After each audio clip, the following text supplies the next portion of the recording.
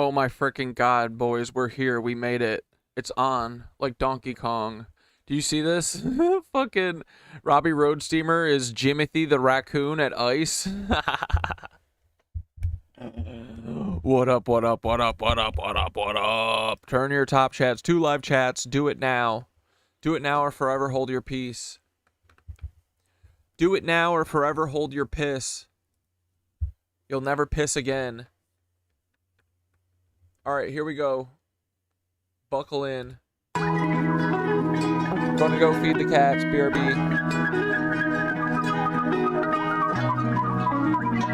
Enjoy the birds.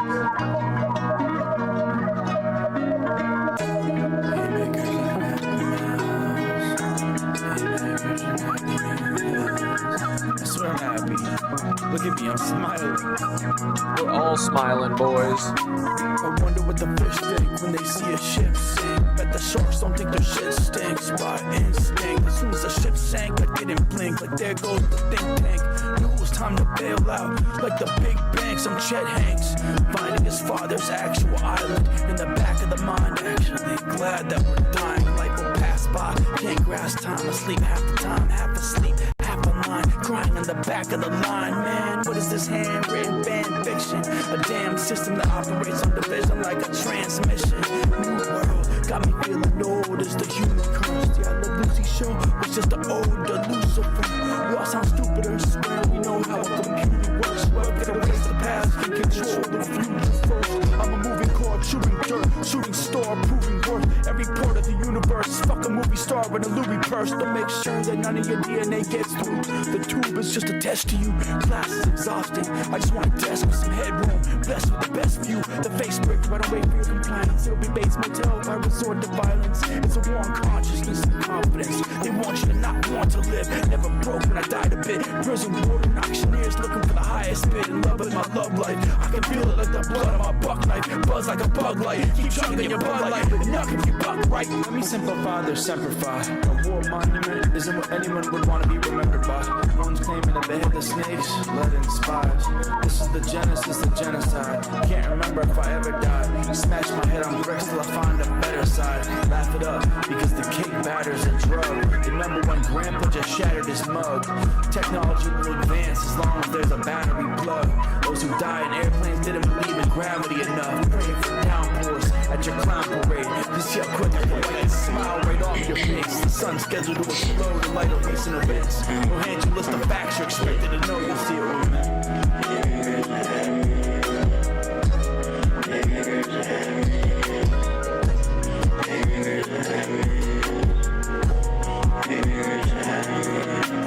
tied up, even hanging in the garage like a deer carcass. I'm a real artist, bloody easel, he's promise. Bloody easel, he's promise.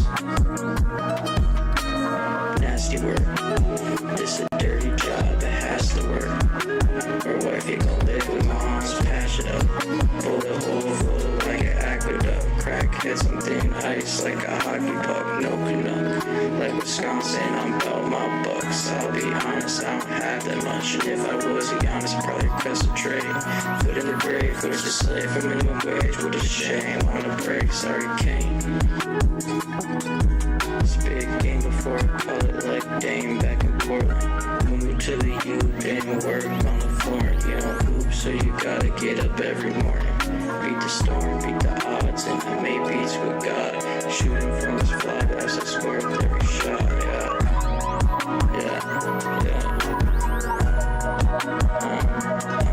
So hot, meant the snow outside. Really had to go outside, be summer in the winter time. Surfs up till we eat fruit and fuck. Fucked up the food pyramid, now I'm throwing up, yuck. I've been drinking water for lunch. She just turned 15 out of steam.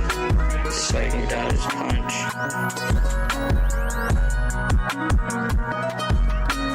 Rich cannibals with Peru disease. Catching flights with honeys while I'm saving the bees.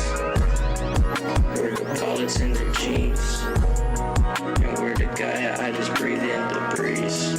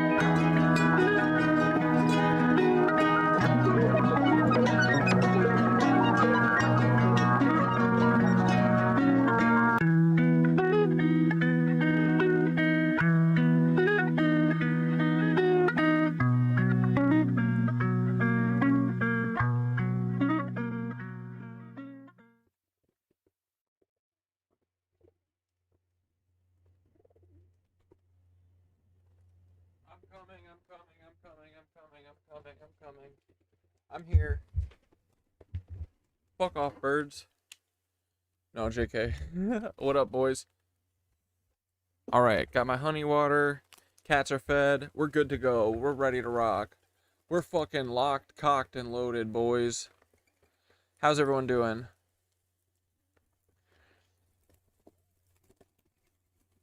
What the fuck? Hold on. There we go.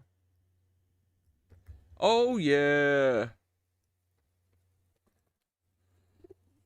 Just stopping for a moment. I have to get back to watching KnitWitch at Disney World with Tyla. 250,000 viewers watching a grown man go to Disney World. Really? Wait, hold on. I'll pull it up. Is he just running around? He's just running around screaming. Ah!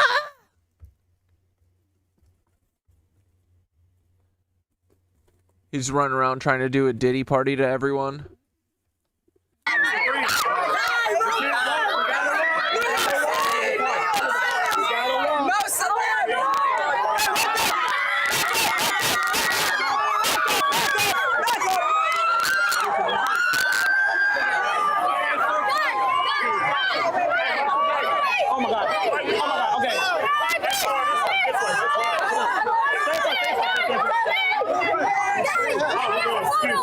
This is so bad. Hey,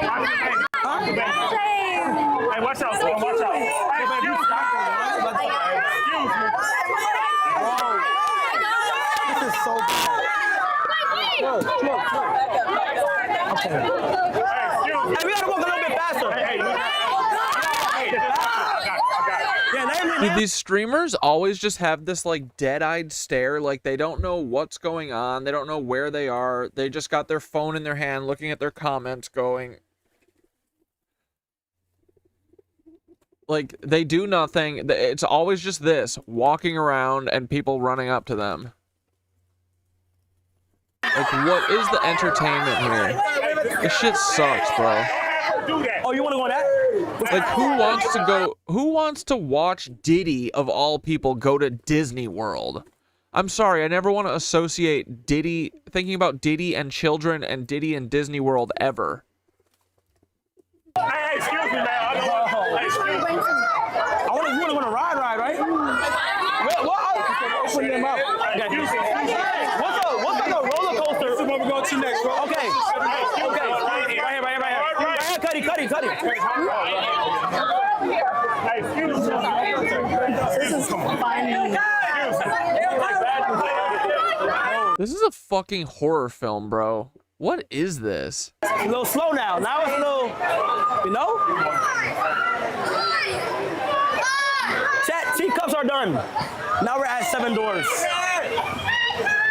Yeah. Kaisenat. Exactly. What's this one?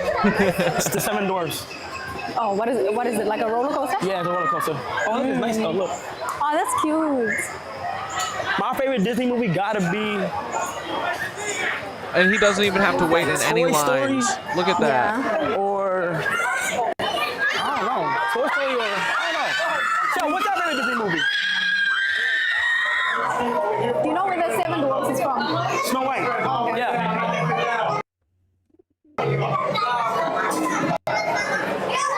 Oh, Cars is good too. Cars and what's that one where Monsters Inc. Oh, yeah. Monsters is fire too. We're gonna get the train empty for us. Okay. You gotta have it for yourself, okay? Oh, it's nice in here. Good AC. Great conversation, man. Tight. Do you have my bag?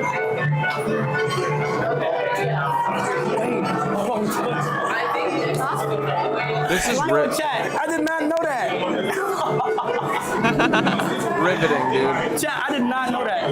Nice. I just want the... 250,000 people watching this shit, including us. I can't see pins.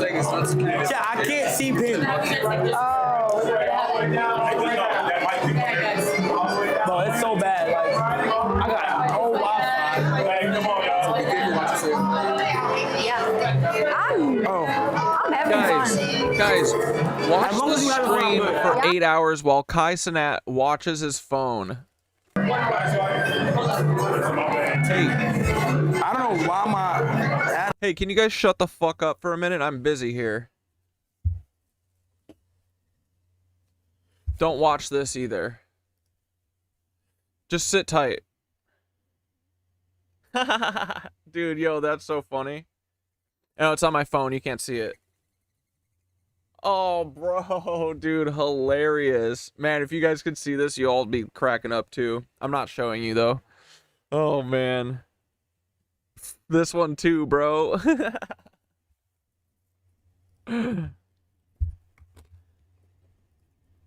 what I'm saying. You look like a transformer. Nah. I never walked around with this ever. Yeah, like.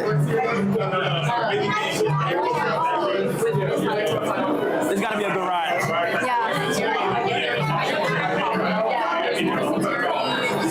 They say you're so humble. They say you're so humble and pretty. They also said WA pop. Hey. Thank you.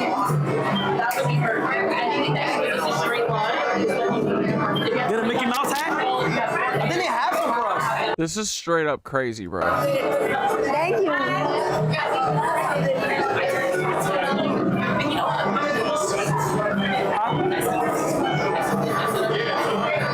Yo, look how they have them. Bro, what?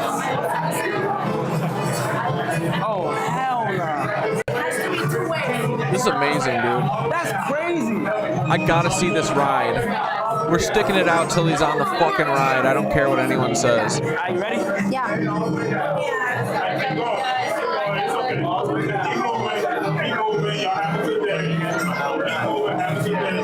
This is incredible, dude. So ready for us? Yep, we're gonna go right at this way. Dude, they're gonna give Kai Cenat the fucking Tonight Show. He's a good interviewer. One. Oh, I can. Okay.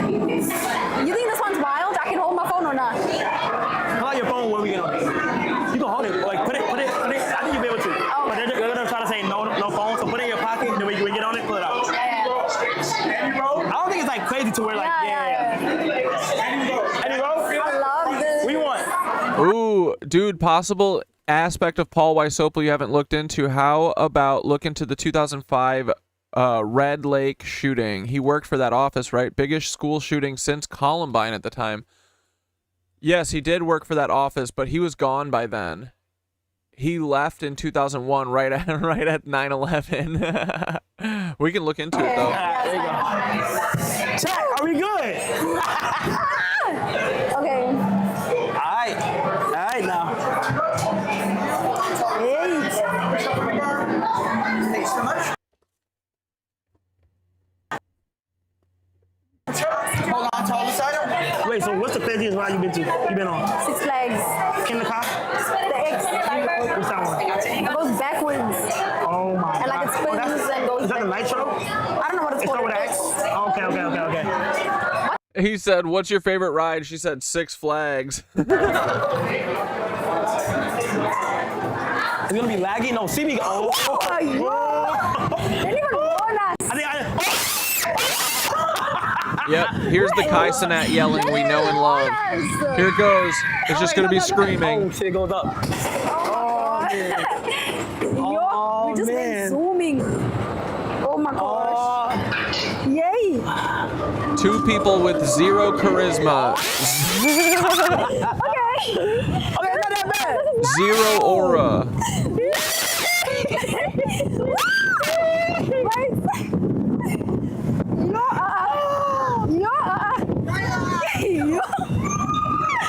Wait, don't tell me that's it. No. That was fire. That was good. Damn. That was it, dude? What the fuck was that? Okay, that was actually good. That was a good one. Yeah. Oh, it's not done. It's not done. Crazy. Oh yeah, it keeps going.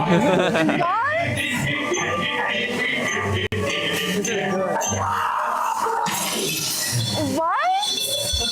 You wanted to try Dude, put on your phone for this one? I'm telling you, Kai Cenat is a fucking clone of Diddy. 100%. His shit's lagging, not mine.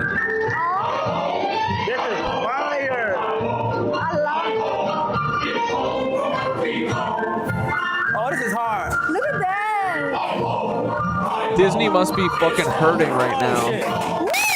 Okay. Disney's got Kai Cenat in here. They must be fucking suffering. Gosh, God is good. this is so nice. Oh man.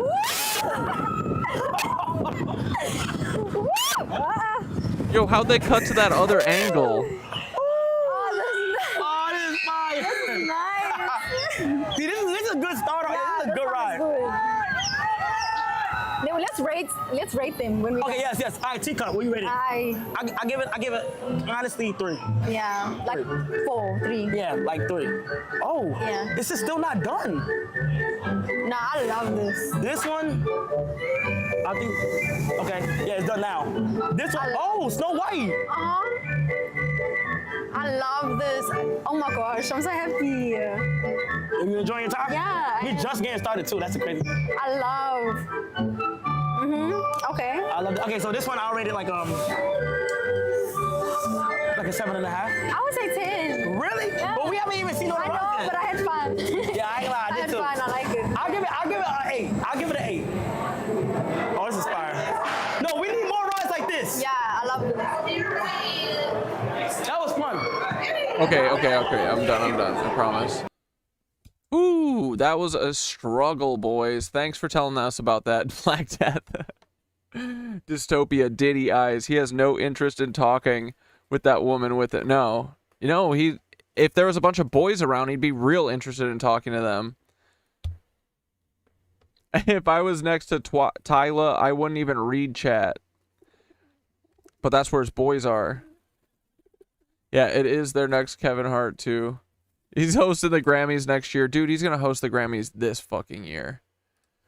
All right, let's get back on our bullshit for a minute. We'll watch a couple more minutes of this till we can't stomach it anymore.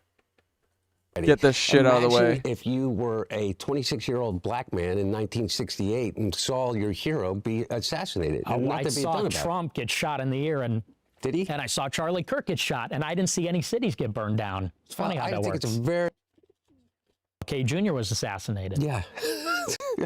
Yeah. And so does that justify? He said Charlie Kirk got shot and we didn't burn cities down.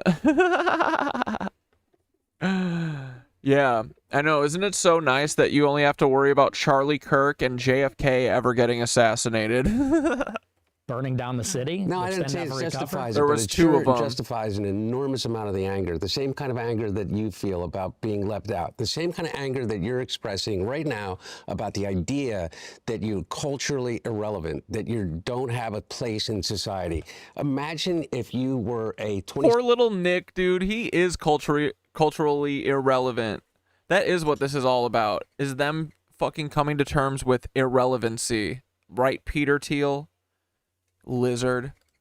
6-year-old black man in 1968 and saw your hero be assassinated. Oh, and I nothing being saw done about it. Trump get shot in the ear, and Did he? and I saw Charlie Kirk get shot, and I didn't see any cities get burned down. It's funny how I that think works. it's a very, very, very different thing. I think How it's is that different? absolutely Charlie different Kirk thing. got shot in the neck, Yeah. and liberals celebrated who? By a literal white person. A Mormon at that, you fucking idiot. all over social media by Tyler Robinson, Yeah. Who is what? who is some liberal guy. He is? Fuck you, dude. You fucking illiberal. What are you talking about? He's Mormon.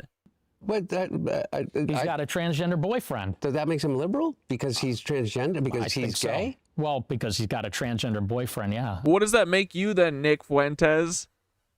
Huh? I think so. Nick Fuentes must be a fucking liberal then. It makes him liberal. I think he was liberal, yeah. Okay. Well, he didn't come from a liberal family. He didn't come from a liberal enclave. He didn't come from a liberal background. He's not a minority. He was a Mormon, correct? And grew up in a Mormon household. And he went to a largely Mormon college. And he ended up committing an act of violence, according to the FBI and the authorities in Utah that charged him. How does that in any way Spilled honey compare water, hold on. to what we're talking about? I'm not justifying the violence that occurred after the death of Martin Luther King. But you're saying that that person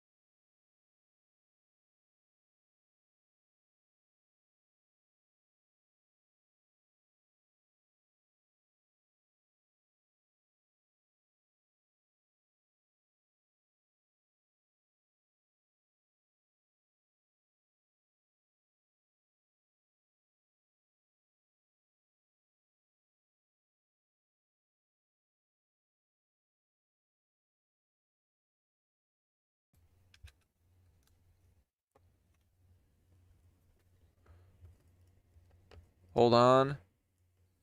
Hold on. Let's fucking go. We're back, boys. We're so back. Woo.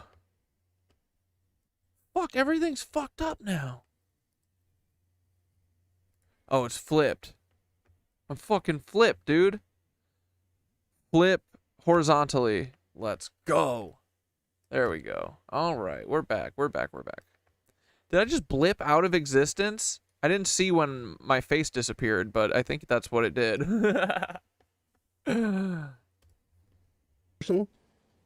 This Tyler, whoever his name is was as disenfranchised as the African American community in 1968 in inner cities. Well, the question is who we want to live around. I'm not living around blacks. Sorry. What's up, Alia? How you doing? You can hear now? Yeah, I think I just wasn't talking for a sec. Or OBS is cucking me. I'm not sure what's going on right now, but we should be okay. I want white kids, and I don't want my white kids bringing home black people to marry. And in the 1960s, the West Side burns down. We don't want to live around that. We don't want to live around a city. Didn't Nick Fuentes say that having sex with a woman is gay? Dude, that sounds exactly like... Dude, I'm sure he said that. I kind of need the clip. That's so funny. Dude, he's such an idiot. Not when that happened. That's not when the white flight happened. It is. It was a big response to it. Absolutely. 100% not. Absolutely. You make these historical connections that don't exist. Andrew just sitting there. I'm going to let my friend Nick Fuentes just keep going.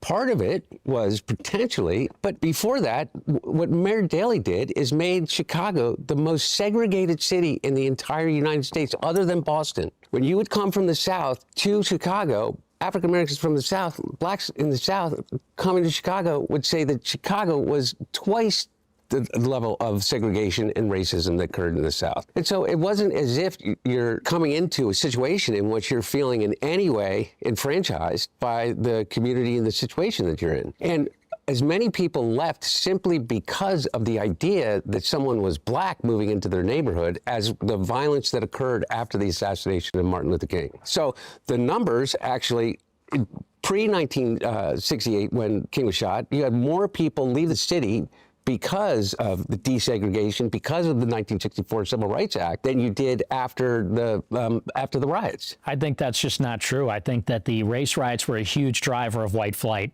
to the suburbs. I think it's just dishonest to say that's not the case. Okay, so what's your point about all of this? Well, we're talking about where people want to live. Yeah, I know. So, like, what in 2026? Well, how about in 2020 when Minneapolis burned to the ground, or how about in the summer of 2020 in Chicago? Minneapolis didn't burn to the ground.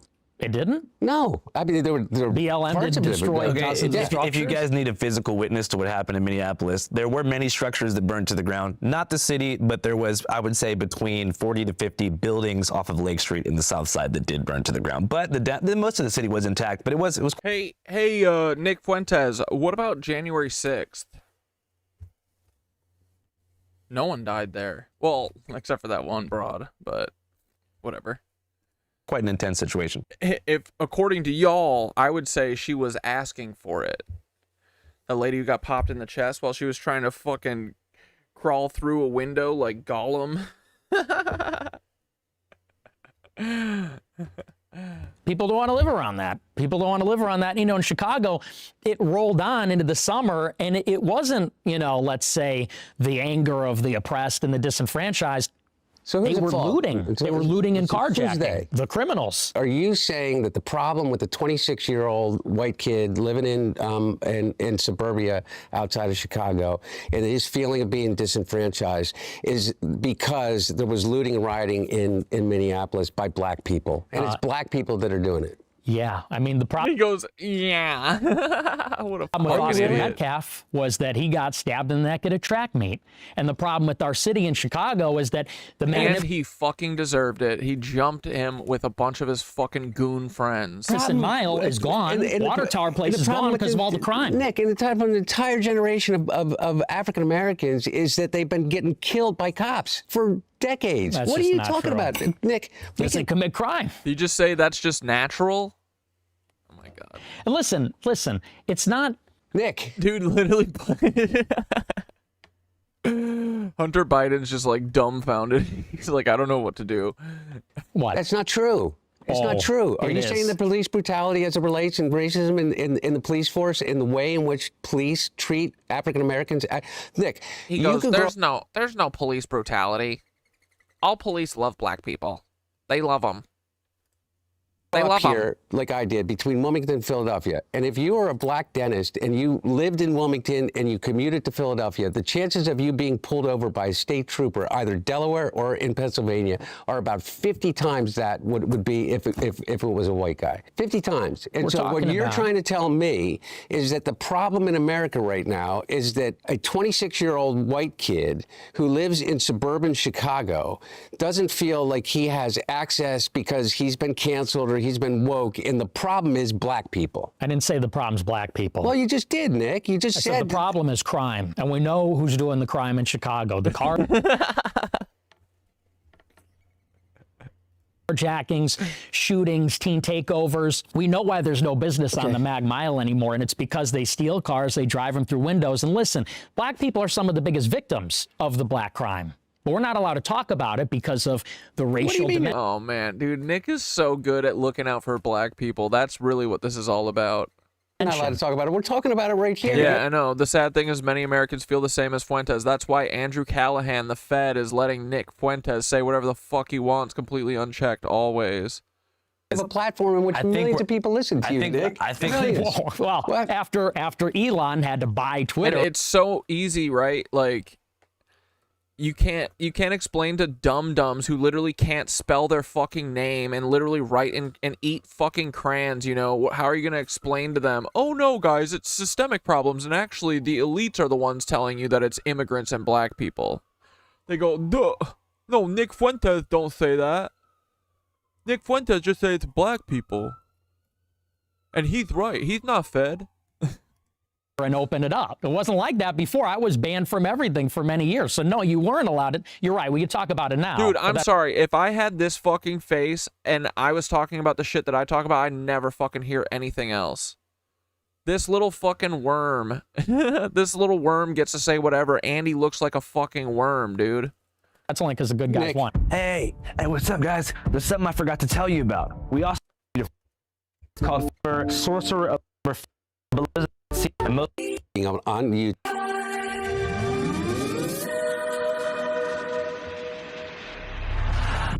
You went from being banned on Twitter to being on YouTube to creating an entire show. I know you're not, but now you have Kick and now you have all of these other things. You have an enormous platform. I want to find common ground of how much of a shithead Donald Trump is. We can get there.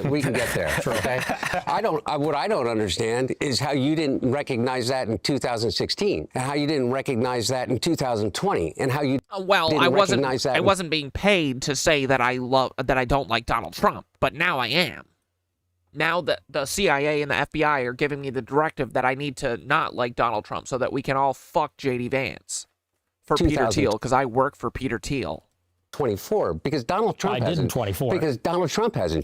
Donald Trump hasn't changed at all. Donald Trump has been Donald Trump since he came out of the womb of a woman that was an immigrant to this country. And so what I want... fucking immigrant, dude. I know, though, is that I don't know how we get past this idea that the biggest problem that you have with your personal situation and how you extrapolate that to the situation of other white kids that are your age, that feel disenfranchised, that feel left out, that feel they don't have a shot at the American dream, is because of black and brown people, because of Mexicans, because of Venezuelans, because of Haitians, it's always other, Nick, with you. It seems to me, and I've listened to a lot of the stuff. It's always them. We need to build a wall. Where's the wall, Nick? He never built the wall. Why'd you vote for him in 2020? Why'd you vote for him in 2024? I didn't vote for him in 2024. Okay. My point being is that whenever you identify your problem as being something that is other, that you can point to, that's a minority, that is a group of people, that's the Jews,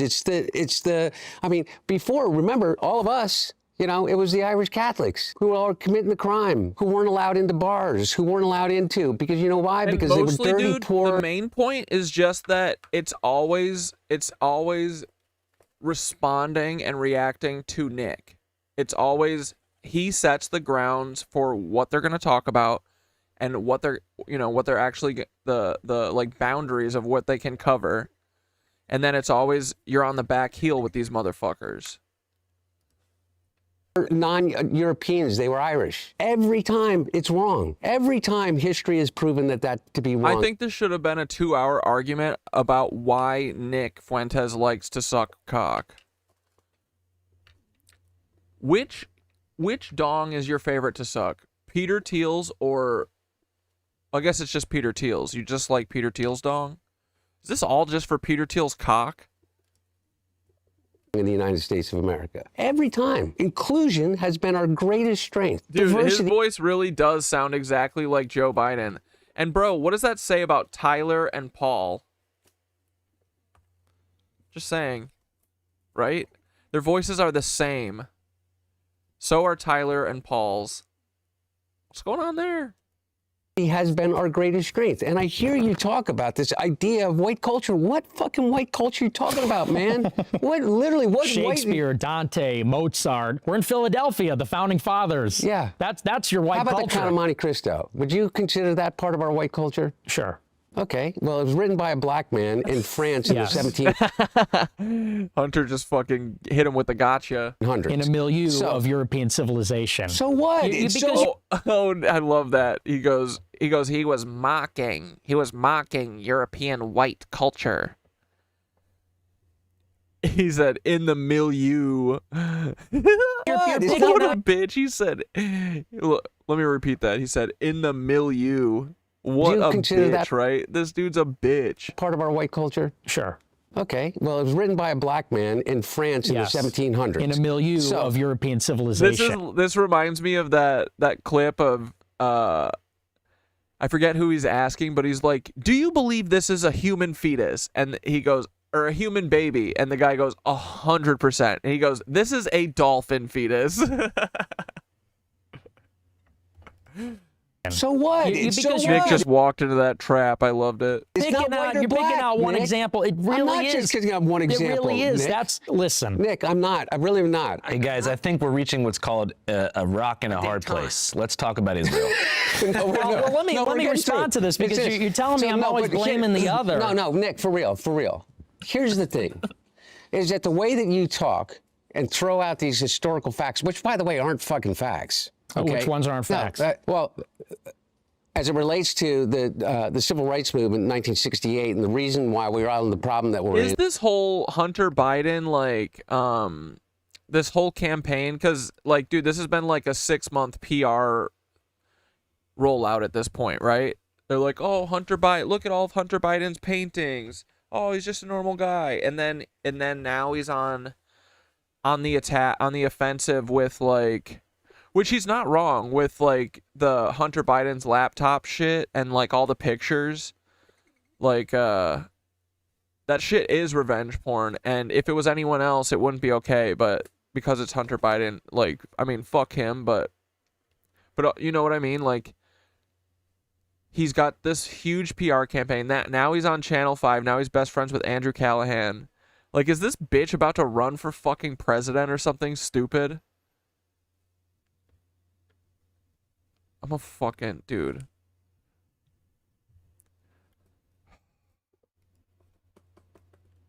What are we having for dinner tonight, boys? I'm already fucking starving. Is because I might do Thai tonight.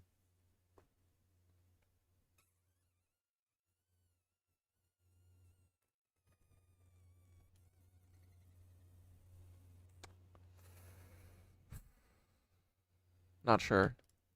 The Civil Rights Act passed in 1964. Dr. Martin Luther King was killed and shot by a white racist, white supremacist in 1968 on a balcony of a motel. That's the root of our trouble, because an entire people that have been disenfranchised and enslaved for over 400 years. We're sick of hearing about that, though. It's 2026. You may be sick of hearing about it, but you know what? Dude, I mean, it's too bad that you're sick of hearing about it. I have Nick Fuentes fatigue, honestly.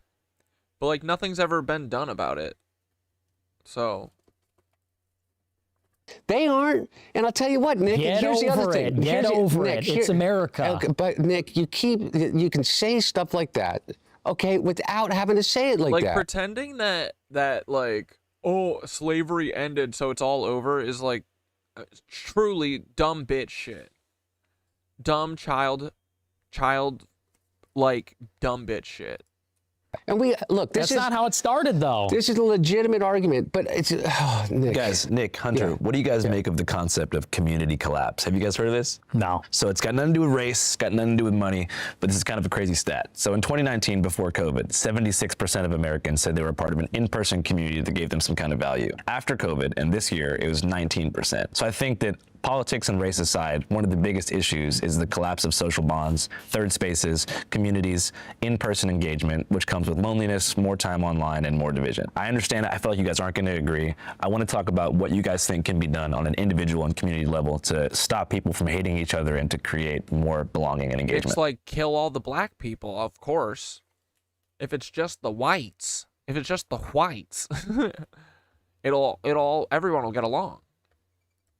Well, number one, I think this. Okay, for real. Podcasting. No, not podcasting. This discussion. For me to be able to sit down with someone who I so vehemently disagree with and find some kind of common ground. But I mean, look, guy at home who's watching this on his phone just thinking, I wish I could go outside. I don't know anyone. Okay, well, here's what I'm talking about. It's all about connection. It is all about actually connecting with people. And I'm not talking about digitally connecting with people anonymously online. I'm talking about actually going out and connecting with people. And I don't have an answer to that. I don't, any of us. We're in an, look, man, I just think that you are targeting the wrong problem, Nick. I think that intentionally. Look at his smug little fucking smirk, dude. He's smirking like that because it's true. Like his job, like these people are just debate gods. All they don't even care. I don't even think Nick Fuentes believes in this shit. Like, in order to have this level of fucking being a debate lord about everything, he knows that this is bullshit. Look at this face. It's telling you. He's just a little prick, dude.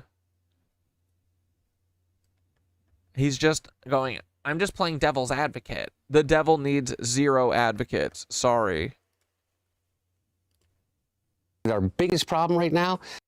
Joe Biden is racist as hell. That is true. Yeah. I wouldn't doubt if Hunter was too. Maybe. Doesn't have Jessica Collins, one of the Epstein victims that I spoke to, she put me on game way before that Hunter, like, she was part of Epstein's DC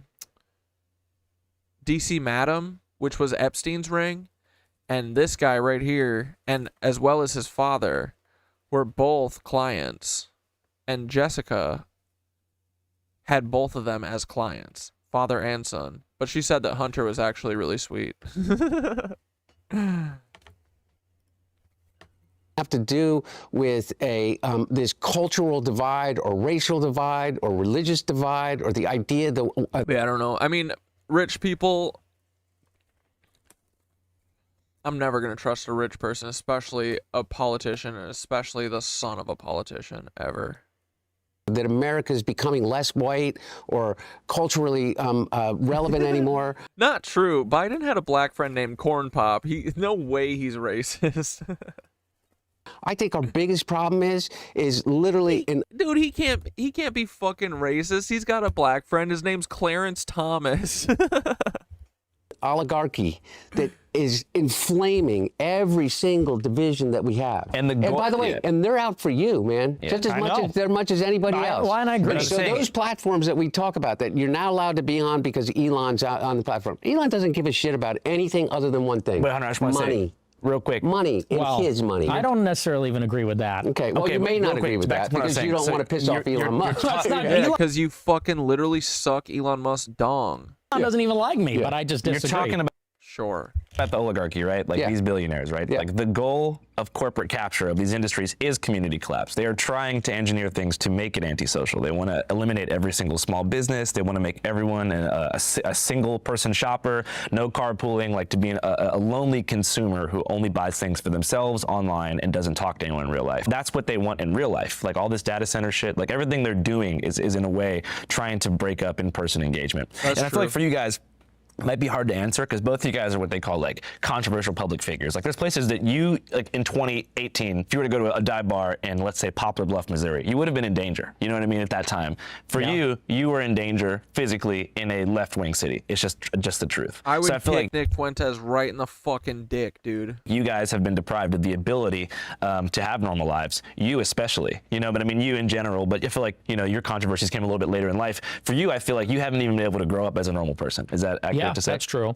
Well, and in terms of, you know, building community back and everything like that, you know, the data says that really the loss of society is the fact that we don't encounter people anymore. For example, I think it's fucking raining. What the hell? On your way to work, or, you know, in ways that are unexpected. People wake up in their house, which is separate from everybody else. They get in their car by themselves, drive to work by themselves, you know, and then they meet with their colleagues and everything, but then they go right home, have a beer, watch Netflix until they go to bed. Next day starts all over again. And so, you know, I think it has a lot to do with maybe how we structure the cities. I think, honestly, a big part of it, there's like this abundance mindset with liberals. Liberals want to have prosperity and everything like that. How can you have that when the cities are not safe? I think that... Dude, I don't ever want to hear this, the cities are not safe shit. Who the fuck is talking about this? This fucking clown, where does he even live? Where the fuck does Nick Fuentes live? I don't even want to hear it. Chicago, or do you mean like a fucking suburb of Chicago? He's from like fucking Lakewood or whatever the fuck. One of the ways, for example, if you want to have those encounters that are unplanned or spontaneous, they're going to happen maybe on the subway, on the bus, on your way to work. People don't want to ride the subway anymore. People don't want... Wait, did Joe Biden really say that? That does feel like a real quote that I kind of remember. I don't want my kids growing up in a racial jungle.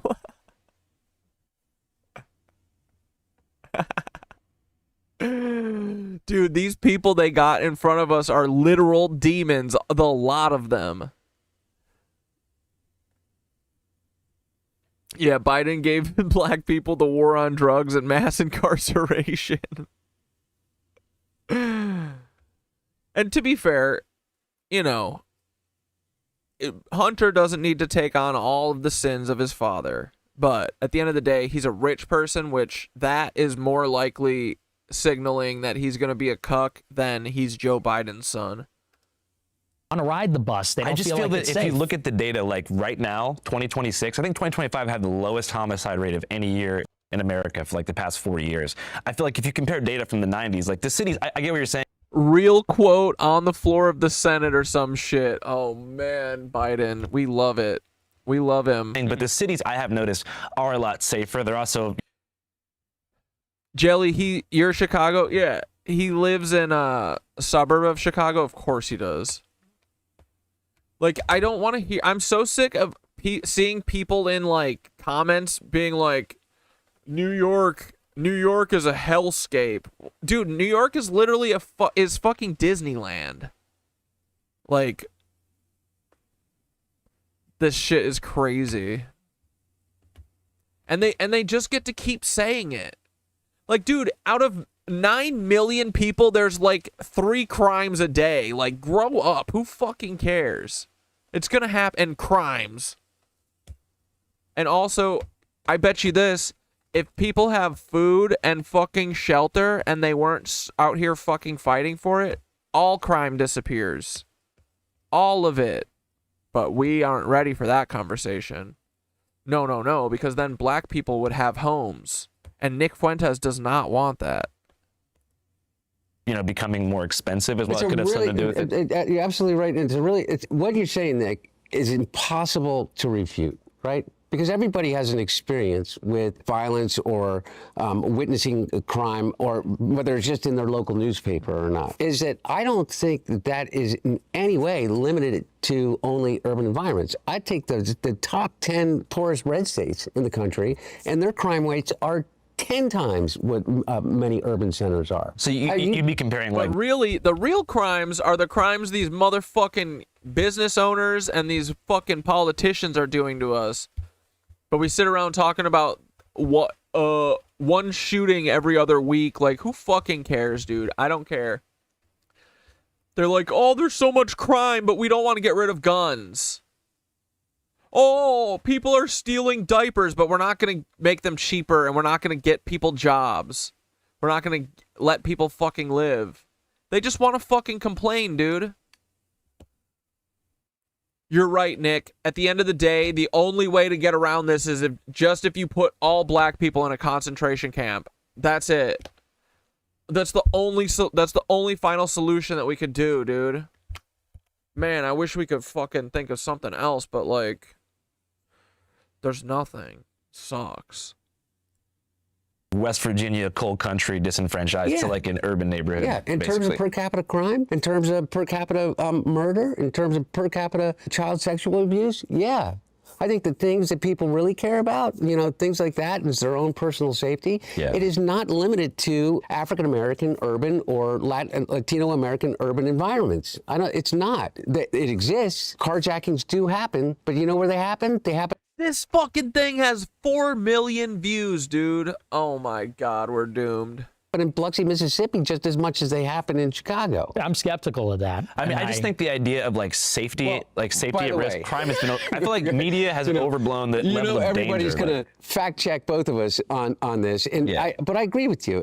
But my point about all of it is that you can always point to a reason, Nick. There's never been a time in which there hasn't been crime in major urban areas where you pack a lot of people in. You're right, though, is that the difference between us feeling like each other were our neighbors and that we can find some common ground is the fact, you know, you can live in existence now and by the time you're 56 years old and never really have to leave your house to make a living, to, you know, you don't go to the community center anymore. And I don't know how to fix that. And I certainly don't know how to fix it in the age of AI. Right? Because community is like an essential human need, if not the most important thing. So when you are deprived of that, you're more likely to look for a radical solution and be like, everything's broken. We need to try something really out there. So you might embrace something more reactionary on left or right to be like, fuck this, you know, we need something new.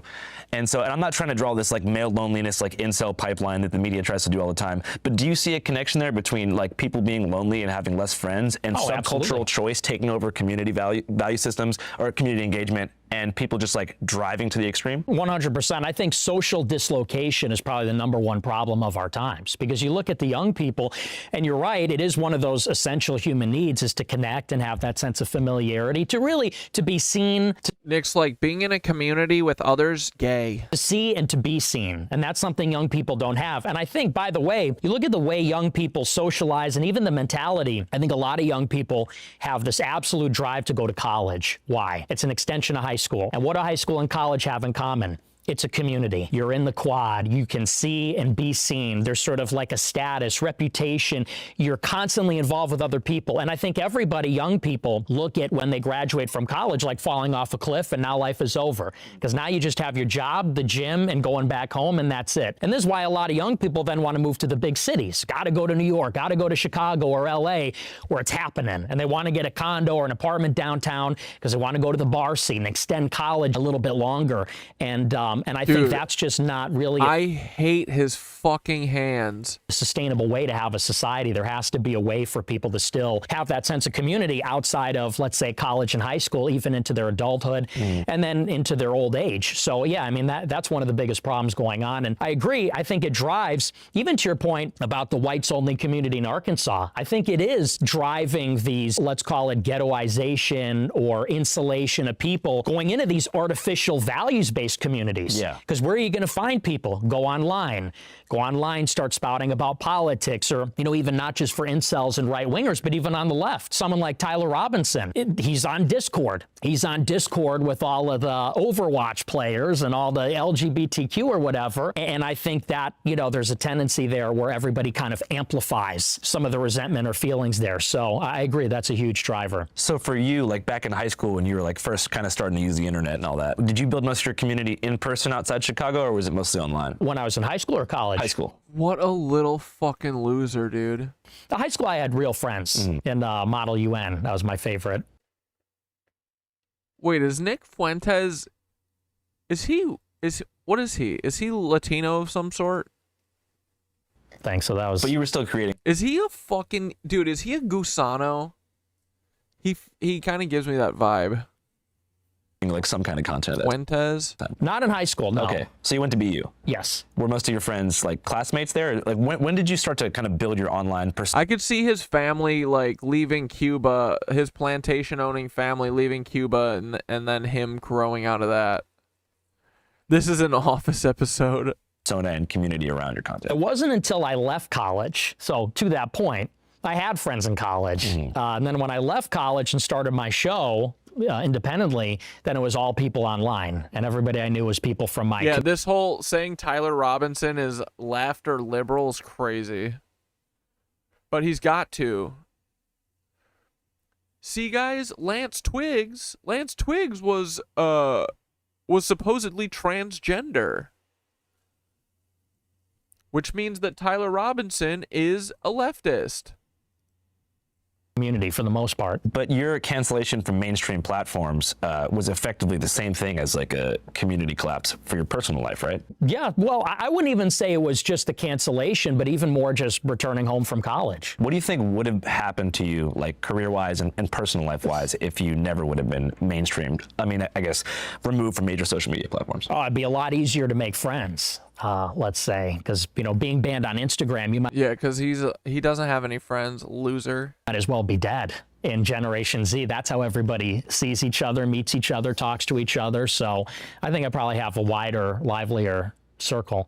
Do you feel like you had less friends after that? No, I'd say it's about the same. No, but I mean, you said that you feel like it would have been easier to make friends. It would have been easy to make more friends. Yeah, sure. So aside from your career, how was your personal and social life affected in those following years? Well, it's brutal, I mean, because everybody that I knew from high school is on Instagram, on Facebook, and I'm just not on there. It's almost like you're removed from the earth. For Generation Z, I understand for older people, for different Oh, poor Nick, dude. Generation, people still meet up or stay in touch in other ways. But if you're not online as a young person, you might as well be dead. Do you think you would have said some of the more extreme things that you did say if you I guess were allowed to remain on the mainstream internet? Absolutely, yeah. Looking back, and I'm not trying to get you to take something back necessarily, what's one thing that you said when you were younger where you're like, fuck, I wish I could take that back? I don't know if I regret what I've said. It's just how you say it. Yeah, can you think of an example of when you listen back to something and you're like, geez, I wish I could. Yeah. So I did this rally in 2023 called Fuentes Rally 2, and the one comment I said, we're talking about a spiritual battle between Christians and everybody else, and I said we're in a holy war.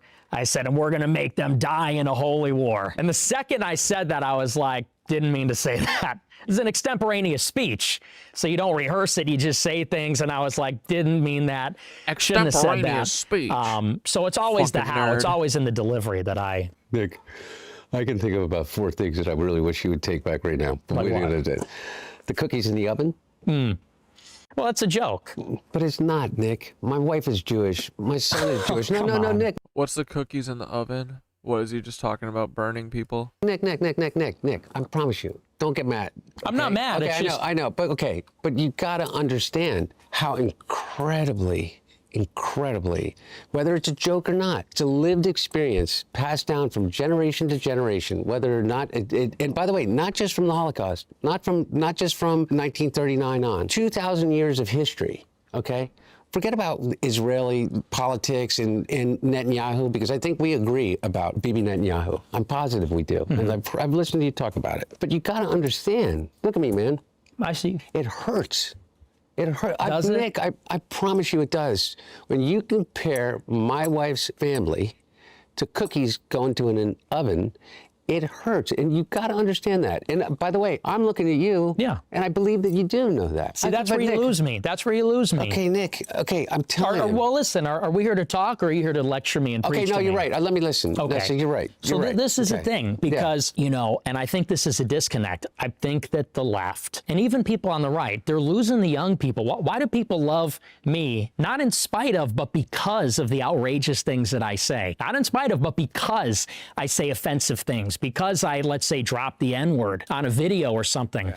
It's because people are sick of the preachiness, the Nick. lecturing. Okay, I'll listen they to what really you just are. said. But Nick, I disagree. I think that you're appealing to the lowest common denominator of thought. If you're hating on the people that they think are the reason for their suffering, then you must be on their side.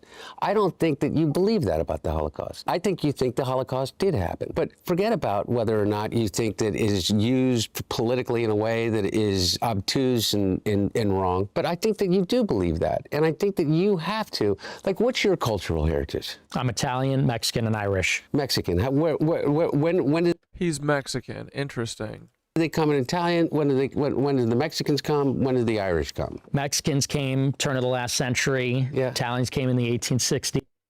Pretty sure this was literally Mexico forever until very recently. Irish came in the early 1900s. Okay, so maybe you wouldn't care about something that is like grossly offensive just on the face of it and think that, oh, why can't people just believe that that's funny? But you got to understand, it's from the perspective of somebody that has that trauma, and I think that there is such a thing as generational trauma, and those stories are passed down generation to generation. When you say something like that, they completely shut off. They can't hear another thing that you're saying about this cultural disconnect, about losing communities, about the feeling of being left out or left behind in a world in which there no longer is this sense of community. All the other things that you say, everybody else is left, and what you do pick up.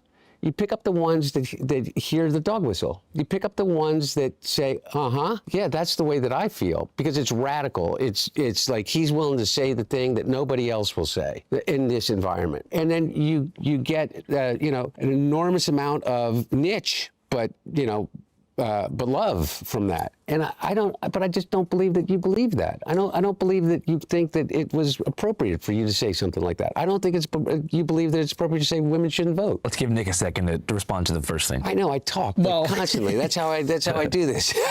It's all good. It's all good. I apologize. I get it, and I understand that perspective, and it is offensive and it is provocative, and that's sort of what makes it funny. I mean, what we would say in our generation is edgelording. We're being edgy. We're being provocative, and I think that it is that kind of overbearing sense for our entire... Nick, I'm the king of edgelord. Well, in a certain way. Let's let Nick explain it. I know. Dude, Hunter's fucking teeth, man. Ecology. It's that overbearingness that my generation's had our entire lives. That's not appropriate. That's not funny. Think of the trauma. That's racist. That's white supremacist. That makes it funny. That makes it different, interesting. And let me... But literally just saying something insane to, I don't know, man. This is like he's like the dumbest person ever. I mean, he's not, though. He's really smart. He's a smart fucking weasel. That's why he's good at being a fucking worm like this. Grant, by the way, I think that now, and this is maybe a concession towards you, now that my kind of humor has become... Yeah, don't worry. We're not going to watch this much sooner. I've about had my fill. Why so much Hunter and Nick Fuentes? They are insufferable. True.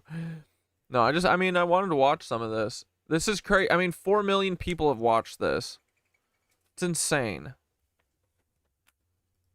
Mainstream and popular, I don't even think that that's funny anymore. People do the edgelording thing. It's become so commonplace and so tired. I don't think it's that funny or impressive. That's a big part of why I kind of moved past it, because 10 years ago, it was treated like sacrilegious. And there's something funny about the fact that you could say a word or make a joke and make people lose their mind. Well, Andrew's job isn't to be in this conversation. It's like a debate. Andrew shouldn't be on camera, essentially, but he's like moderating it, hosting it, or whatever, The point of this is that Nick and Hunter talk to each other. And freak out and... Yeah, he's just doing rage bait. It's nothing he's doing is funny or smart or clever. Like, the stuff that he's doing to, like, rage bait is not funny or smart or clever at all. It's literally just being... lowest common denominator, like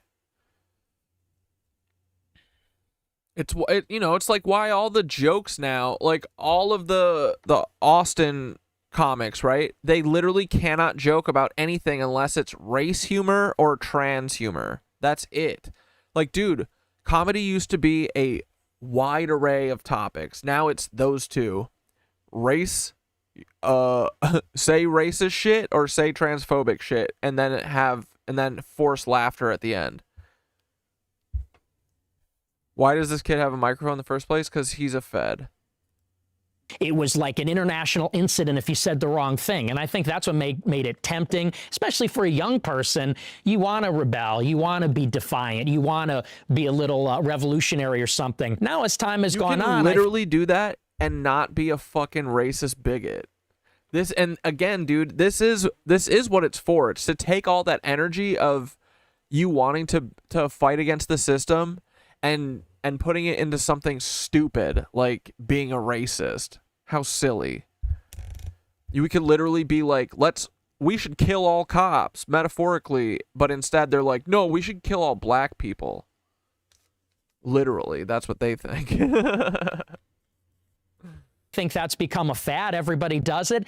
It's lost its power. And I think that, by the way, part of why we're getting less of it is because instead of getting the preachy lecture from the left saying that's not appropriate, people just roll their eyes. Now, when an edgy white person says the N-word, people roll their eyes and go, really? You know, that joke again? People hear someone wears a Nazi costume, makes a Holocaust joke. People go, really? That joke again? It's not impressive. It's not funny anymore. We've seen it before. And ironically, that is what makes you get less of it, when you disempower those things by not giving them this over-the-top reaction, pretending like it's some great travesty. So you think the new counterculture? Then my other favorite thing is that he pretends like what he says doesn't ripple out into the fucking world and make like millions of 14-year-old idiots who don't know anything fucking repeat that shit. Culture is going to be woke again? No, I think it's a synthesis. A synthesis of post-edgelordism and wokeism? Yes, because I think that wokeism had its excesses. Yeah. Edgelording also has its excesses. And I think now we're finding a middle ground between saying the edgiest thing we can think of with no regard for anyone and saying everything is racist. You know, if you say something, you should lose your job. Steve, that is a hilarious ass slip. That's so funny. I do that all the time. I'll be typing and then I'll say the word in my head as I think I'm typing it, and then I didn't type it.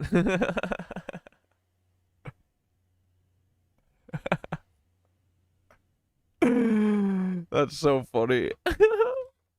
We're finding a middle ground where, you know, maybe it's tastefully offensive in small doses, less is more. So it sounds like you believe in the survival of the American experiment. Yeah, I really do. And listen, I don't think everything about wokeism was bad, necessarily. What's the best thing about wokeism? I think that genuinely it has made people more respectful and empathetic. Because let's be honest, 20 years ago, let's say when I was growing up, I think there was a lot of cruelty. And I think there were some hateful attitudes. And there is tons of cruelty today that Nick Fuentes is perpetuating. I think as time has gone on, this younger generation, they may not be even left-wing. They may not be what you'd consider woke, but I think they are respectful of people that have different ideas or, you know, different way of life or from a different culture. You know, we make jokes all the time about the fact that I'm like a far-right guy and I'm Mexican. People say I'm a white supremacist, I'm Mexican. And people make a joke that a lot of far-right...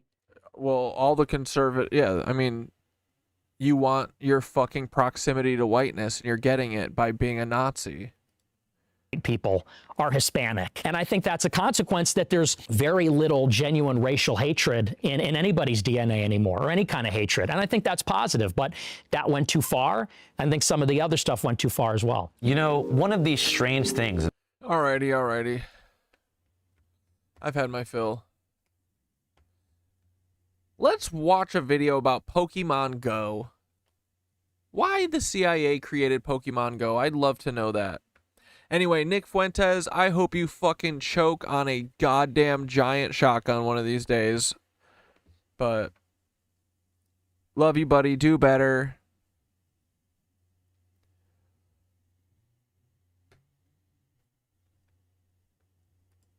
Know that the founder of Pokemon Go, John Hanke, received funding from In-Q-Tel, which is the...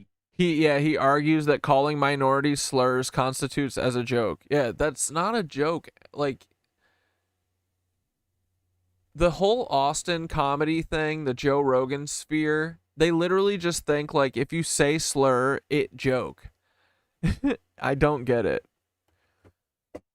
Comedy's so dumb now. It's literally only dumb people are allowed to fucking be comedians.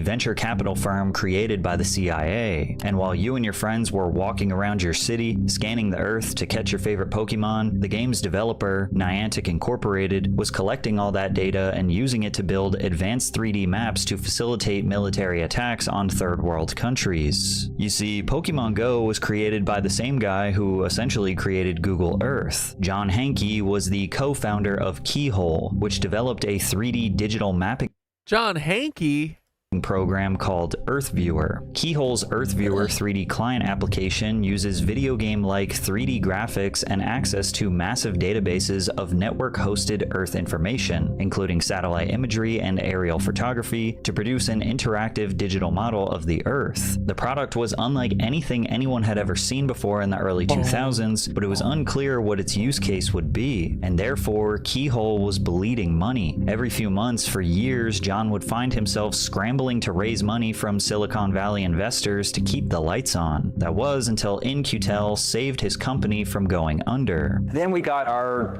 really a lifeline from a kind of unusual source. In-Q-Tel was this new little venture capital firm that was basically a government VC firm with money from the intelligence community. Bro, tell me this isn't Tom DeLonge's brother.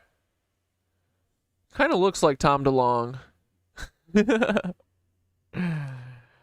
Not to be confused with enemy of the show, John Hanke. Yeah, I wonder where that little bitch is. What do you think he's been talking about?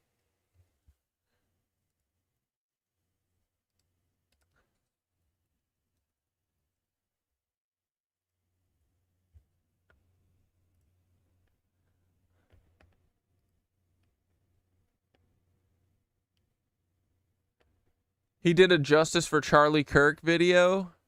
There's any evidence he did. I have no evidence that Israel had any role in Charlie Kirk's assassination. They don't say such stuff so much anymore. In fact, Ritter says it was Netanyahu's panic that Americans knew he had killed Charlie that forced him to stop bombing Gaza for about 5 minutes. This footage from the back, the thing that really stood out to me is that there's no blood. There's no blood.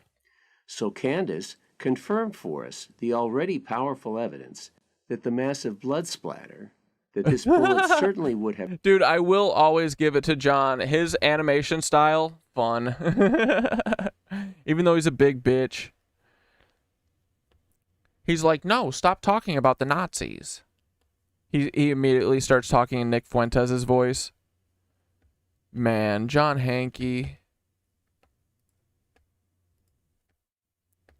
Dude, right? This guy kind of looks like Tom DeLonge in a weird way.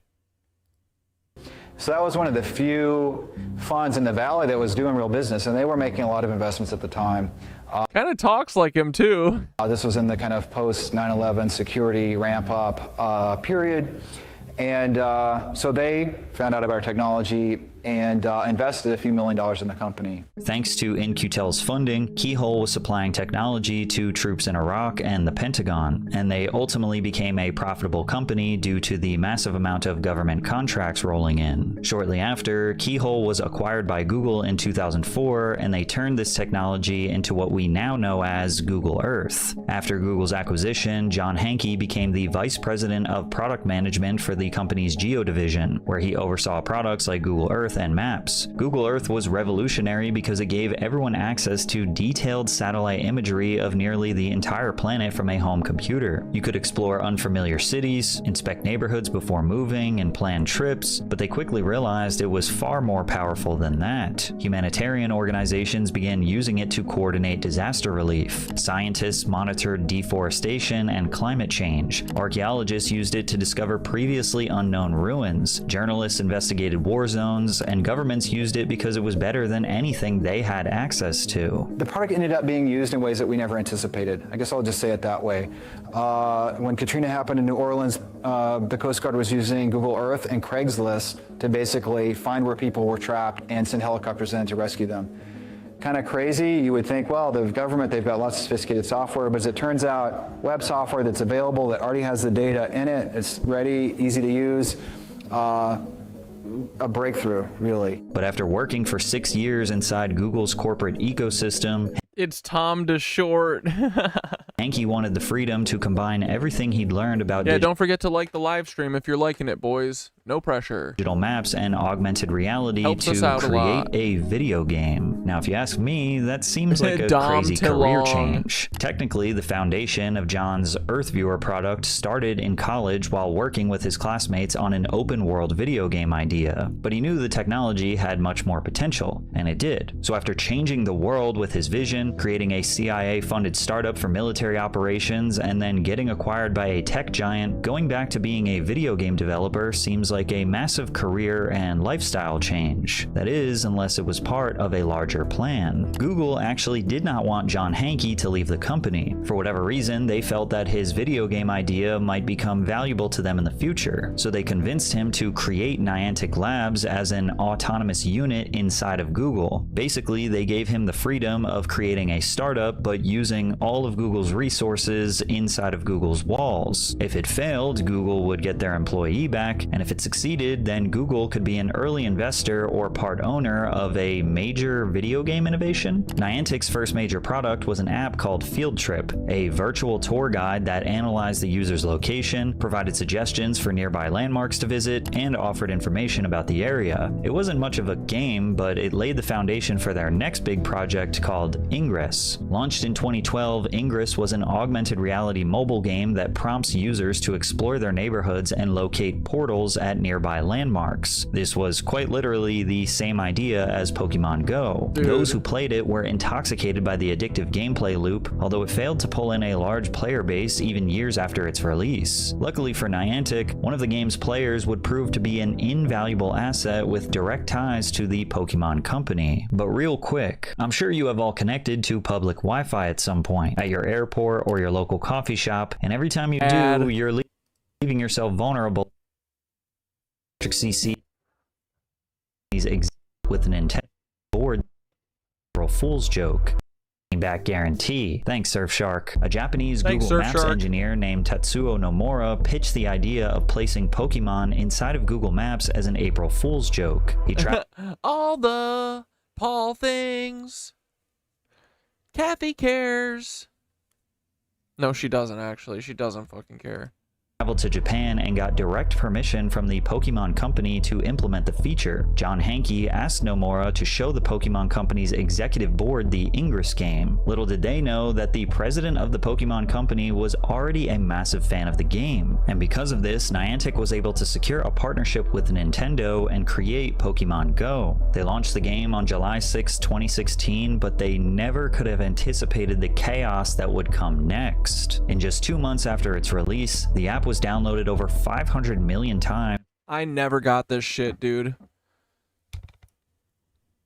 One of my weird friends that interventioned me, he was obsessed with this shit. And an estimated 21 million. The one that was selling me his Adderall and then came to my intervention knowing that I wasn't buying Adderall from him for over a year and going that I'm a drug addict. I literally went to I went to softball last week. Like, it's right by my yoga studio. So I went after yoga and they were playing the people who kept my team going, and he's on that team, and I said hi to the other boys, and then he wouldn't even look over at me or wave or say hi or anything. And then I sat there for an inning. When I showed up, they were winning, and they were like, dude, we're finally winning this. This is crazy. Because the whole running gag with my team, we were called the Mighty Cucks, and we were the worst. We lost every fucking game ever. So if we ever won one or we were ever up at all during a game, it was like the best thing ever. I've gone now to like 3 games and sat and watched after yoga. The first game I went up and said hi to the guy, and he was like super weird and standoffish. Like, dude, you're the one who fucking partnered with my ex-wife to intervention me. And he's the only person who knew that like me and my ex were having like issues, like big time. I told him. But anyway, so I saw him once, and then I sat and watched the game, and then they let like 6 runs go while I was there. And then secretly, well, not secretly, but I went like 2 weeks ago and they were playing, and Because, you know, I like to say hi to everyone. I played softball with the whole league for like fucking 7 years or something. So I like saying hi to everyone. And I was saying hi to people, and I didn't say hi to the guy because it was just him. It wasn't my other buddies. And I watched, and they lost like 4 runs while I was there. And then, dude, literally, as I was there on Saturday, they got mercied, and it was 7 runs. And I literally was, because they were like, dude, we're winning. It's 5-3. I was like, dude, that's fucking sick. And I sat there and watched them lose 7 runs while I was there. And I was like, all right, boys, I better leave. This is the fucking Corey curse. This is what that fucking dude gets for interventioning me, for sure. That shit was so fucking funny. But yeah, don't act. What the fuck you got a bad attitude towards me for? I didn't intervention you. You interventioned me. Oh, love it. Players logged in every single day on average. Not only had it surpassed the success of mobile games like Candy Crush or Clash Royale, but it was pulling in. Oh yeah, but anyway, he loved Pokemon Go and would play it for fucking hours and shit. Be like, what are you doing, bro? More engagement than websites like Twitter and Facebook. The concept was simple. You walked around your neighborhood and searched for virtual Pokemon. When you found one, the game used your phone's camera to make it look like the Pokemon was right in front of you, and you used Pokeballs to catch them and add them to your... Yeah, he's mad because it didn't work. I mean, really, dude, I can't even imagine what it must feel like to like go in guns blazing with like 8 people and being like, yeah, we're gonna fucking break him and make him voluntarily will himself to Florida of all places, so that we don't look like the bad guys when we were originally talking about forcefully doing it to him. But yeah, they gotta be big mad still that it didn't work. Bro, they were meeting for months before the first intervention. I was talking to my sister last night. She was like, they were talking about it months before. And all of my family and friends were like, has anyone just tried to talk to Corey? And they were directed not to reach out to me for months. Isn't that crazy? Why? Whatever, dude. Collection. The game incentivized use. Dude, the intervention shit is even more. I keep being like, oh, people were just like worried about me or whatever, and they're all crazy, like they all lost their fucking mind or something. These people were nefarious, bro. This shit went on for months before. Users to explore the world around them, offering various digital Pokestops at notable locations or landmarks. These Pokestops served as a hub to collect in-game items and use special lures to attract more Pokemon. This also included Pokemon gyms. Yeah, being the dealer and interventioning you is crazy work. Dude, it is crazy. And the best part is that of all the people, he's the one who knew that I wasn't fucking taking Adderall. Player selected from one of 3 teams. Yeah, it sounds like your old friend needs an intervention. Dude, I already know. Me appearing at the softball field while he's there, it's already killing him. Dude, this is the most anxious guy I've ever met in my life, dude. He's freaking out. He was stressed when I was there. I kept seeing him like glance over to see if I was still there. Bitch, I am. And then when I was leaving, I got on my bike and I said, "Bye, Sam, love you," and pedaled off. Teams and would compete with rival Pokemon hunters to control areas to earn Pokecoins and buy upgrades. Pokemon Go wasn't just another mobile video game. It transformed your local neighborhood into a fantasy world. This is why it became a cultural phenomenon almost instantly. Public parks were overflowing with players searching for rare Pokemon, restaurants and stores used nearby Pokestops to advertise their businesses, and content creators were racking up millions of views just by playing the game. The game skyrocketed into mainstream pop culture, becoming a topic of discussion on late-night television shows, and was infamously referenced by Hillary Clinton during her Pokemon go to the polls. I will never forget that.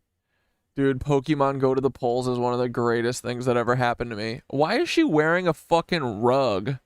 2016 presidential campaign. I don't know who created Pokemon Go, but I'm trying to figure out how we get them to have Pokemon go to the polls. Her botching the delivery is so fucking funny. I don't know how to get them to have Pokemon go to the polls. Pokemon Go, but I'm trying to figure out how we get them to have Pokemon go to the polls. I'm trying to figure out how to get them to have Pokemon go to the polls. It's safe to say Pokemon Go was taking over the world, but it wasn't just making headlines for its record-breaking numbers. It was also being linked to real-world accidents, life-altering injuries, and even deaths. Only days after the game's release, 2 men were hospitalized while playing Pokemon Go. They hopped a fence to get access to a Pokemon on the other side, ignoring a sign warning pedestrians of the unstable ground on a nearby cliff, which both Pokemon Go fucking roll off a cliff, dude. Men eventually fell down. The player sustained serious injuries, but fortunately survived. She should have been rushed and stabbed for this. Others were not so lucky. A truck driver in Japan hit 2 women while playing Pokemon Go, severely injuring one. And see, like, that's the kind of shit that Nick Fuentes will never get. Like, saying like a overkill type of thing, like Hillary Clinton should have been stabbed for that. Like, that's funny. That's a funny subversion of your expectations. It is edgy. It is, yeah, not expected. That's good. But just being like the N-word, not funny, dude, ever. And killing the other. Players of the game began to find themselves in increasingly dangerous situations as both drivers and pedestrians. Like, dude, that's the best part. You can be edgy about everything. I'd say we're edgy as fuck. We're little edgelords ourselves. We like rage baiting. We do a little bit of trolling. We like to do a little bit of trolling. We do. But you can also do it in not a shitty way. I mean, like a demon way. Remember, at the end of the day, you're not going to bring any money, no cars, nothing with you, no fucking house, no stock portfolios coming with you when you fucking die. All you're going to have are the decisions you made and the fucking love that you showed. And if you don't got enough of it, you don't get access, bro. You're gate-kept. Gate-kept out of there. You do not get to party with us in the endless infinite. You literally have to go and do it again. You have to go for another round because you couldn't fucking figure it out while you were here, you dummy. Call me Edging Eddie. Distracted by the app, and the more people became immersed in the world of Pokemon, they lost touch with the world around them. Players began disrupting religious services and funerals. The Holocaust Museum in Washington, D.C. asked people to stop playing the game inside of their establishment. Players were also being disruptive at the Arlington National Cemetery, causing problems for grief. Disrespectful, guys. They're fucking throwing Pokeballs in the Holocaust Museum. Families and members of the military paying their respects. As you can imagine, after Pokemon Go... Do you guys remember when she was caught on camera spitting a loogie into her glass of water, then took a sip and swallowed it? My teacher showed it to the class and we all gagged. Hillary did that? I do feel like was that at like a UN thing? I feel like was she at like a giant table? Oh, nasty. Exploded in popularity, the video game... Yeah, we are the Ryder Truck party, dude. Industry became extremely interested in learning more about the developers. John Hankey of Niantic Labs was interviewed in front of a live audience at TechCrunch in San Francisco and seemed like he could not be less interested. First and We Sell Fun, what kind of ice cream are you eating? I'm out of ice cream. I need to get some. I have so many favorite ice creams. Honestly, most of them. Trying to think of bad ice cream. I don't fuck with coffee. I mean, if it's there though and there's nothing else, I'll eat it. But I'm never reaching for the coffee ice cream. Vanilla, probably the best. But I do love all the candy ones too. Oh, I still haven't gotten any Talenti because I haven't gotten ice cream yet. What team are you on? Oh, wait. No, you guys were telling me to try, not Talenti. What's the one?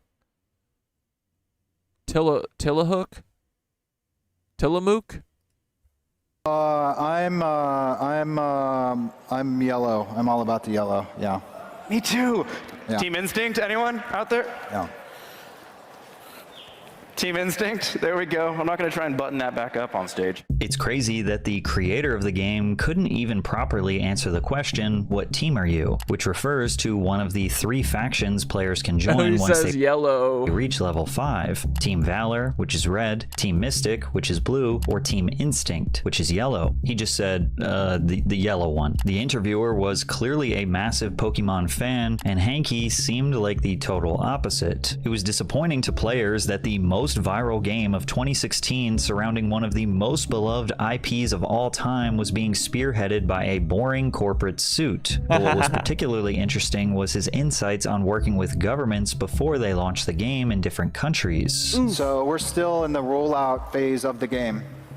Do you know what the next rollout country is going to be? I have a pretty good idea, but it is pending getting things squared away on the government relations side and getting everything prepared, so I can't say right now.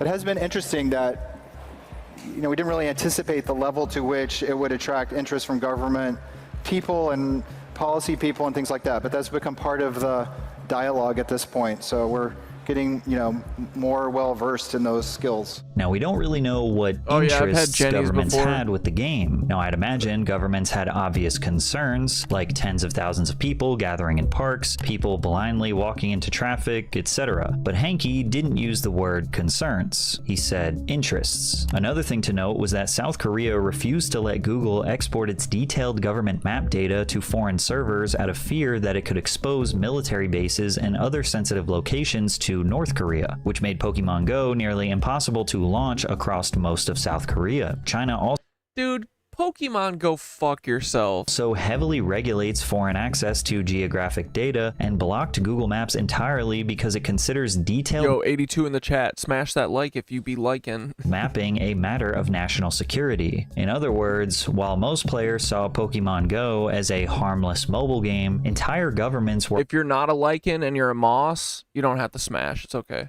already treating the data underneath it like a potentially dangerous military asset. The question is, did Niantic Labs know that they were wielding a dangerous military asset? Well, there was this one controversy that came up where iPhone users discovered that signing in through Google gave Niantic full access to their accounts. Per Google's own description, this meant access to both view and modify anything in the account. To many, they believed that this meant unfiltered access to their images, videos, and emails, although it wasn't that simple. Niantic stated that it only had access to the user's IDs and email addresses, and Google personally verified that no additional information was given to the company. So since Niantic couldn't steal the data just by someone making an account, they had to trick users into giving it up for free, and what resulted was one of the most ambitious geospatial data collection projects ever hidden behind a mobile game, one whose technology would later facilitate devastating military operations. 4 years after the game's release, Niantic introduced an interesting new feature, AR mapping tasks. Pokestops marked by notable landmarks would now offer users rewards if they completed AR scanning prompts. These required players to scan the surrounding area with their phone's camera for about 20 to 30 seconds. Interesting that this feature was not available for children's accounts. From the player's perspective, the feature was relatively harmless. They had already become accustomed to Pokemon Go tracking their location and having access to their cameras, so when Niantic offered free rewards with the promise of game improvements, players were eager to take part. Niantic claimed that the data collected would inform the game's engine to understand the depth and complexity of the real world. This would make for a way more immersive experience, in which virtual objects could seamlessly integrate. So bleak. It's like, yeah, nah, this is diabolical. That's what I'm saying. This is crazy, dude. Like, you shouldn't be able to create fucking AI drone warfare technology and mask it in a child's game. This is so sinister. This is bizarre, dude. We live in a fucking kooky, bizarro world. Scan me, daddy. Integrate with the world around them. In hindsight, it seems like an evil genius plan. The man who created Google Earth and worked directly with the CIA and international intelligence organizations was getting people to voluntarily 3D scan the world around them while they think they're just helping Niantic make a better Pokemon game. These scans would help develop a much larger technology called Lightship VPS, which stands for Visual Positioning System. The satellite-based technology of GPS was useful but not optimized for the best augmented reality experience. For example, it might be able to tell you that you're near a statue, but it's typically incapable of understanding where you are relative to the landmark, whether you are behind it or in front of it, if you are 3 feet away or 30 feet away. This information isn't important when getting general directions for a road trip, but when it comes to making accurate drone strikes on enemy base camps without harming innocent civilians, it can make a massive difference. When players scanned a landmark, they recorded more than just a video. It tracked. Did Palestine get to have Pokemon Go before they started bombing the fuck out of it? The latitude, longitude, and altitude of the user's device. It also utilized the phone's accelerometer and gyroscope, allowing the system to consider the phone's position and orientation. Considering all of this data, the scans could be used to make reliable inferences about the user's distance from both the landmark itself and the surrounding environment. Every scan submitted was unique, taken at different angles, positions, and distances. Each video was divided. Oh, supposedly Palestinians played and engaged with Pokemon Go by downloading unofficial versions, but it was not officially released there.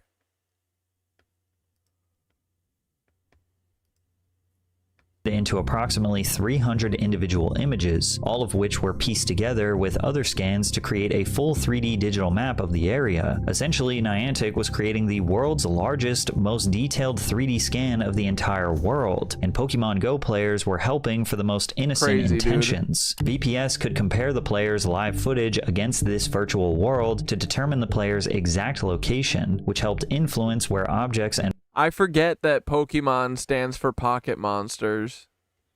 Pokemon would be anchored within the real world. Think about how NPCs in Grand Theft Auto sometimes mindlessly walk around with no intention or logic applied to them. Pokemon Go was similar initially, but with this new technology, the Pokemon could now be programmed to interact with their surroundings. Instead of being mindlessly placed on the ground, they would be able to hide behind the landmarks or even climb on top of them. Put simply, the goal of this technology was to make a near-perfect replica of the world the way that humans would experience it, so that the Pokemon in the game could literally interact with the world the same way a human might. And players were willing to sacrifice 30 seconds of their day if it meant free reward. We're gonna become these Pokemon. Those are our digital twins. And a better experience down the line. And by November of 2022, Niantic revealed that they had developed more than 120,000 digital maps of various locations throughout the globe. But technology this powerful would be wasted if it were only used for Pokemon Go. And Niantic understood this deeply. While they stated their goal was always to give people tools to become 21st century explorers, it felt like they were leaving a massive opportunity on the table. But VPS also had a major limitation. The system was only able to recognize information it had already been given. If a landmark had only been scanned from the front, the model would not be as effective when used from behind. And if it had received no prior information on a landmark, there was nothing the model could work with to provide an immersive experience.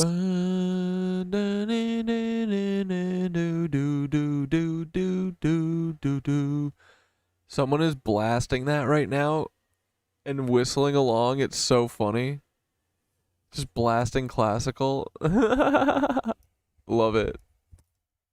They had now Classical goes gathered hard enough as data fuck. for 1 million different waypoint locations to have full VPS integrations, but there were still millions of locations that had not been fully scanned. Niantic sought to fix this issue with their large geospatial model announced in 2024. The goal was to take all of the combined data they had collected and use AI to make inferred guesses about partially unscanned locations. Niantic uses a church as an example. If players had only scanned the front of a particular church, the VPS technology might be unable to recognize footage taken from behind, but the large geospatial model could infer based on thousands of other churches that had been fully scanned and make an educated prediction. Now they're like tap dancing to it. This is awesome.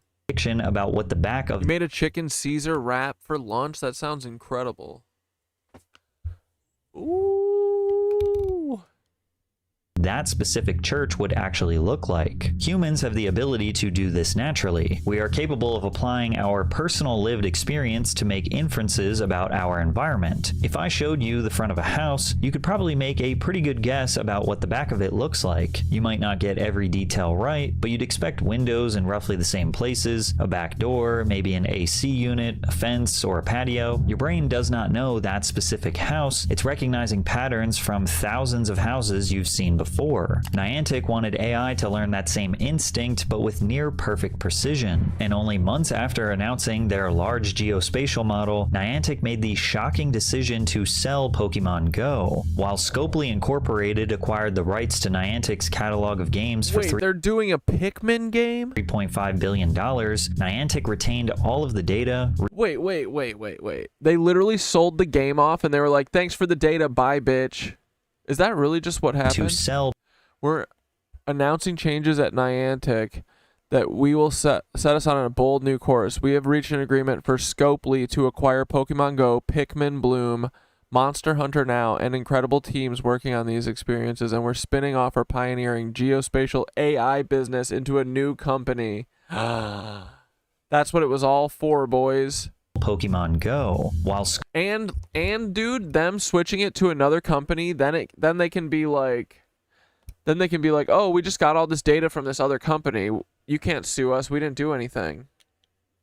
This is genius, diabolical. Scopely Incorporated acquired the rights to Niantic's catalog of games for $3.5 billion. Niantic retained all of the data, research, and technology they had been developing over the last decade, which includes their VPS and geospatial models. In other words, they kept their most valuable IP, sold the rest of their got the data, and were ready to move on, leaving Pokemon in the dust, which to some makes it seem like they never cared about Pokemon in the first place, and it was all a part of a bigger operation. The company shifted it. They literally didn't even have to do this. They were just like, no, let's make it blatantly obvious.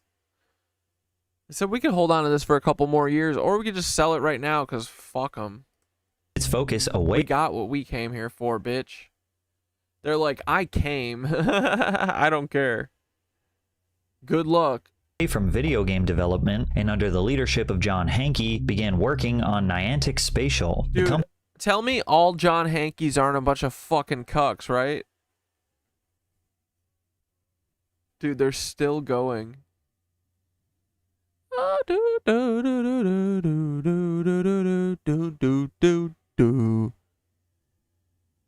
They're all pretty good at singing, too.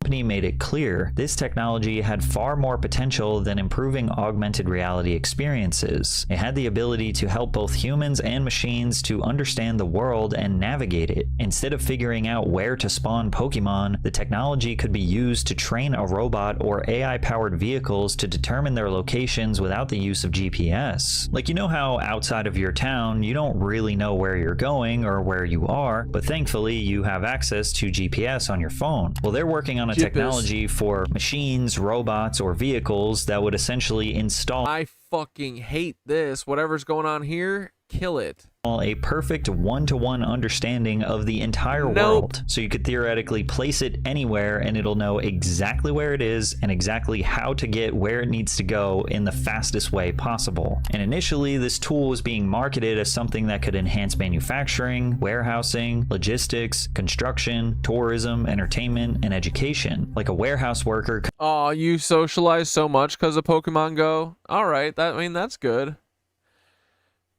I mean, the game isn't the problem. It's the people who made it. That sucks. Yeah, because that is that's why my loser friend liked it too. It's the only time he would talk to people. Can you still play it? Do they let you play it still?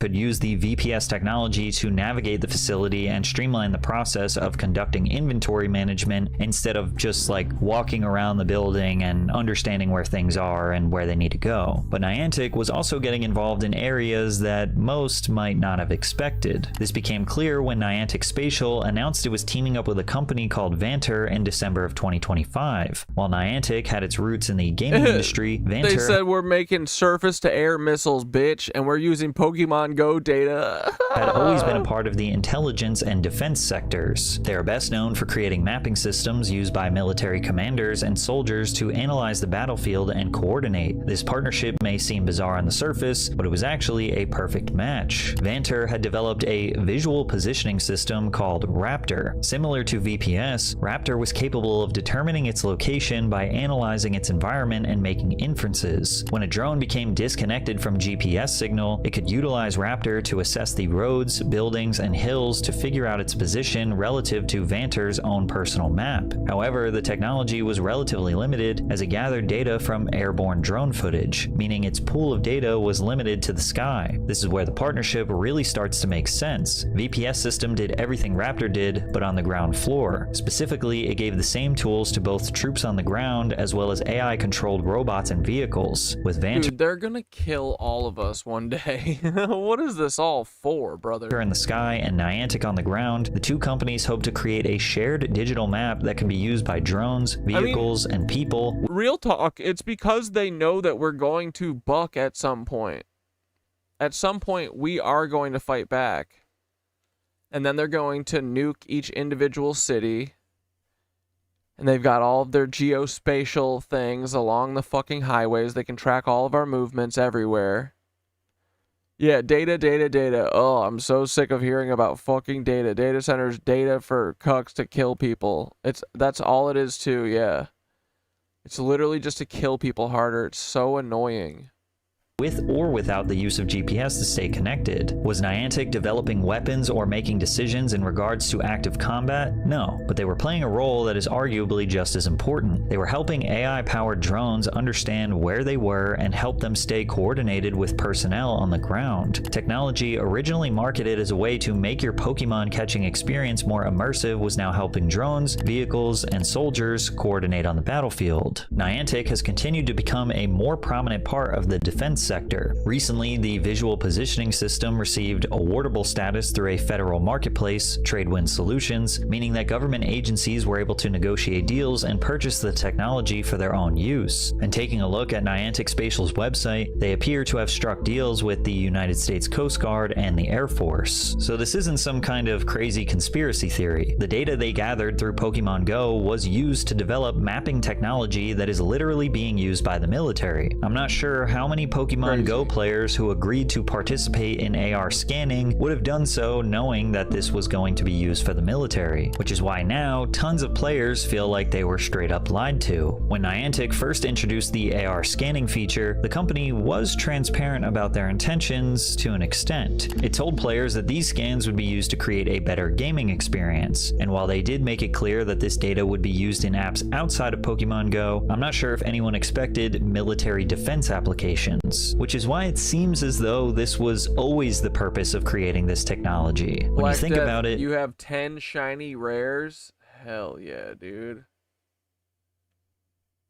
Class action lawsuit might work, but you can't. Who are you gonna sue? They sold the company to a different company. All liabilities gone. They made a new company for all the data. They're like, what, are we gonna delete all the data? No. They already let us do it. We did it. Too late.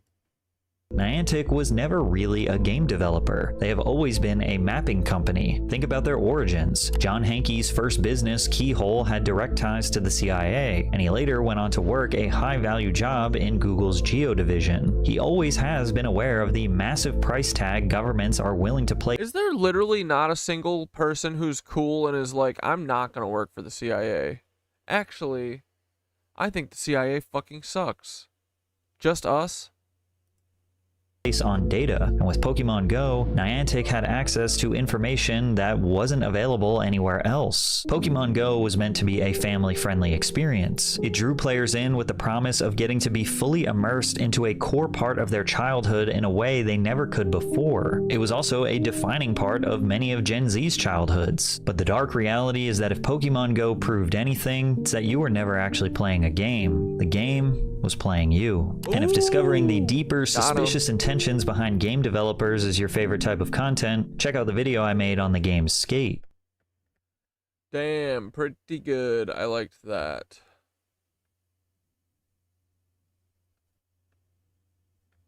Louis Theroux heads to the West Bank after October 7th. Oh, wait, here we go. We haven't watched Mark Felton in forever. Secret Nazi Origins. The Thiel'S Society. Bro, I wish I had something. Ooh, I might need some cottage cheese and pineapple. I'm fucking starving tonight, bro. What the fuck? I'm just thinking about Tom Kha soup right now. Ooh. Dude, nothing hits like Tom Kha, right? Ay, caramba.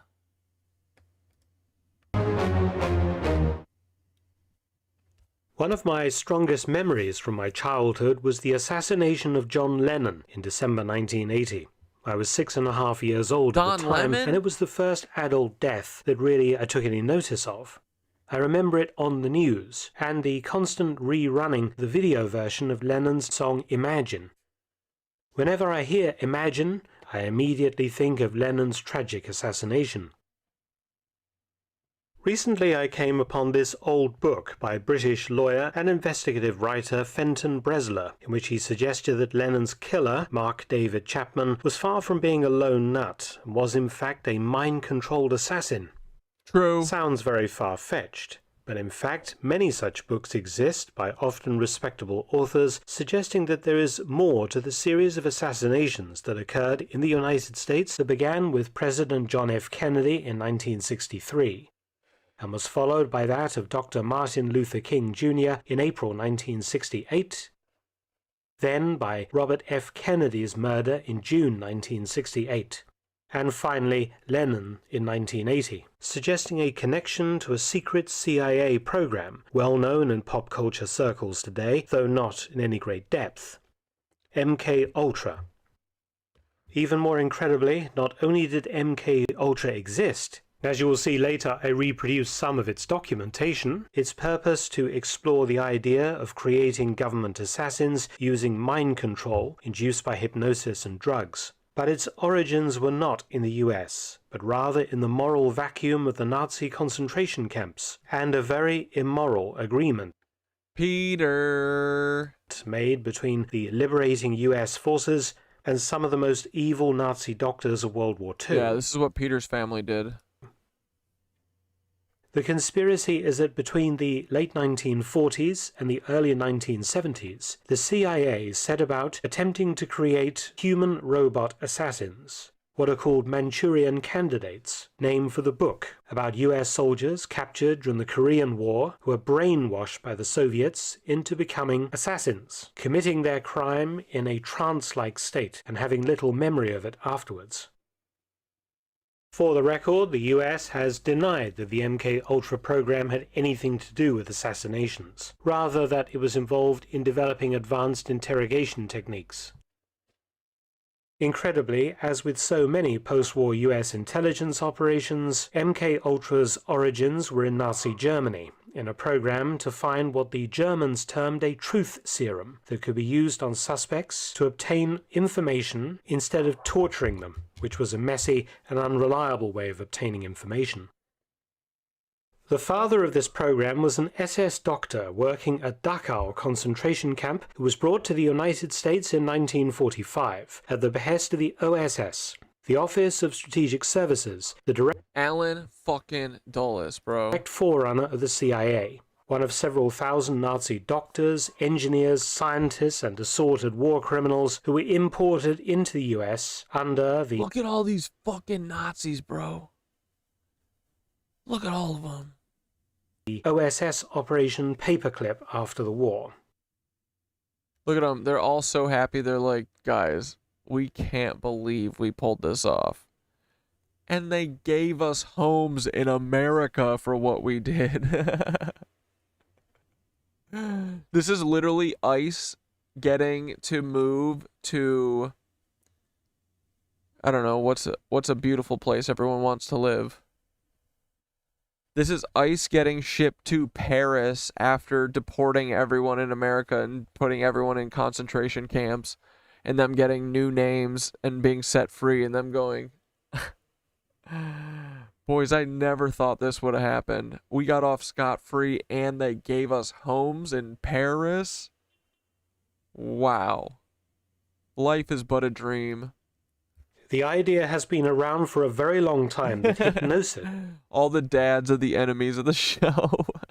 This could be used to force people to speak openly about suppressed or hidden information. Drugs were another method that could be used in concert with hypnosis to cause an individual to open up to an interrogator. The SS were very interested in using psychedelic drugs to achieve this aim of making prisoners talk. Dr. Kurt Plötner was in 1944 an SS Sturmbannführer or major in the SS Medical Service, heading just one aspect of Nazi human experimentation research widely practiced by SS doctors and also Luftwaffe doctors throughout the various concentration camps. However, unlike, for example, Dr. Josef Mengele of Auschwitz infamy, Dr. Elon Musk's dad is not well known today. Josef Mengele. The search for a truth serum began in 1944 at Dachau, following Plötner's earlier human experiments in the search for a malaria cure that killed thousands of camp inmates. The primary substance used by Plötner and his team was mescaline, a naturally occurring psychedelic hallucinogenic. Plötner also used LSD, which had been discovered by accident in Switzerland in 1938 by Dr. Albert... Oh, so the LSD shit comes from the Nazi shit. That makes sense, dude. Hoffmann. The SS negotiated for LSD directly from Sandoz Company in Switzerland, which manufactured it, using some... Yeah, dude, I was thinking Mexico City too, but ICE literally would not go to Mexico. Dude, I've heard Mexico City is fucking awesome. But no, once they deport everyone... Well, no, because then they would be in Mexico. ICE just wants to kill everyone, and then they'll go move to Mexico if they kill all of the Mexicans. For the truth serum experiments at Dachau. The psychedelics were administered to the test subjects via their food and coffee, and after the effects manifested, they were observed, and then the prisoners were interrogated. The SS doctors noted that the drugs induced schizophrenic-like behavior, fragmenting the victim's will, and triggered profound alterations of consciousness. The SS interrogators combined the chemical disruption with psychological tactics in convincing the disoriented prisoners that they had no... Look at them fucking ears, dude. Look at the space between those danglers. Holy shit. His ears are trying to leap off his head. ...control over their own will to successfully manipulate them into revealing important secrets. Whilst this was going on in Germany, in the United States, thought had been seriously given by the OSS to killing Hitler by the use of a Manchurian candidate. The idea was put forward by an industrialist from Boston named Stanley Lovell, who was also head of research and development at OSS during the war. The idea was brutally simple. Obtain a high-ranking German prisoner of war and hypnotize him into hating Hitler and the Third Reich. Then arrange his escape back to Germany, and he would then be triggered to kill the Führer in a hypnotic state. Lovell... Yeah, this is what they did to Tartarian survivors. I'd believe that shit. ...checked at the time with two famous New York psychiatrists who said that the weight of evidence suggested a hypnotized person could not be made to do what they did not want to do. The OSS shared this view. However, Professor George Estabrooks, head of the psychiatry department at Colgate University, disagreed. He said that once you had a person that was a good subject for hypnosis, and about 1 in 5 people are so, he was sure that you could make him do whatever you wanted him to do, regardless of his pre-hypnotic disposition. Stage hypnotists, after all, cause people to make fools of themselves, against their will all the time. Estabrooks suggested that the OSS conduct an experiment to take a perfectly normal person and see if they could be hypnotized into killing someone. However, this scheme was shut down by OSS Director William Donovan, who believed it was deeply immoral. Come the end of the war in Europe, there was an almost unseemly dash to gather up enemy personnel who could be useful to the Allies, regardless of their war crimes. During the joint US-British Alsos mission to Germany, which was tasked with finding German nuclear secrets and scientists, the commanding officer of that unit, US Colonel Boris Pash, had the opportunity to grab Dr. Plotner for the OSS, which he did, and the decision was taken that Plotner be permitted to continue with his truth serum experiments in the US, as the OSS tried to develop new interrogation methods, particularly as World War II began in 1945 to evolve into the Cold War with the Soviet Union. Plotner was one of more than 1,600 German scientists, engineers, technicians and others sent, often with their families, to the US to staff a wide variety Werner of US von Braun, look at that big block-headed Nazi. intelligence-backed projects, gaining for the US a technological lead in the early Cold War. Plotner's war crimes were suppressed, and he was given a new identity, Dr. Schmidt. His experiments from the concentration camps would be used as the groundwork for Project Bluebird, created by the OSS successor organization, the CIA, in 1951. Bluebird was later renamed Project Artichoke on the 20th of August 1951. The goal of Artichoke was to see if a person could be involuntarily made to perform an act of attempted assassination. The project would use hallucinogenic drugs and hypnosis, forced addiction, and other methods to assert control over the subject's mind. They also developed new interrogation techniques based on Dr. Plotner's drug experiments, combining hypnosis and drugs such as mescaline and LSD, which they discovered were very successful against suspected Soviet agents. Artichoke was later succeeded in 1953 by Project MK-Ultra, which worked further to create mind-controlled assassins for the US government. Experimentation continued until 1972, when MK-Ultra was allegedly shut down.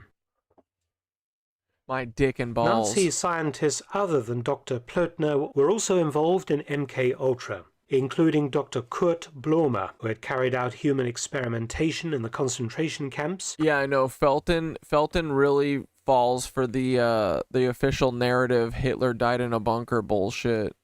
Primarily But in the field. He's really good at collecting photos of people and getting like actual videos and stuff. But yeah, so I like most of his videos too. But yeah, you just gotta have the caveat. You gotta put the asterisks. Be like, oh no, every time he talks about Hitler dying in the bunker, he really left. He fled. Field of biological warfare, particularly the weaponizing of diseases like bubonic plague, typhoid, cholera, and anthrax. Some of this in concert with the Japanese Unit 731 in Manchuria, China, notorious for these kind of experiments and its human vivisection experiments and so on. In my book, The Devil's Doctors, I prove that both the British and US governments had benefited their own biowarfare post-war programs by using data from Japan's Unit 731, this having included data derived from human experiments on British, Australian and American prisoners of war held by the Japanese during World War II.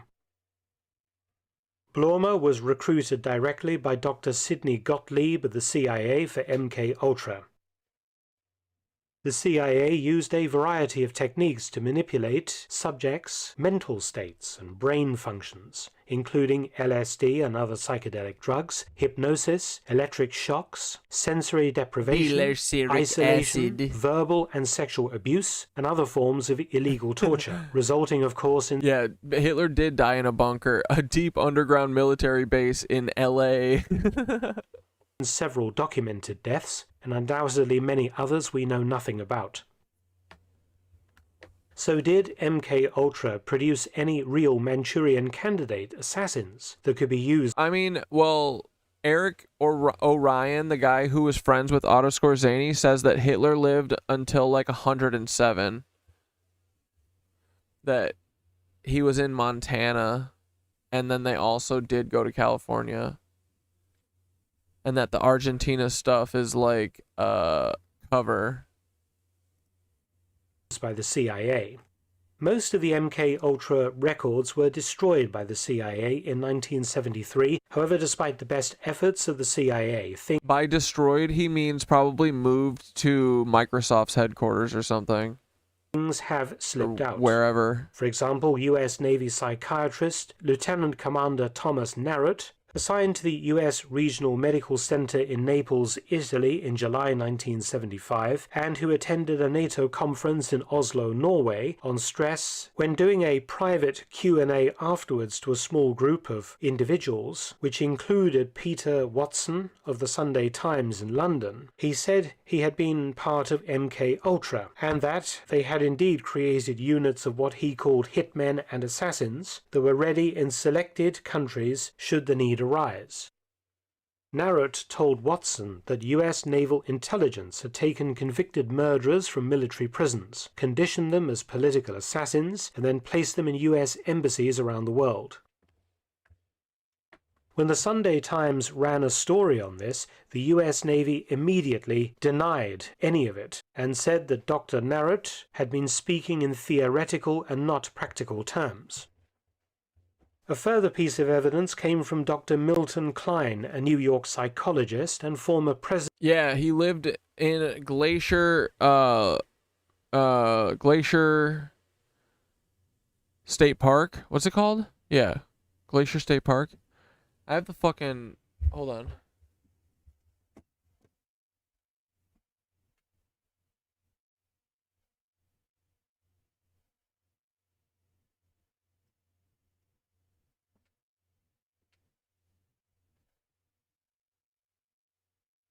I mean, Glacier National Park.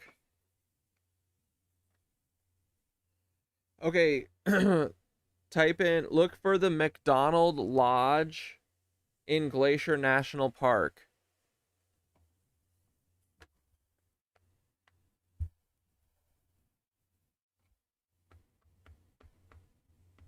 Hold on.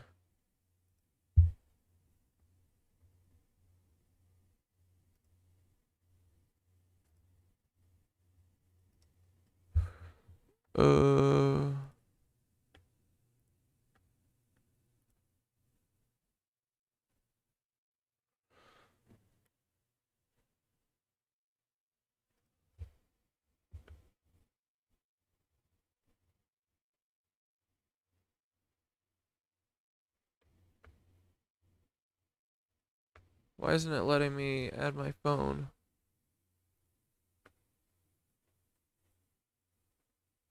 Hold on. This is gonna be so worth it, I promise. Oh, yeah. Oh, here we go. Check this out. Wait. Okay, this is a weird angle, but I'm gonna get this. Okay. So, it's the McDonald Lodge in Glacier National Park in Montana. This is a picture from 97. That's Otto Skorzeny, the guy in the middle.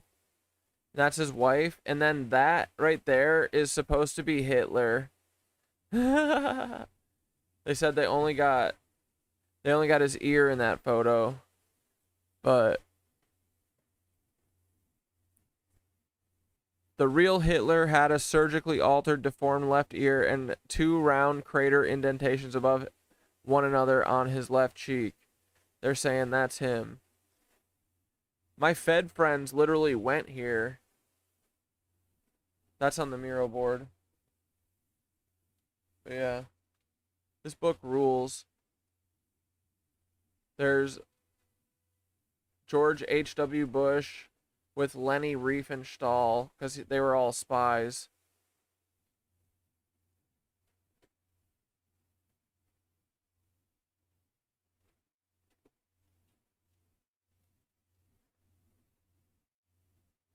You can kind of see that that's George H.W. Bush. It won't focus. And then these are other Nazis, like Mengele, Josef Mengele. They're all little Nazi boys. Anyway.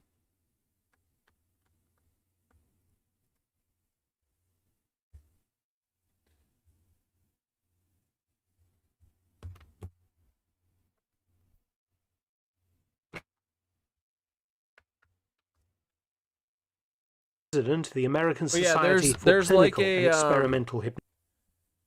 there's like a deep underground military base door that's right near that McDonald Lake Lodge or whatever.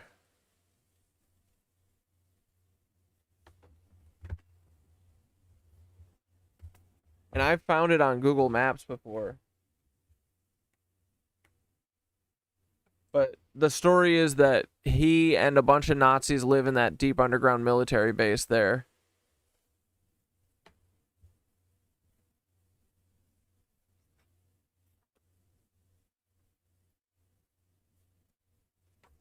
Hold on. Hypnosis, who was an unpaid consultant on CIA hypnosis research. He said, on the record in the 1970s, that the idea of creating a real-life Manchurian candidate was not impossible.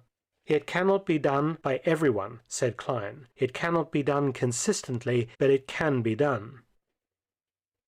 Whatever the truth may be, researchers continue to suspect the involvement of MK-Ultra in some of the high-profile assassinations over the past 60 years, particularly those of Robert F. Kennedy by Sirhan Sirhan and John Lennon by Mark Chapman. Many people believe that lone nuts were not quite as alone as the government tried to make out, while others dismiss MK-Ultra as a conspiracy that failed to achieve anything. What do you think? Many thanks for watching. Please subscribe and share, and also visit my... Yeah, this book did set us off on a lot of the journey. audiobook channel, War Stories with Mark Felton. You can also help to support both of my channels at PayPal and Patreon. Details in the description box below. Ooh, you just found out Gacy was a part of a group, all Masons, that were a part of a snuff ring. Pretty easy to look into. I'm convinced that like people like him and Dahmer, that they were probably recruiting people for the FBI. Like, Gacy was probably just recruiting kids to send to fucking North Fox Island or whatever.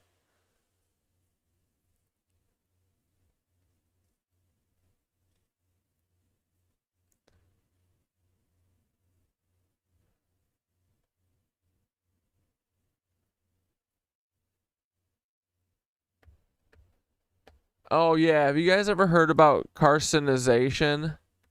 In 2017... How everything, like so many things look like crabs, but they're all distantly related, like they're not related. Everything just wants to be a crab.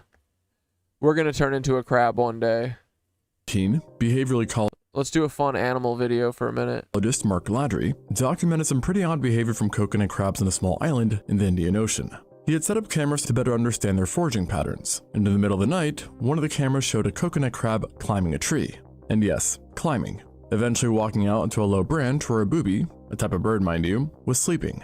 At that point, it then proceeded to stretch out its claw, lock them around the bird's wing, and boom, snap, breaking its wing and causing it to fall to the ground. Now, the bird tried to fight back, but he might as well have been fighting a living tank, as the crab did not give any quarter, and proceeded to smash the heck out of it, ultimately causing the bird to become paralyzed. And within 20 minutes of this starting, 5 more of its bloodthirsty homies had shown up to join the, fun. Wait. Coconut crabs eat birds? By morning, the bird was completely gone. And when I say gone, I mean eaten. Now, Mark also surveyed the surrounding islands and found something rather grim, which is that on islands with high coconut crab densities, ground nesting seabirds basically do not exist. On the flip side, the one nearby crab-free island in the survey found ground nesting birds were happily nesting on the ground like, well, any other self-respecting ground nester. So in other words, an entire seabird community had been bullied, or rather made locally extinct, by an arthropod. Oh, and by the way, coconut crabs aren't technically crabs. Yeah, the name's deceiving. And as it so turns out, coconut crabs are not alone in this. A surprising number of the animals we casually call crabs aren't actually crabs in the taxonomic sense. They just look like them. King crabs, not crabs. They're hermit crabs that gave up on the shell. Porcelain crabs, not what? They're hermit crabs that left their shell? Crabs either. They're more closely related to squat lobsters. The hairy stone crab clinging to rocks in southern Australia, while also looking like a crab and being hairy, also not a crab. And coconut crabs, the nightmare fuel that they are, as we just established, also not crabs. And the really weird thing isn't just that they aren't crabs, it's that they aren't even y'all have crabs closely related to them either.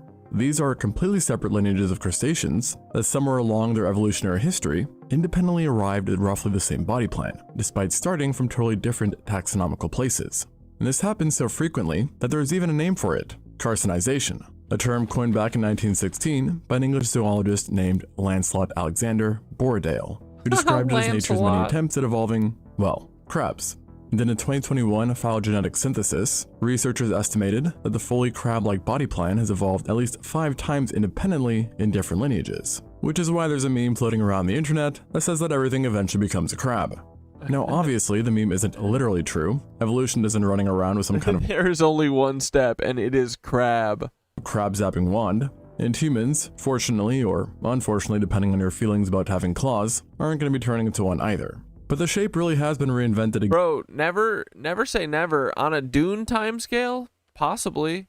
I mean, we got people turning into sandworms, bro. Again and again, in lineages with completely separate evolutionary histories. And the question of why turns out to be pretty interesting.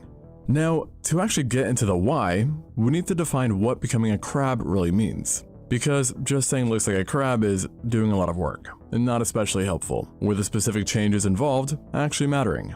So dude, I can hear the song. Boom boom boom ba do ba do do do do do do do do do. Boom boom boom ba do ba do do. We gotta have the song. Hold on.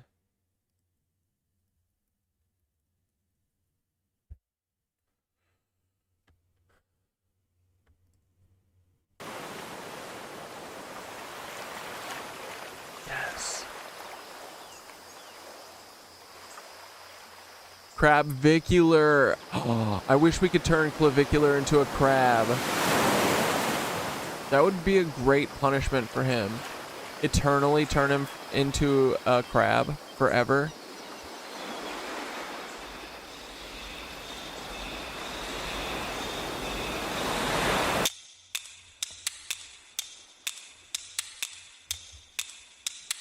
Come on.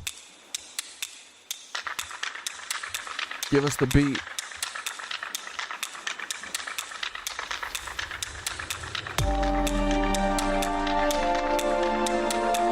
Is this not the song, dude? When do they all start dancing? Oh, here it comes.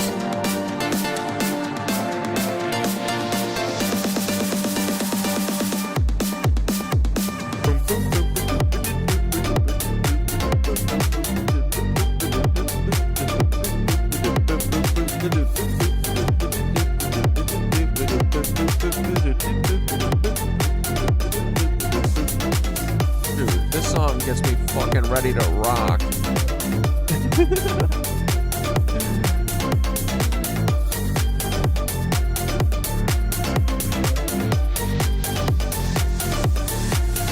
Dude, can you imagine what you would do if you had 8 legs? Fucking A. Oh. Poor Charlie. To understand this, we need to go back to the basics, the starting point, if you will, which for all decapod crustaceans is very roughly a more shrimp-like body plan, meaning elongated body, long muscular abdomen trailing out from behind, and a carapace longer than it is wide, etc. And that is the classic shrimp to lobster silhouette. And the really key thing about this is that the tail is exposed, and not only exposed, but also extended, and, well, useful. Because you see, lobsters and shrimp use that tail for what's called the charadoid escape reaction, which is basically when they flex the abdomen and tail and rocket themselves backwards to the water like organic jet skis. Now, it's fast and obviously works, but at the same time, from a predator's perspective, that long muscular tail hanging out from the back is basically a grab me sign, or perhaps a bite me sign.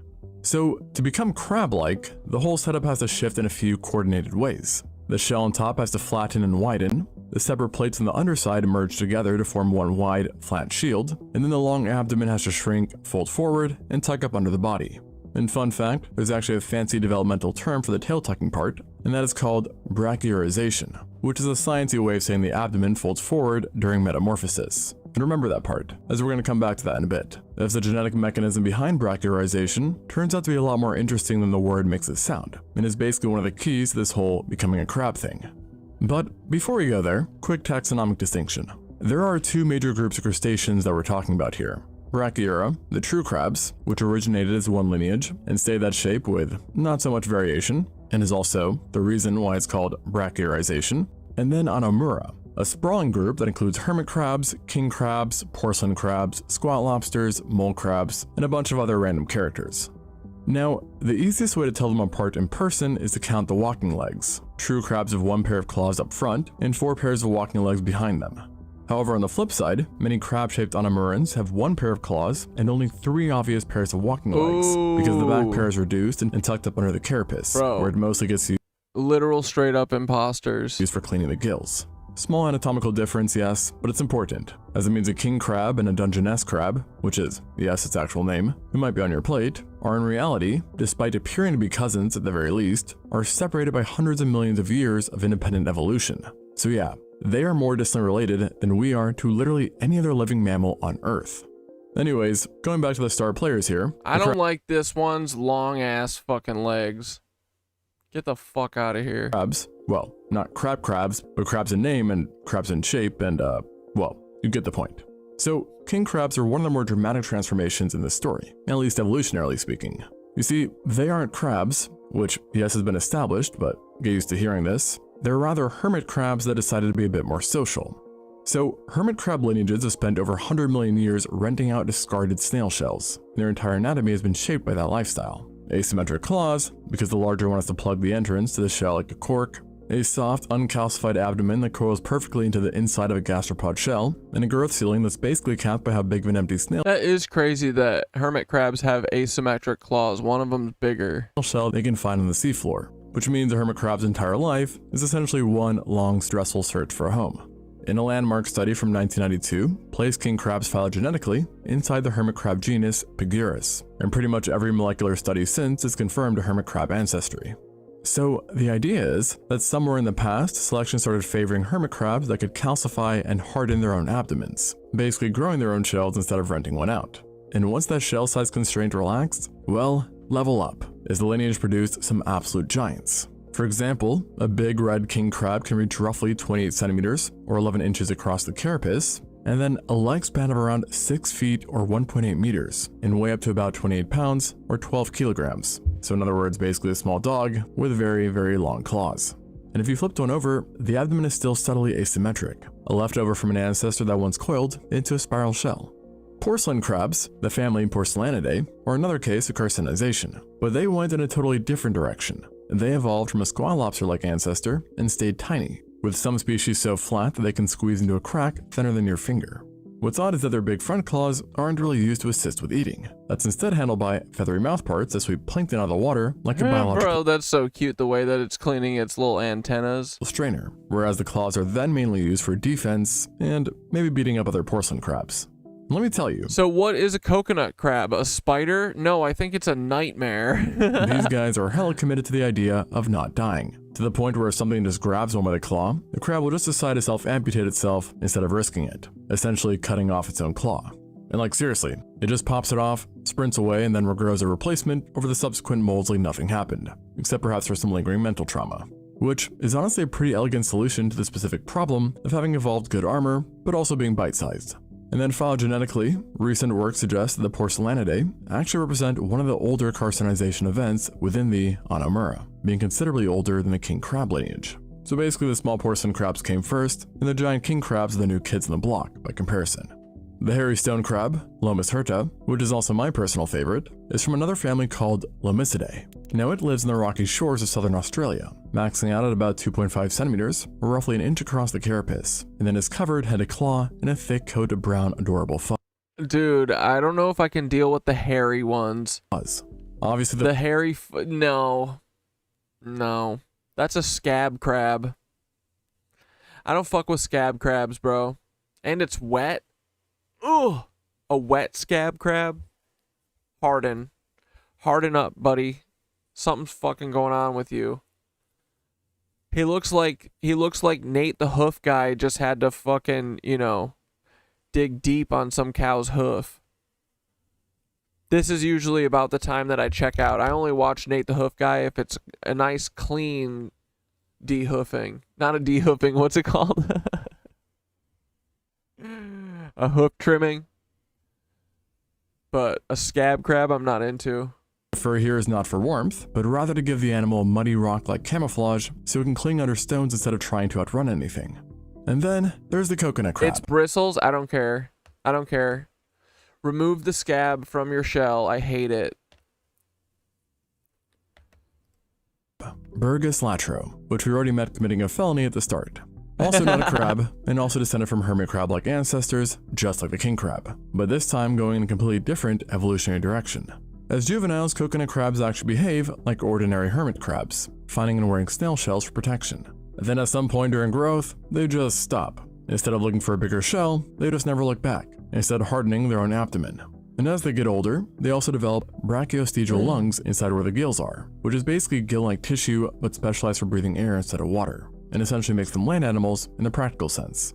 Now females still do have to return to the sea to release their eggs, but if you held an adult— Bro, they can go from amphibious to air breatharian? That's crazy. Adult coconut crab underwater for any meaningful amount of time, it would actually drown, which is kind of wild in itself. A crab that can drown. No wonder it's not a real crab. Am I right? That said though, they're not the only landlubber crabs who need air, and there are actually some true crabs that have also shunned the water. But I digress. Now, honestly, the coconut crab might be the most over-the-top quote-unquote crab, period. And by a wide margin at that. And that's not just regarding their whiteness, pun intended, as there's a lot going on with them beyond just the size. Take their sense of smell, for example. A 2005 study found that coconut crabs have evolved an olfactory system that doesn't really resemble other crustaceans at all. Their olfactory neurons look shockingly similar to that of insects, not only morphologically, but also behaviorally and physiologically, which has been hypothesized as a potential consequence of the transition to land. And as is so fitting of their name, another study identified a specific volatile compound called acetoin as one of, if not the chemical, that attracts them to food. And guess where this chemical can be found among other places? Yeah, in coconuts. So to recap, this is a crab not crab that evolved from a not crab to crab, while also picking up an insect-style sense of smell, so convergent evolution within convergent evolution. Damn. And coconuts. Then there are the tools of mass destruction, or at least foul destruction. In other words, the claws. And when I say tools of destruction, I mean it. As a 2016 study which caught 29 wild coconut crabs, ranging in body weight from about 33 grams up to around 2.1 kilograms. Stick your finger in there. And basically clammed each one onto a force sensor to see what they could do. And let's just say, they definitely could do. As individual pinches range from roughly 29 newtons at the low end to about 1,765 newtons at the high end. And when the researchers scaled their data up to a maximum recorded body weight for the species, around 4 kilos, they estimated a potential pinching force, if you can still call it that, around 3,300 newtons, which, just for context, the average human growth strength is about 400-ish newtons. So we're talking about an animal many times smaller than you, but has a pinch 8 times stronger than your hand. So maybe don't agree to thumb wrestle one of these guys. And their predator behavior does not stop at pinching. Stick your fucking finger in there. Oh. This is probably what they want to circumcise us with eventually. When we become crabs too, they're definitely going to circumcise us with coconut crabs. Coconut crabs will eat or try to eat just about anything, feeding on fruit, carrion, and will even engage in cannibalism, eating their own kind, because apparently chill is lacking despite being named after coconuts. Dude, these guys are fucking brutal savages. Oh, and just to top it all off, they have been reported to be able to live up to 60 years, which for an arthropod is straight up. And I forgot lobsters live for 100 years. That's nuts. Yeah, it is crazy that lobster used to be considered poor people food. In the 1800s, it was given to servants, prisoners, children. Extra meat was used as fertilizer. They call them the cockroaches of the sea. Yep. Them cockroaches be tasting good. Unhinged. Okay, so we've got king crabs, porcelain crabs, hairy stone crabs, and coconut crabs, all as independent carcinization events within Onamura. Plus, of course, the true crabs themselves over in Brachyura. So multiple separate inventions of basically the same thing. But as it so turns out, becoming a crab doesn't have to be a one-way street, even for the true crabs. Take the frog crabs. They are true crabs, which means their ancestors got crabified in the standard way a couple 100 million years ago or so. But somewhere down the line, selection for burrowing in loose sand started favoring a longer, more cylindrical, streamlined body, and the tucked tail started coming back out. And this is a real phenomenon that biologists call decarcinization. I know, shocker. And in that same 2021 synthesis I mentioned, researchers flagged at least 7 apparent losses of the crab body plan across the decapods. So evolution made a crab, took a second to look at it, and went, actually, never mind, put that tail back. And a few times over at that. And in between these extremes, you've got animals that show why carcinization is honestly better thought of as a gradient than a binary switch. Squall lobsters are a clean example of this, and the name, like normal I guess, is pretty misleading, because they aren't really lobsters. They are Onamurans, but they're more closely related to hermit and porcelain crabs than to anything you'd put in a bisque. Their carapace is somewhat flattened, but still longer than it is wide. Their claws are often weirdly, almost comically long, and their tails partially folded under but then not fully tucked. So they kind of look like someone started building a crab at Build a Crab Workshop, but then got distracted halfway through and decided that it was good enough, which for their environment, it actually was. And speaking of environments and lifestyles, the crab body plan is pretty much like a Swiss Army knife, because it seems to do it all. Without the tiny end of the spectrum, you've got the peat crabs in the family Pinotheridae, which grow to just less than a centimeter and spend most of their lives living inside oysters, clams, and mussels. Well, then at the giant end, you've got the Japanese spider crab, Macrochira chimepheri, whose leg span can reach roughly 3.7 meters, or about 12 feet from claw tip to claw tip, making it the longest leg span of any living arthropod. Then you have ghost crabs on the other hand, who are quite small, but can then sprint across beaches at speeds of about 2.1 meters per second, or roughly 6.9 feet per second, all the while having muscle contractile properties and locomotor characteristics that look weirdly similar to those of a mammal, not a crab, which is not a sentence I would ever expect to say about, well, a crab. And then there's the coconut crab, which, as we covered, found the word pairings of ocean and no thanks, with chicken and yes thanks, quite tantalizing. So clearly the crab shape isn't just specialized for one thing, which thus begs the question of why this shape is such a versatile, well, shape in the first place. And the answer is mostly mechanical. First off, a flat, wide body gives a lower center of gravity that makes the animal more stable on uneven surfaces like intertidal zones, while then also giving it its key ability, the sideways shuffle, which allows the crab to dart left or right, while most of its predators are forward-moving animals. And of course, the tucked tail removes what would otherwise be a perfect grabbing zone for would-be predators, as you literally cannot grab a crab by the tail, because duh, there is no tail to grab. Now interestingly, true crabs likely originated around the Jurassic period based off of fossil evidence, but a lot of their modern lineages diversified during an interval of roughly 145 to 66 million years ago, and paleontologists call this stretch the I had to take a couple bites of frickin' cottage cheese and pineapple, boys. I'm frickin' famished. Cretaceous crab revolution, and it overlaps with a broader event called the Mesozoic marine revolution, where marine predators evolved stronger jaws, more specialized drilling and crushing structures, and more efficient ways to crack, peel, and grind hard prey. And of course, when that happens, the pressure rounds the other way too, for prey. And so the whole marine ecosystem was basically a slow motion arms race for millions of years. Now, was it this event that drove the massive Cheers, boys. diversification event in crabs? Hard to say. But funny enough, it's often crabs that are included in the list of those shell-cracking predators, not as the prey themselves. So there's definitely something going on here.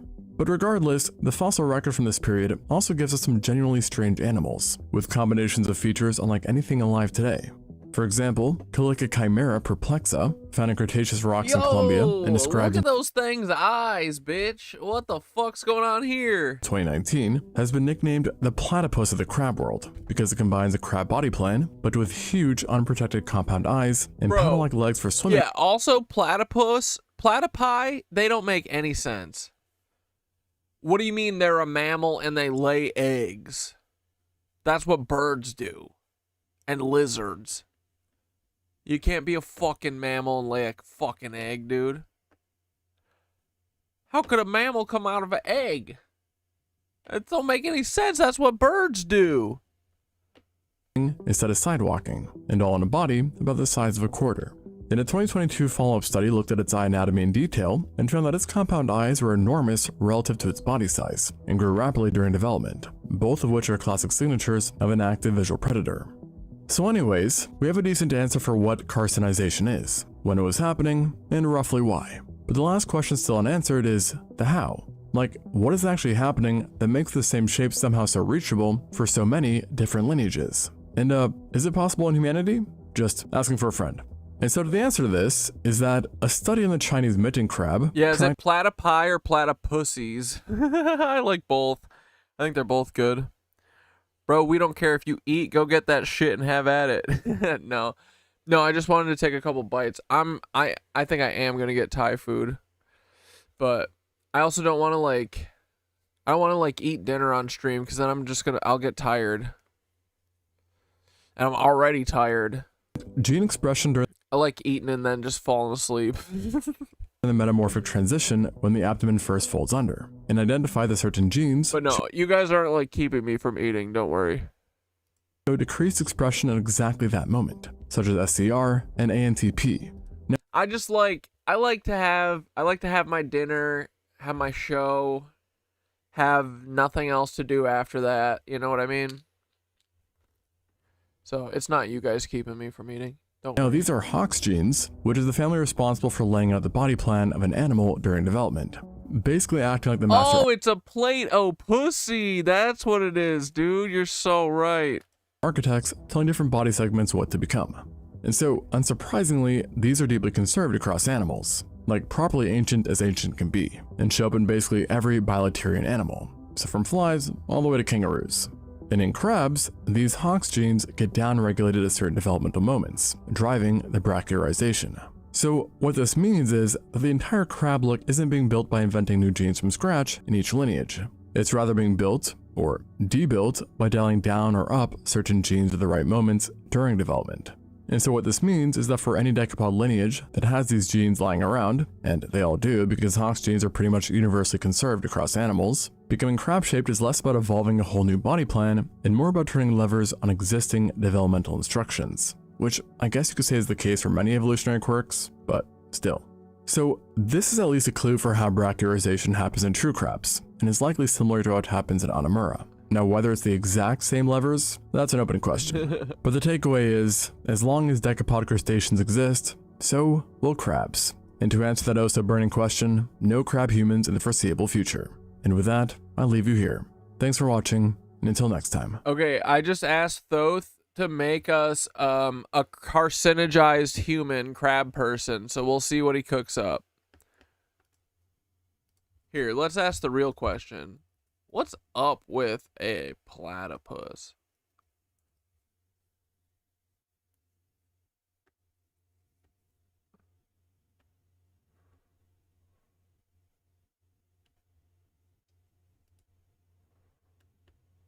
When the platypus first came to the attention of European scientists in 1798, not everyone was convinced that the creature before them was even real.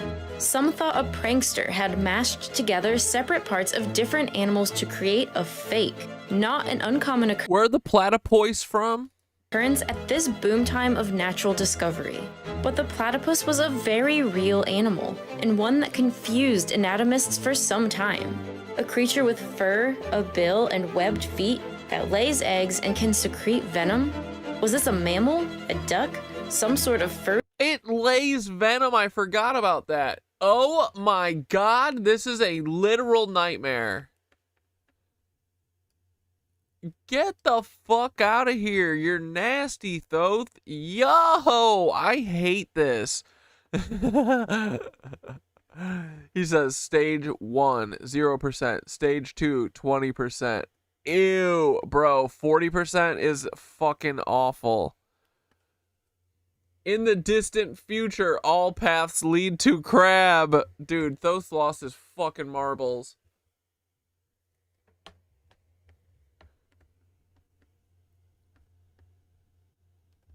This is bad.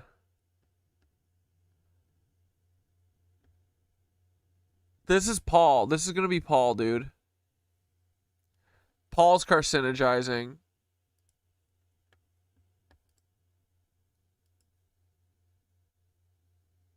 Reptile? These Just give it European time. scientists were asking the same Crab reality is real. Just give it time. questions that the Aboriginal people of Australia had been asking for a long time before them. There are several Aboriginal stories about the origins of the platypus, one of which tells of a union between a duck and a water rat. In science terms, we've ultimately classed the Ducks and water rats have unions? That's awesome, bro. Power to the platypus people. as a mammal, or more specifically, a monotreme, an egg-laying mammal, of which there are only 2 kinds of animals in the world. And this, along with its other rather reptilian traits, has made scientists scratch their heads for a long time. Where does the platypus fit exactly on the tree of life? As continents divided and the branches of the tree of life diverged, the platypus seems to have taken its own very special route. But just like with all animal adaptations, there has to be some purpose to all of the platypus's strangeness. But what evolutionary question was this the right answer to? If you look back in any textbook, the definition of a mammal is a warm-blooded vertebrate animal that has fur, secretes milk, and typically gives birth to live young. Typically being the key word there. Platypuses are one of only 2 mammals that lays eggs. The other is the echidna. The only other monotreme, the echidna, of which there are 4 species. Do you see its dopey little back legs? When it's time to lay the egg, platypuses are one of only 2 mammals that lays eggs. The other is the only other monotreme, the echidna, of which there are 4 species. Oh my god, it's got a little Grinch foot. When it's time to lay the eggs, female platypuses dig their burrows, crawl in, and seal themselves up. Here they lay their eggs, curling them between body and tail, until they hatch 10 days later. From here, the platypus acts like most other mammals, nursing their young on milk for 3 to 4 months until they're capable of swimming solo.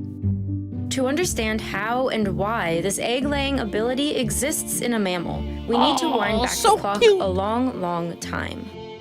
Around 340 million years ago, the first amniotes appeared on Earth, in the form of small lizard-like creatures. Where the fuck is this platypus shooting venom out of? It's a snake too? Amniotes are 4-legged vertebrates that are defined by the membrane, or amnion, that protects the embryo during development. The amniotic egg was an evolutionary invention that first allowed reptiles Look at that snake, it's moving inside of there! To colonize dry land. Fish and amphibians must lay their eggs in water and therefore can't live far from water. But thanks to the amniotic egg, reptiles can lay their eggs nearly anywhere on dry land. Soon, amniotes spread far and wide around Earth's land and became the dominant land vertebrates. And around 315 million years ago, they split into the 2 major groups of 4-legged vertebrates which still exist today. One branch contains the modern reptiles and birds. The other included the mammal-like reptiles, from which modern mammals later evolved. This branch of mammals. Ooh, dude, I am gonna get some fucking spring rolls tonight for sure. You made homemade spring rolls and spicy Asian sauce with a little kimchi. Va-va-voom! Mammals That sounds eventually good. developed to have the amniotic egg grow inside the mother's womb, giving rise to internal pregnancies. But one branch of mammals did not follow suit, the monotreme. And you even made the kimchi? That's sick, dude. Or egg-laying mammals split off from the mammalian lineage around 200 million years ago. They never gained the ability to have an internal pregnancy and never lost their egg-laying ability. Genome sequencing of platypus sex cells have shown there are a large number of shared genes between platypuses and birds. In particular, the platypus retains they are birds! Copies of the vitellogenin gene, which codes for egg protein that is a precursor to egg yolk, which in turn helps sustain growing embryos. Platypuses have fewer copies of the gene than birds and reptiles, but most mammals don't have the gene at all. This means the platypus has the ability to lay eggs, but that their young are perhaps— I feel like they're very disrespectful when they grab these platypi with by their tails. less reliant on egg protein than birds and reptiles.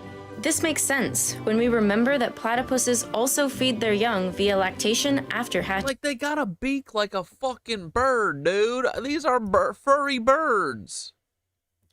Furry swimming ass birds. Their laying of eggs is a sort of hangover from their reptilian ancestors, and for a while it served them well. The monotremes were the dominant mammals on what is now the continent of Australia for a long time. That is, until they got swept Fucking dumbass koalas. aside by the arrival of their marsupial cousins. Did you know koalas are like vicious little bitches? Like, they're little killing machines, and their claws are sharp as fuck. They're not cuddly. Marsupials originated in what is now South America and migrated over to what is now Australia via the supercontinent Gondwana around 70 million years ago. Their bodies were more efficient at locomotion. Gondwana D's. And their internal pregnancies meant they could better protect their young, and thus they outcompeted the monotremes on almost every You're Gondwana, kiss my ass, dude. front. And slowly, Excuse me, all but sorry. two, the echidna and the platypus, that? went extinct. So the question is, why did they survive when the rest did not? One hypothesis as to how the platypus persisted in the face of intense competition from the marsupials is its ability to take to the water, a domain where the marsupials could not follow.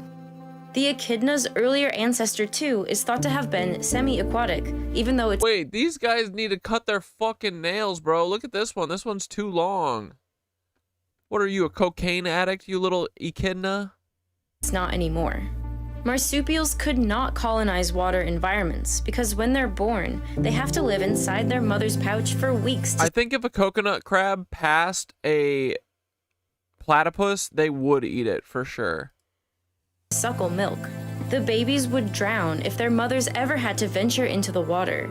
But with their eggs secure in a nest, the platypus can happily stay in the water, avoiding predation from the marsupials and exploiting their very own environmental niche. The platypus is an expert swimmer. Its ability to hunt below the water is down to a few key features of its Pack your physiology. bongers. The platypus's webbed feet help power them through the water, using their front feet for paddling, their back feet for steering. And a feature that helps the platypus stay submerged for up to 2 minutes at a time is its ability to become watertight when necessary. It has folds of skin that cover its ears, and it can close its nostrils too. And despite its hunting prowess underwater, it nearly completely closes its eyes when diving. Thanks to a sixth sense that almost no other mammal possesses, it doesn't need to see to hunt. One of the most distinct parts of the platypus is its bill. Its iconic shape is wide and flat, but unlike a duck's bill, the platypus bill is What does she mean they don't need to see to hunt? What do they use, telepathy? described as flexible, rubbery, and a little fleshy. Its surface supposedly feels a bit like— Ew, it is like leathery, and it moves? But it's a bill? Oh my god, dude. suede. And the bill is the platypus's primary hunting tool. It can hunt with its eyes completely closed because it's super sensitive in two key ways. It's mechanoreceptive and electroreceptive. Mechanoreceptive means sensitive to external mechanical stimulus, such as touch or pressure. In the case of the platypus, its bill contains mechanoreceptors called push rods. These are columns of densely packed cells that move independently of surrounding skin. When pressure or a vibration is applied to the push rod, it triggers the nerve at the bottom of the column. Cool. The pressure doesn't have to be large. The slightest tremors can be felt through the water. The bill is so sensitive, it can detect freshwater shrimp from a distance of 15 to 20 centimeters away, simply by sensing movements in the water. The other sensing ability of the bill is its electroreception. All animals emit electric signals from their muscles when moving, and the platypus bill can sense these electric fields originating from their prey. The bill contains around 70,000 glands that assist in the electroreceptive function of the bill. The mechanism of electroreception in the bill is much like that of the elasmobranchs, like the hammerhead shark. The electrical currents from the stimulus travel through the water, and then through secretions from the glands in the bill, which surround nerve endings beneath the bill's surface. Cool. The 100,000 electro and mechanoreceptors on the platypus bill are arranged in a beautiful striped pattern, with bands of electro and mechanoreceptors alternating. Electroreception is common in fish, but has only been found in 3 mammals to date: the platypus, the echidna, and the Guyana dolphin. Platypus bills have up to 70,000 electroreceptors, and those of long-billed and short-billed echidnas have only 2,000 and 400 respectively. You can see evolution in progress here. Since moving back onto land, the electroreceptors of the echidnas are being selected. Bro, their toenails are too long in the back. They gotta get their mommies to cut their toes. Against, because such sensing ability is only useful in semi-aquatic environments. But this electroreception is not a remnant from an early, fishier ancestor. It evolved completely independently of electric fish, and is the answer 2 different lineages came up with to a similar evolutionary pressure.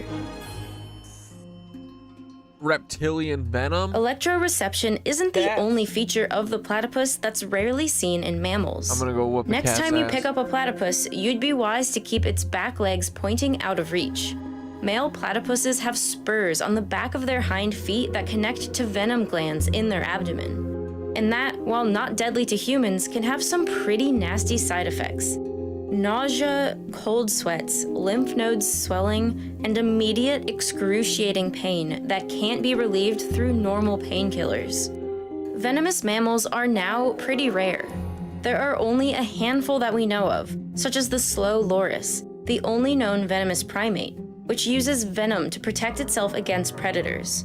Or the American short-tailed shrew, which uses its venom to immobilize its insect prey. It's thought that with the development of teeth and claws, most mammals developed much faster ways of killing prey than venom, which needs time to take effect, and so venomous capabilities became evolutionarily redundant. Of the mammals that kept their venom, the very different methods of delivery suggest the ability evolved independently. Take the slow lorises mentioned earlier. They can look pretty cute when they raise their arms in the air as if they're asking for a hug, but don't be fooled. This is actually how they access their venom. It's produced by glands in their armpits, which they lick. The venom mixes with their saliva and settles into grooves in their teeth, ready to harm anything that the slow loris bites. The short-tailed shrew also has grooves in its teeth, but its venom comes ready-made in the shrew's saliva, both of which differ to the platypus, which delivers its venom through its spurs. What? But interestingly for the platypus, a recent study found that many of the proteins present in its venom are the same as those found in reptile venom, even though the reptiles split from mammals some 315 million years ago. Does this mean the venom is an evolutionary leftover from the platypus's reptilian ancestor? Or is it an example of independent, convergent evolution of the venom?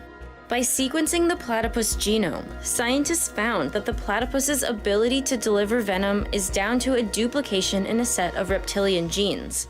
The same reptilian genes that underwent the same duplication independently in snakes after reptiles and mammals split in the evolutionary tree.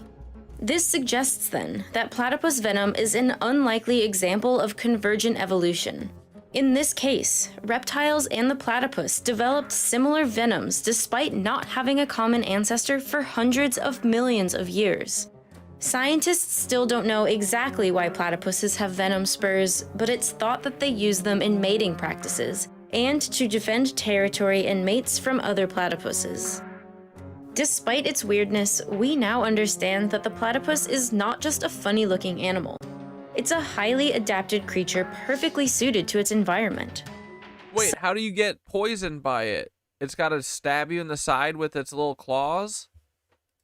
Some of its bizarre features are remnants from an ancient time, and others are more recent evolutionary inventions that happen to be similar to ones in the fish, the birds, and the reptiles. It's a wild and unlikely mashup of traits that allows the platypus to sit on its very own branch of the evolutionary tree. But we also know there's a lot more of Platypuses are also geniuses? Jeez, didn't know that. Yeah, it's got a giant electric nose. That's so the cool. puzzle to put together. Scientists are constantly stumbling across new, unusual findings about this amazing animal. Just last year, researchers accidentally discovered that platypus skin glows under UV light. Why, we still don't know. There are likely many more secrets hiding within the platypus that we will continue to discover for years to come. Australia's unique landscape and geography made the platypus what it is today. Australia is literally teeming with biodiversity. Its patchwork of different climates, from tropical forests to hostile deserts to tropical reefs, along with its isolated nature, has given rise to some of the world's strangest and most iconic creatures.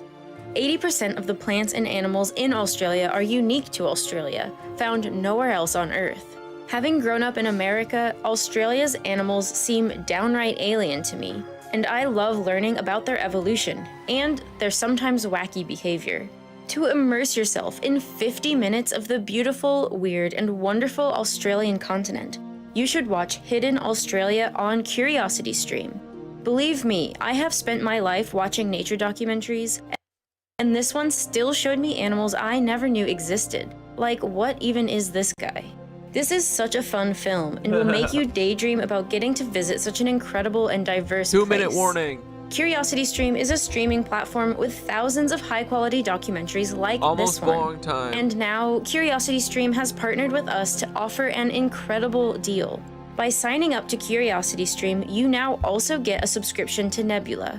Nebula is a streaming platform made by me and several other educational YouTube content creators.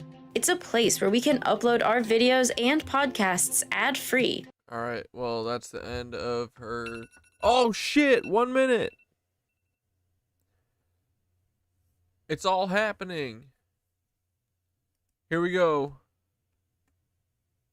Well, there's a hole in the ass of the United States, and it toots, and it shoots, and it wastes and complains. And there's a troll in the hole, collecting troll tolls and fees. Yeah, a moron from the Pentagon, they call this one Pete, and he's the troll in the hole in the ass of the country.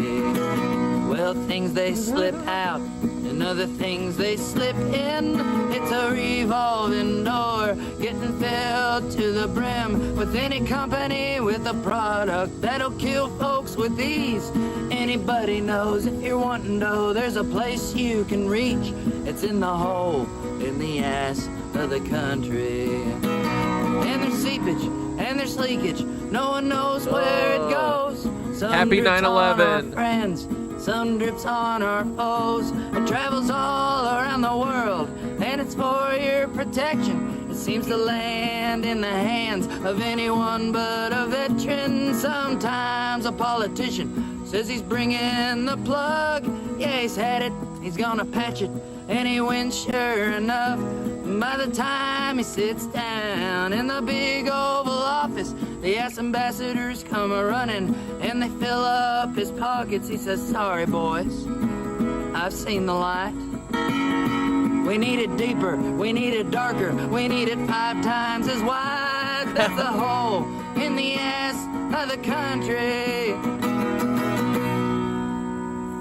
Dude, the only thing Jesse missed, he should have said something about stakes. Tent stakes, Trump stakes. There's a big hole in the ass of that country. I do love that Jesse does goofy songs. Like the fucking... Dude, the Beaver song I'm never getting over. The Beaver song's what sent us on our animal journeys. Yeah, dude, that symbol on the guitar is the fucking Trinity thing or whatever from Dark. Dude, Dark is so awesome. I wish there was a good English dub of it, because the English dub is terrible. But I wish there was a good English dub so I could watch it again without reading. But I also like Jonas's voice, even though I can't understand him.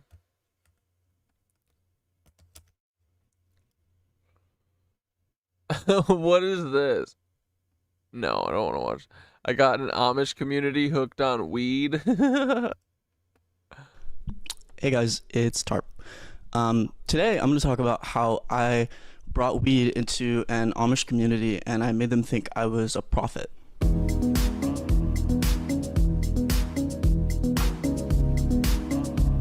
This is a longer story, so buckle up, get your popcorn, get your weed, whatever it is that you do. Yeah, last summer I worked at a summer camp in Vermont, and then I got fired. And that'll be a whole video in itself, I guess, because that's like another story. But yeah, so I'm fired, and I'm like, what do I do? Because that was like my housing, like the summer camp. That's like where I lived.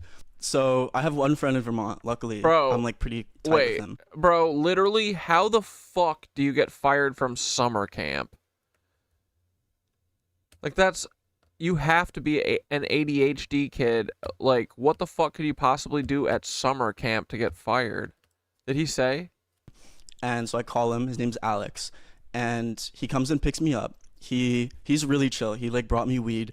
He was trying to like make me feel better. His dad has a weed farm, so he just has like infinite weed. And so I'm smoking in the car, and we're talking like, what do I do now? Because there's a whole another month of summer left before I can move back into my dorm, and I don't have housing.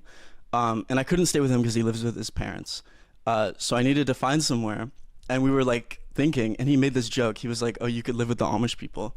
And I was like, what Amish people? And he was like, oh, I thought you saw there's like Amish people like right down the street. There's like a small town. And so I'm fried, but that gets my brain like thinkering. And so I'm like, what if I was Amish for a month? And we start doing our research, like watching documentaries on YouTube. And we learned that Thursday. You can't really convert to Amish Lori. like that. Lori, don't forget, no show Wednesday. Sorry, Dave Matthews, unless they cancel it, which, let me check. It's been pouring for the last, like, since I said it started raining. I have a feeling they're just gonna, dude, it's just nothing but rain for the next 2 days. This is horrific. An inch of rain tomorrow. A fucking inch of rain on Wednesday, bro. Okay. Thursday kind of cools off. Bro, that shit better go the fuck away. But yeah, unless they cancel it.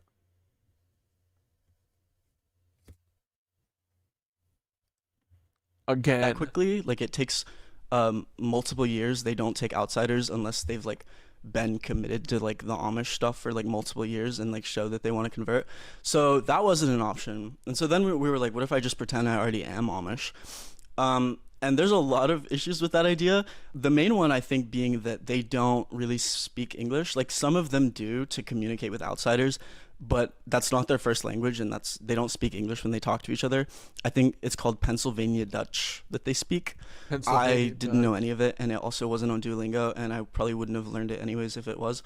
So we're like kind of at like a wall. Amish people are technically Christian. They like use the Christian Bible, but they have their own little like unique scriptures. And Alex and I were reading one of the like scriptures, and there was this like verse, and it said, the fragrance of the harvest shall rest upon him, and by his hand shall come the second harvest. I was like too fried to really like think about what that means, but Alex was like, dude, like it's talking about weed. Like the fragrance part of the harvest, like weed like has like a fragrance with the harvest. Like it's got the most fragrance. I'm also fried, so I'm like, dude, that's so smart. And I didn't have much to lose at this point. I had no money. I didn't have anywhere to live, no job. So I figured like worst case, the Amish people just like kick me out. But also they actually have a lot of guns. Like every family has guns. So I was kind of worried I would get shot, but I just tried not to think about it. So yeah, I was like, sure, I'll be like the weed prophet. Why not? And so I would have to be fully silent since they would know. I'm working on a documentary about blocking out the sun with clouds called Why So Pale? I was an outsider if I Dude, that was the ultimate Paul joke. spoke English. The plan to get me in was we go there during the night when everybody's asleep, and then we make this little altar, and then I sit in the middle of it. The altar is surrounded by weed plants. That's the harvest. What is So I'm just sitting this? there, and that's the plan until We took a risk, boys. I don't think it's gonna pay off. sunrise, We'll and then find hopefully out. They see me and think that I'm like a prophet. I can't show up in my normal clothes, obviously, because I would be like clearly an outsider, and I didn't have any Amish clothes. But Alex had this like hippie outfit. It was like a tunic and like a tunic shirt and matching pants. It was like very Jesus core. So I was like, this is perfect. We got 6 potted weed plants from his dad's like grow tents. They're like huge. They were like 7 feet tall. We put them in the back of Alex's truck, and now we had everything ready. We had the weed plants, we had a shovel, and we made these like little weed incense sticks to make it like spiritual. We needed to do all of the setup before sunrise though. And in Vermont during the summertime, the sunrise is like 4:30 a.m. So we were kind of on a time constraint. And so we left his house at midnight-ish, and it was a 5-minute drive to the Amish settlement or whatever. We parked like slightly out of view of the houses and stuff, and then we just kind of like send it. It's a little bit of a long walk, and the weed plants were really annoying to carry, so we had to do 4 trips. But it was fine. I was really, really, really terrified that we would get caught, but we were being like really sneaky, so nothing bad happened. There was this hill beside the village, and it seemed like a perfect kind of like prophet spot, like to set up camp.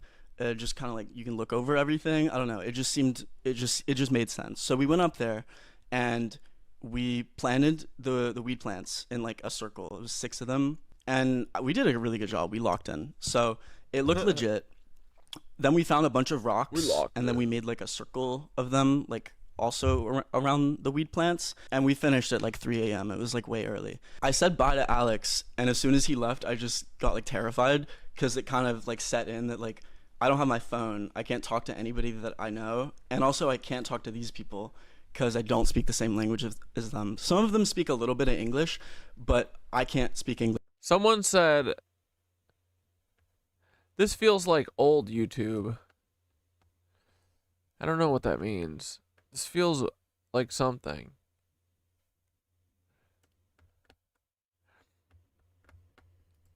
I think we bail. Oh wait, I forgot about my tablets. Dude, listen to Byron. Byron goes the fuck off on this shit. Get ready. Everybody that I know hates life. They think the future's gonna be like Skynet. I'm thinking more Mad Max, that's what I bet. Cause everything gets shittier and shittier. Kelly Osbourne, she getting skinnier. But check out the hands on this bitch. Damn.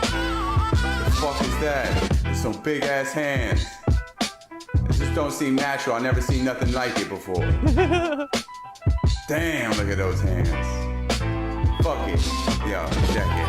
It's getting hard to be grateful. But didn't Jesus flip tables? What the fuck am I doing? Rapping on this app on the results and screwing myself. But this beat's dope though. Makes me feel like John Lennon in a world of Yoko. Oh no. This life is out of hands. Speaking of hands, bring it back. God damn. The hands on this bitch. Look at the hands on this bitch. There's some big ass hands, so some big ass hands. Big ass hands. Ooh. Everything is so overhyped. Everybody that I know hates life. They think the future's gonna be like Skynet. I'm thinking more Mad Max, that's what I bet. Cause everything gets shittier and shittier. Kelly Osbourne, she getting skinnier. But check out the hands on this bitch. Damn. Did you see his hands? Are you talking about this? What the fuck is that? It's some big ass hands. It just don't seem natural. I never seen nothing like it before. What's wrong with this? Damn, look at those hands. Dude, why does she have like, it looks like she like boxes like concrete. She's got like nubs on her fingers.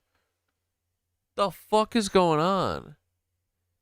She's got like dead skin mountains on her knuckles. Fuck Fuck it. Yo, check it. It's getting hard to be grateful. But didn't Jesus flip tables? What the fuck am I doing? Rapping on this app on the results and screwing myself. But this beat's dope though. Makes me feel like John Lennon in a world of Yoko. Oh no. This life is out of hands. Speaking of hands, bring it back. Goddamn. The hands on this bitch. Look. Bringing at the hand hands back on is this so bitch. good. Seriously though, bro, what's up with the nubblies?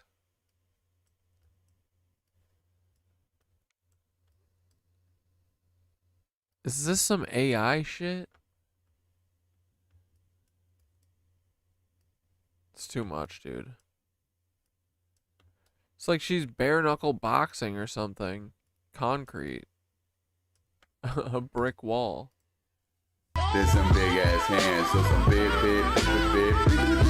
ass hands. Big ass hands. Did Ozzy have freak hands like that too? With big old like callus mountains on it? To explain this to you all in the plainest, most simple terms that I possibly can, and ask you to share this with your friends if you're in the United States, even if you're not. Just have to keep reminding myself that this is a global oligarch. And I myself live in one of America's vassals. Anyway. Okay. HR 8800 is the National Defense Authorization Act for the fiscal year 2027. It was introduced on the 13th of May by Representative Mike Rogers. It is co-sponsored by Representative Adam Smith, the chair and ranking member of the House Armed Services Committee. This goes to committee markup today at 10 a.m. Eastern Time. Buried inside this document are 4 provisions that bind the United States and the Israeli military together in ways that have no precedent with any country on earth ever, including its own NATO allies. Section 224, United States-Israel Defense Technology Cooperation Initiative. The Secretary of Defense must designate a single executive agent, a permanent, dedicated official whose entire job is synchronizing U.S.-Israeli military cooperation across AI, machine learning, autonomous weapons systems, quantum technology, cyber warfare, electronic warfare, directed energy weapons, biotechnology and biomanufacturing for defense. Yeah, I know, right? 8,800, isn't that amazing? What a perfect number for them. They love this shit. Integration and data fusion. I'm surprised they didn't call it 88666. The US military's data becomes the Israeli military's data. Co-production of weapon systems on US soil by Israeli companies. Integration of Israeli origin technologies into US programs of record. Joint ventures, licensing agreements, R&D partnerships. The phrase programs of record is critical. It means Israeli weapon systems get embedded into the active US acquisition pipeline, not as foreign imports, but as components of US military systems. That's not aid, that's a structural merger. This thing being passed through as the Fiscal Act for 2027 is literally a structural merge of the United States military infrastructure with Israel's. Section Dog Dad 88666.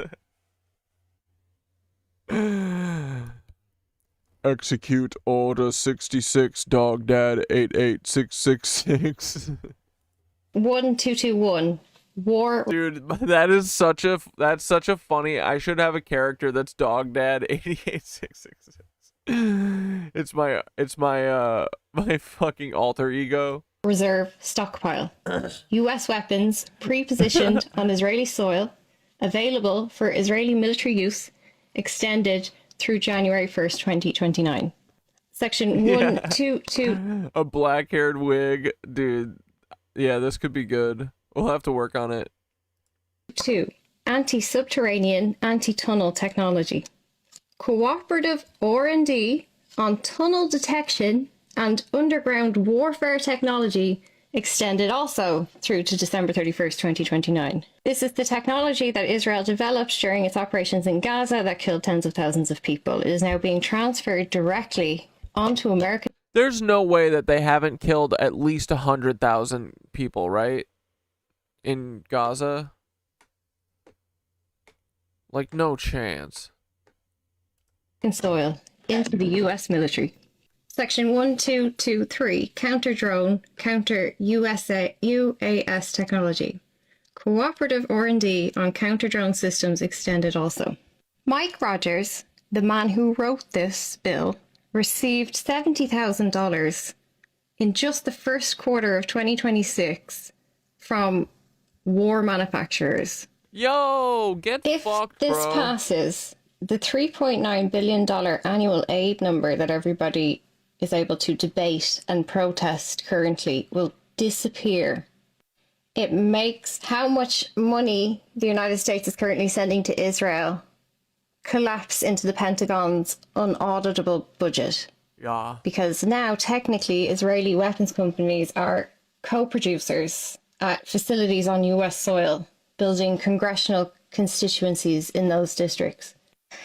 To unwind this later would require dismantling procurement pipelines, not just cancelling a check. In the United States right now, over 98%. Yeah, dude. Order 8800. Here we go, boys.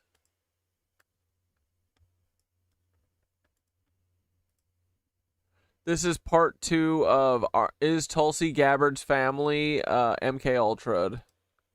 One of the lesser things that is being reported on this case is the fact that he was going around saying that he was Jim Morrison Jr. And if you told me that a year ago, I would have just written it off. However, given Tulsi's record with MK Ultra files, not to mention He was saying he's the son of Jim Morrison. Her aunt mysteriously being murdered, plus her involvement with a cult from birth, I decided I was going to look into this a little bit further. And honestly, my first thought was he doesn't look anything like his parents. In fact, he doesn't look like anybody in his family, really. But obviously, that's not how genetics works. You can't just eyeball it. I understand that. And then I compared him to Jim Morrison. And yeah, I see a resemblance. Now, Bhakti Gabbard was born on January 5th, 1971. And granted, I'm not a big music person, so then I decided to look more into Jim Morrison. Jim Morrison died July 3rd, 1971. It's not going to mean anything now, but keep it in your brain for later. The red flashing light started when I found out that apparently Jim Morrison's father claimed that they were descendants of the Scottish king Robert the Bruce, because y'all know how they love bloodlines, these people. And my intrigue was absolutely piqued when I found out that Jim Morrison's father was a naval intelligence officer. We're talking high up. He was a rear admiral by the end of his career. However, the important thing is that his father was responsible for the Gulf of Tonkin incident in Vietnam. The U.S. essentially faked an attack and pretended that the North Vietnamese vessels were returning fire on them, which directly led to the U.S. Congress giving Lyndon B. Johnson any authority to assist any Southeast Asian country whose government was considered to be jeopardized by communist aggression, meaning that this was basically the justification for the Vietnam War. Later, it came out that the NSA deliberately skewed the intelligence to create the impression that an attack had been carried out, when literally no Vietnamese. When did the dumbass Doors start? I do fuck with the Doors, but they are a bunch of dumbasses. Boats were even present. Now, we've talked extensively on this channel about how the CIA director in the 50s and 60s did PSYOPs programs, especially targeted at counterculture, with figures like Timothy Leary. By 1962, the Army was calling for a new kind of war that could exploit vulnerabilities and neutralize political opponents at home, especially left-wing movements. And that's when they unleashed the MK Ultra program onto the unsuspecting public. In the same year that his father incited the escalation of the Vietnam War was the same year that Jim left Florida and transferred to UCLA. One of those most— Oh, she already has part 3 and 4 up? Most famous alleged cases of CIA mind control, MK Ultra stuff was Charles Manson. And Jim Morrison was left out of a lot of the Manson story. The fact that the Doors was only first even brought to the attention of record companies by a bandmate of one of the Manson family members. Bobby B was also friends with Frank Zappa, who turned Manson down for a record deal, but then frequently let Manson and his family use his cabin. Frank Zappa's father was a top chemical weapons specialist at the same facility that was tied. Dude, I did a video today about Peter Thiel, about how his dad is a chemical engineer for mining operations. All of these military families, it was literally a military, like OSS, CIA coup takeover. This is nuts. It's always these military families, bro. Research and MK Ultra mind experiments. Zappa's manager was one of the first to start Laurel Canyon, which was like the center hub of the counterculture hippie movement. Oh, but it doesn't stop there, folks, because Morrison is rumored to have had a relationship with one of the girls who was a Manson family member. And you know the famous story about how the guy from the Beach Boys picked up a hitchhiking Manson and Manson sent him a bullet and all that stuff? Did y'all know that Jim Morrison was actually with him when they picked up this hitchhiker? We really think it's a coincidence they just picked up this hitchhiker? No, I'm sorry. But even dude, you're so right. Dude, Jim Morrison was just like always a Fed. He was like a straight up little spy, wasn't he? Beyond that, there's an even more direct connection. Because y'all know Jim's signature hairstyle? Well, that is because of Jay Sebring, Jim Morrison's close personal friend and personal hairdresser, who was one of the victims of the Manson family when they killed Sharon Tate. And it was after this that things really started to unravel for Jim, because his connection to the Manson family was actually so underreported that they never mentioned that they brought Morrison in and interviewed him with the LAPD. He was brought in for questioning over the murders because he was so closely tied to everybody involved. And around this time is when the government started going after Jim Morrison, and he was arrested for this indecent exposure thing, even though all of the bands said that it never happened and people in the audience had conflicting tales. I'm not really going to get into that, but basically he was arrested and convicted of indecent exposure at a concert. Now, mind you, during his entire time as a celebrity, he was telling people that his family was all dead, which obviously wasn't true. Of course, this could have been a metaphorical thing. There are plenty of kids that rebel from their strict parents, but Jim Morrison also claimed that when he was a child, one of the most formulative things that ever happened to him was witnessing a horrific car accident with Native Americans bleeding outside of the road. Like, it was awful. And he claimed that the Native Americans, he felt like their soul entered him. Now, both his family and records indicate that this never happened, or at least there's very little evidence of things being described the way that he did. Now, instantly, that reminded me of Winona Ryder. Y'all remember when I had that whole video about her? Well, Winona Ryder grew up in a cult. Wait, Winona Ryder's godfather was Timothy Leary? Cult called the Rainbow, where they believed that the dead souls of Native Americans would rise up when the earth starts to turn black and fall sick, and those Native American warriors were going to help save the world side by side with all of the white people. And those light-skinned brothers and sisters would be the reincarnated souls of Native Americans who were killed and enslaved by the first light-skinned settlers. And who... Dude, this kind of sounds like the Hopi prophecy, honestly, to be fair. was Winona Ryder's godfather?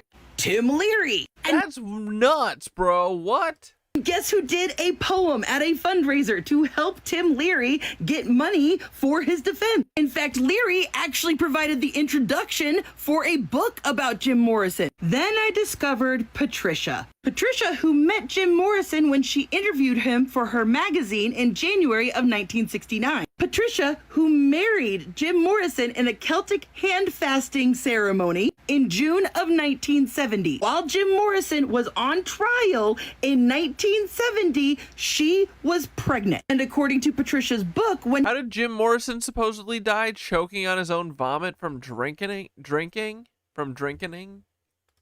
He gave her a very chilly response to showing up at his trial several months pregnant. She was visibly pregnant. According to her, she decided to not go through with the pregnancy. But what if that was not quite true? Because for years, people have just written off Patricia's story as an unhinged groupie. But as we all know now, when there is a mass campaign to discredit somebody and call them crazy, it usually means they're trying to hide something. In the next video, we're going to focus on the last year or so of Jim Morrison's life, as well as the early life of the Gabbard family, and show y'all that maybe, just maybe, Jim Morrison Jr.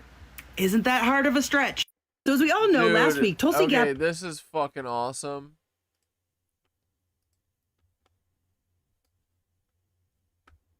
Let's go. Yo, where's the volume? Your saga. As y'all can see, here's part 1. Here's part 2. Look at the numbers on that. And oh, here's part 3 after a day. It's because so much of what I found... Wait. Whoops.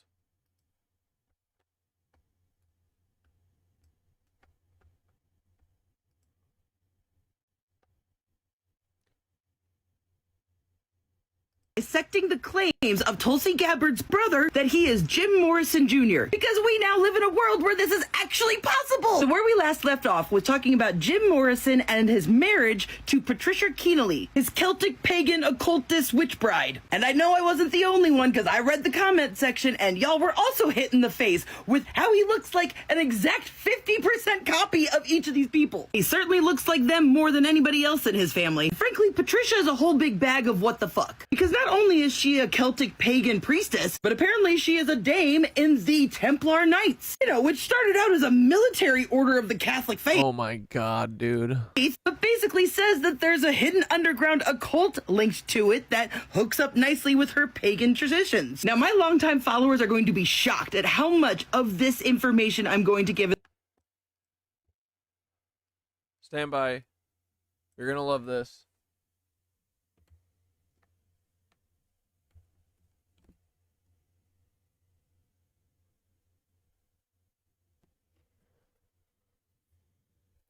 It's Bushka.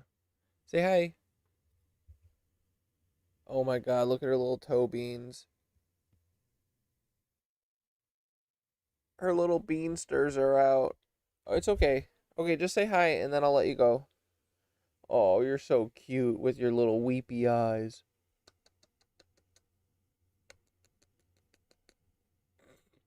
Dude, she's just frozen.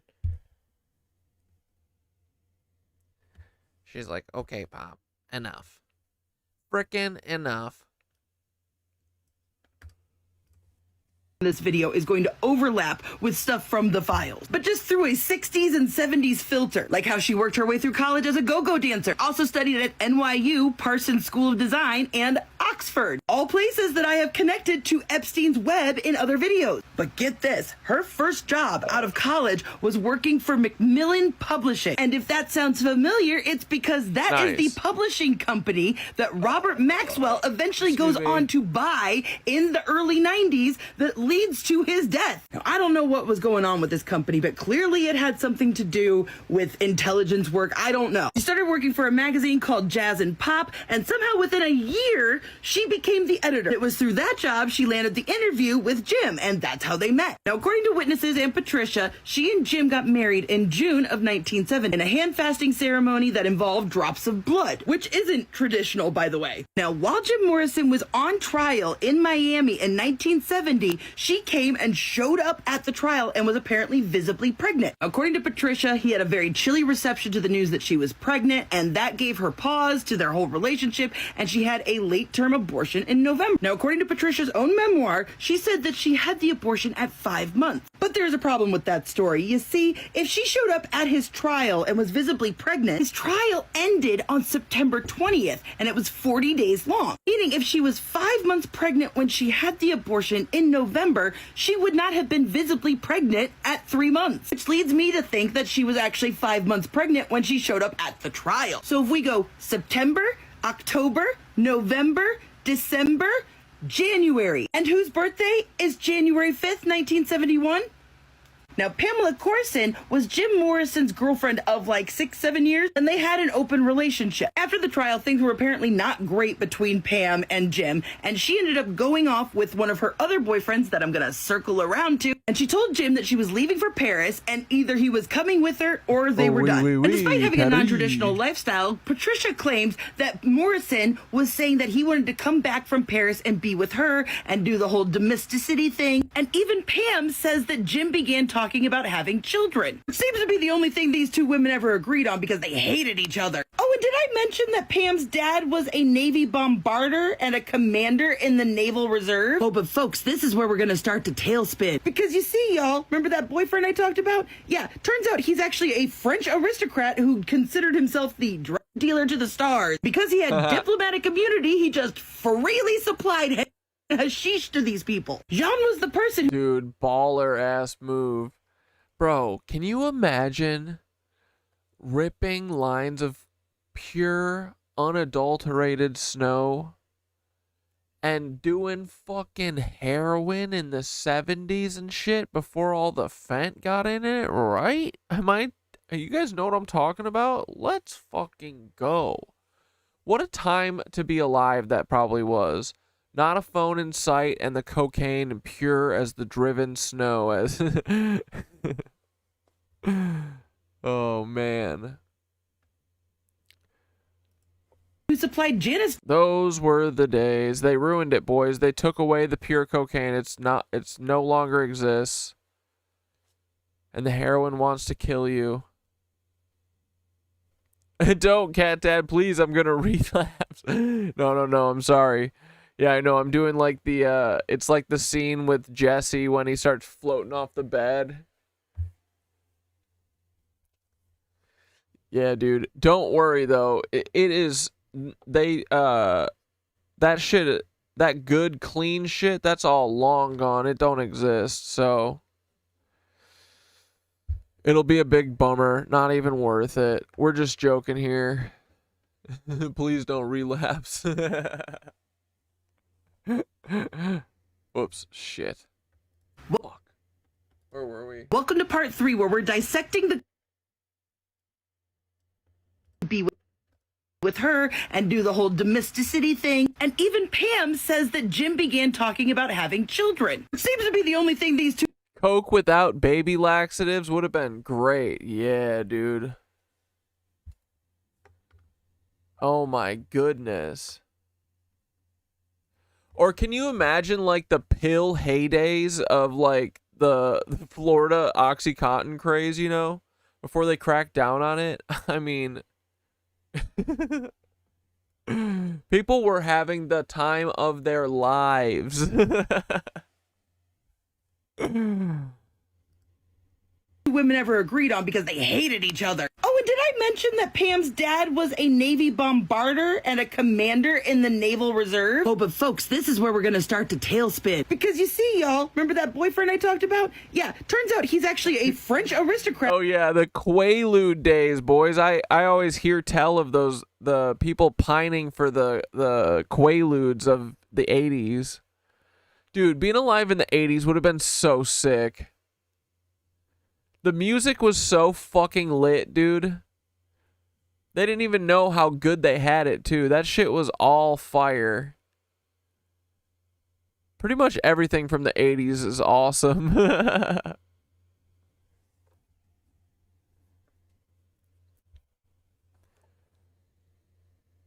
What was the 70s? That was more like the rocky, like, type of, like, Led Zeppelin vibes era.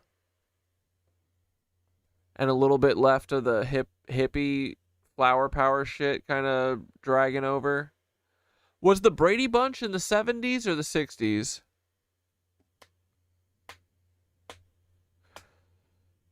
It probably took place in the 60s, huh? Because I think they were all like Jan was a hippie, wasn't she?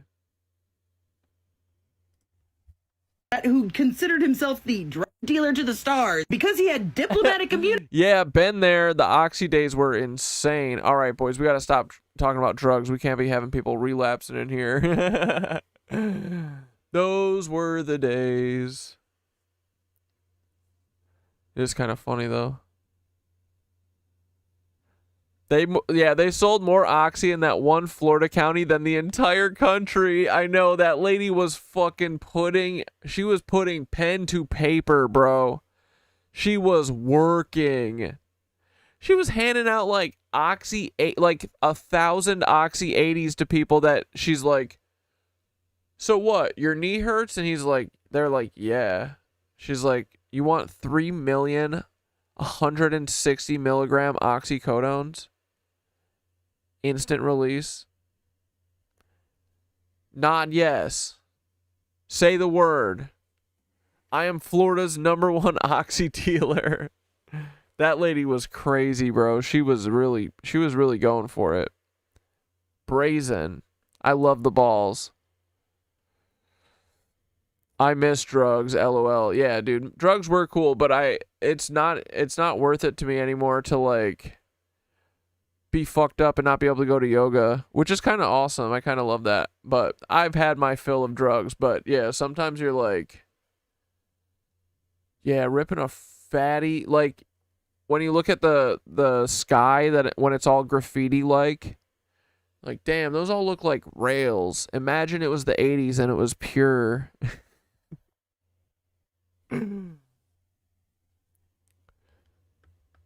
All right, don't do drugs, kids. He just freely supplied hashish to these people. Jean was the person who supplied Janis Joplin the that killed her just months earlier. Which oh my caused him God, to he's flee. Harley Pasternak, dude. What did he give fucking Jimi Hendrix his shit too? Did he give Mac Miller his shit too? Just kidding, that was Harley Pasternak. To Paris, where he stayed with Keith Richards, and he also started dating Marianne Faithfull. Not only was a leading female artist in the British invasion, and yeah, dude, doing drugs when you're young, smart. Just kidding. Don't, Zane. Zane's our little son. Oh shit, BRB, I gotta go get my. Oh fuck me. Welcome to part 3, where we're dissecting the claims of Tulsi Gabbard's brother. He just freely supplied hashish to these people. Jean was the person who supplied Janis Joplin the that killed her just months earlier, which caused him to flee to Paris, where he stayed with Keith Richards, and he also started dating Marianne Faithfull. Not only was a leading female artist in the British invasion, and also well known for her relationship with Mick Jagger, but did I mention that her father, Major Robert Glyn Faithfull, was a British intelligence officer, and she was also of noble descent. She was a ballerina. Oh, and her uncle apparently coined the term masochism. Like, the term is named after her great-great-uncle. In later years, Marianne actually came out with a book in which she said that Jean was responsible for the death of Jim, that Pam called the house in the middle of the night to which she and John were living, and he was completely left out of the Jim Morrison story to the police. Mind you, Jim hated him, and no autopsy was ever performed. I'm not gonna go super deep into like how he died and all that stuff. It's pretty well documented, and it's got its own problems because the story seems to change depending on who you talk to. But this is the part where I lost my ever-loving effing mind, because guess who else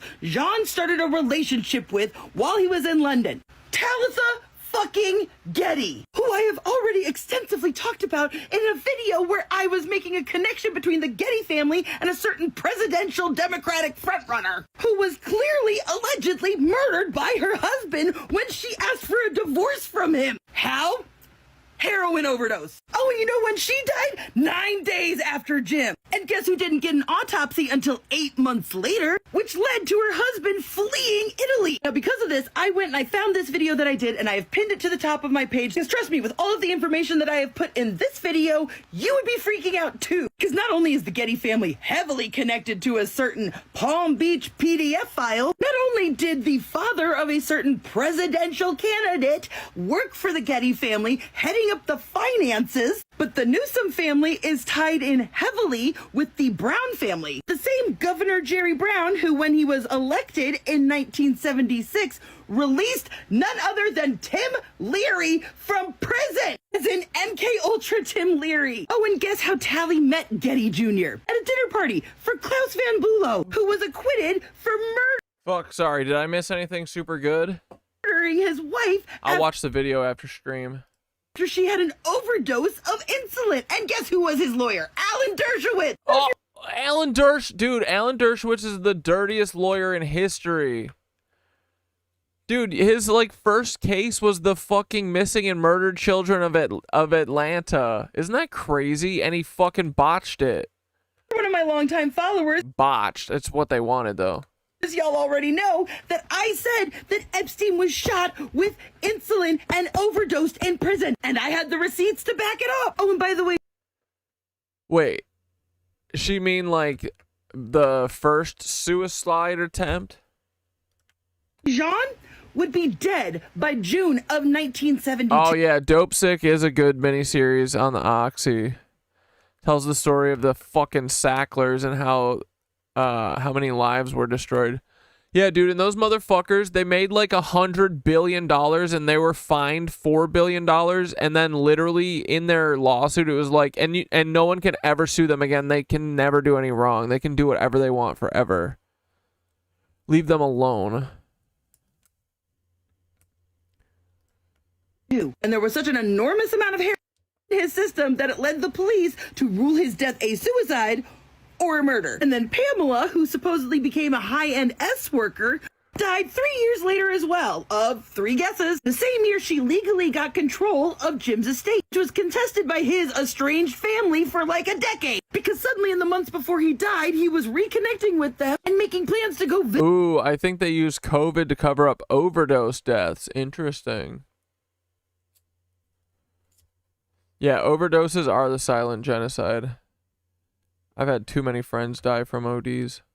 Which, in my opinion, is a weird thing for someone who pretended to be an orphan for their career to do. Now, you might remember that the whole point of this video is to talk about the Gabbard family. Yeah, forgot about that, didn't you? I promise I'm going to talk in depth in the next video because this one I'm running out of time. But there is documentation proof that the Gabbard family was involved with a cult run by their mysterious and charismatic leader, Chris Butler. But the Gabbards weren't just part of this cult. They were helped running it. They were helped. More like Chris Butthead, am I right? But help shaping it. Not only did they send their children to this weird cult's boarding school in the Philippines, but the Gabbards themselves started their own private brainwashing school cult in Hawaii for 5 years. Like I said, I'm gonna dive into that further in the next video. It's giving psyop on psyop on psyop. Yeah, dude, the Sacklers convincing and saying that OxyContin is not habit forming is one of the funniest and most insane things ever said ever.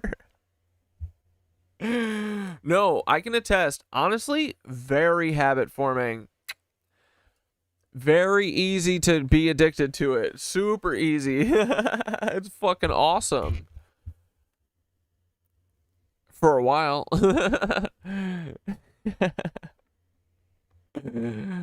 And they're like, nah, dude, it's not habit forming. No, it doesn't even hurt you. It's Don Cheadle and Walk Hard.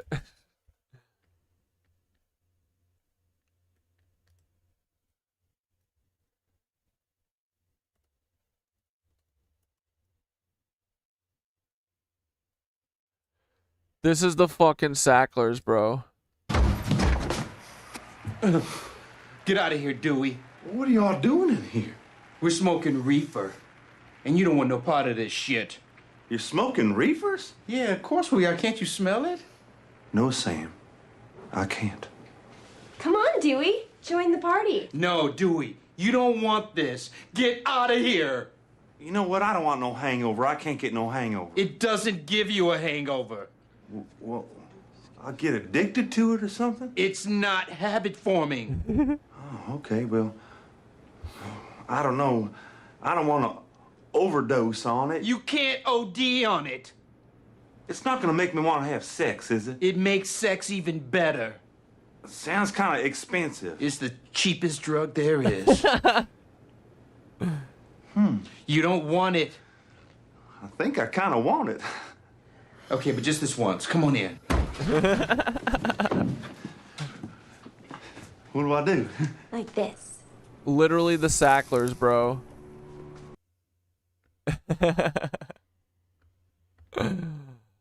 Oh, man. PSYOP. If you like my work and want to support, head to the bio. Welcome to part 3, where we're dissecting.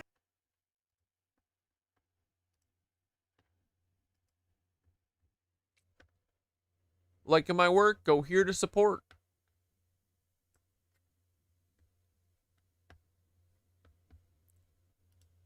Dude, my computer is moving in slow motion tonight. Let's fucking go. Moving slow motion for me. Slow as well as talking about slow motion for me. Moving slow motion for me. Welcome to part 4 of deep diving. Ooh. Tulsi Gabbard's brother's claims that he is Jim Morrison Jr. Now, in parts 1 through 3, we talk about MK Ultra and how I believe that the Gabbard families were what the fuck's up with that? Has no chemistry student figured out how to recreate Quaaludes? Like what? Only German Nazi scientists can do it? No fucking cool little chemists can do it in their rooms? Come on, dude. Everybody wants to try those fucking Quaaludes from The Wolf of Wall Street just once. We can't fucking do anything anymore, dude.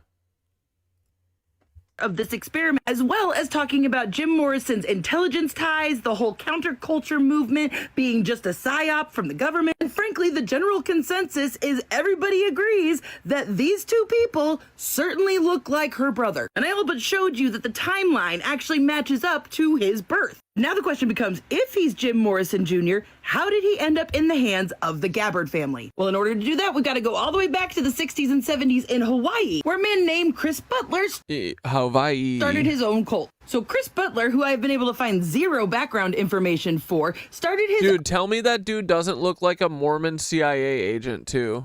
Own counterculture, drifter, surfer movement, very much like what was happening in the mainland. And it was heavily influenced by the International Society of Krishna Consciousness. Now, in 1970, Butler had about 20 followers living together in an oversized tent, went by the name Cy Young, and was very familiar with mind-expanding chemicals. His own self-published 1970s booklet was called Pleasure is the Goal. Now, personally, I believe after the Manson murders, the government realizes they needed to reel back on the counterculture thing because they couldn't quite control their experiments, which is why we saw the deaths of Janis Joplin, Jimi Hendrix, Edie Sedgwick, Jim Morrison, all within a year of each other. And by 1975, the Vietnam War was officially over. And right around that time, in the mid-70s, after they had formally joined and then broken up with ISKCON, Chris Butler started instilling a culture of fear into his organization, claiming that they were out to get him and the big Krishna people are going to try and, assassinate him. The founder, who Chris Butler had previously been a disciple of, said that it was outlandish, childish, but like every good cult leader, he needed to convince his followers that you could trust nobody but him. Mind you, at this point, the gay civil rights movement is in full swing, starting with the Stonewall riots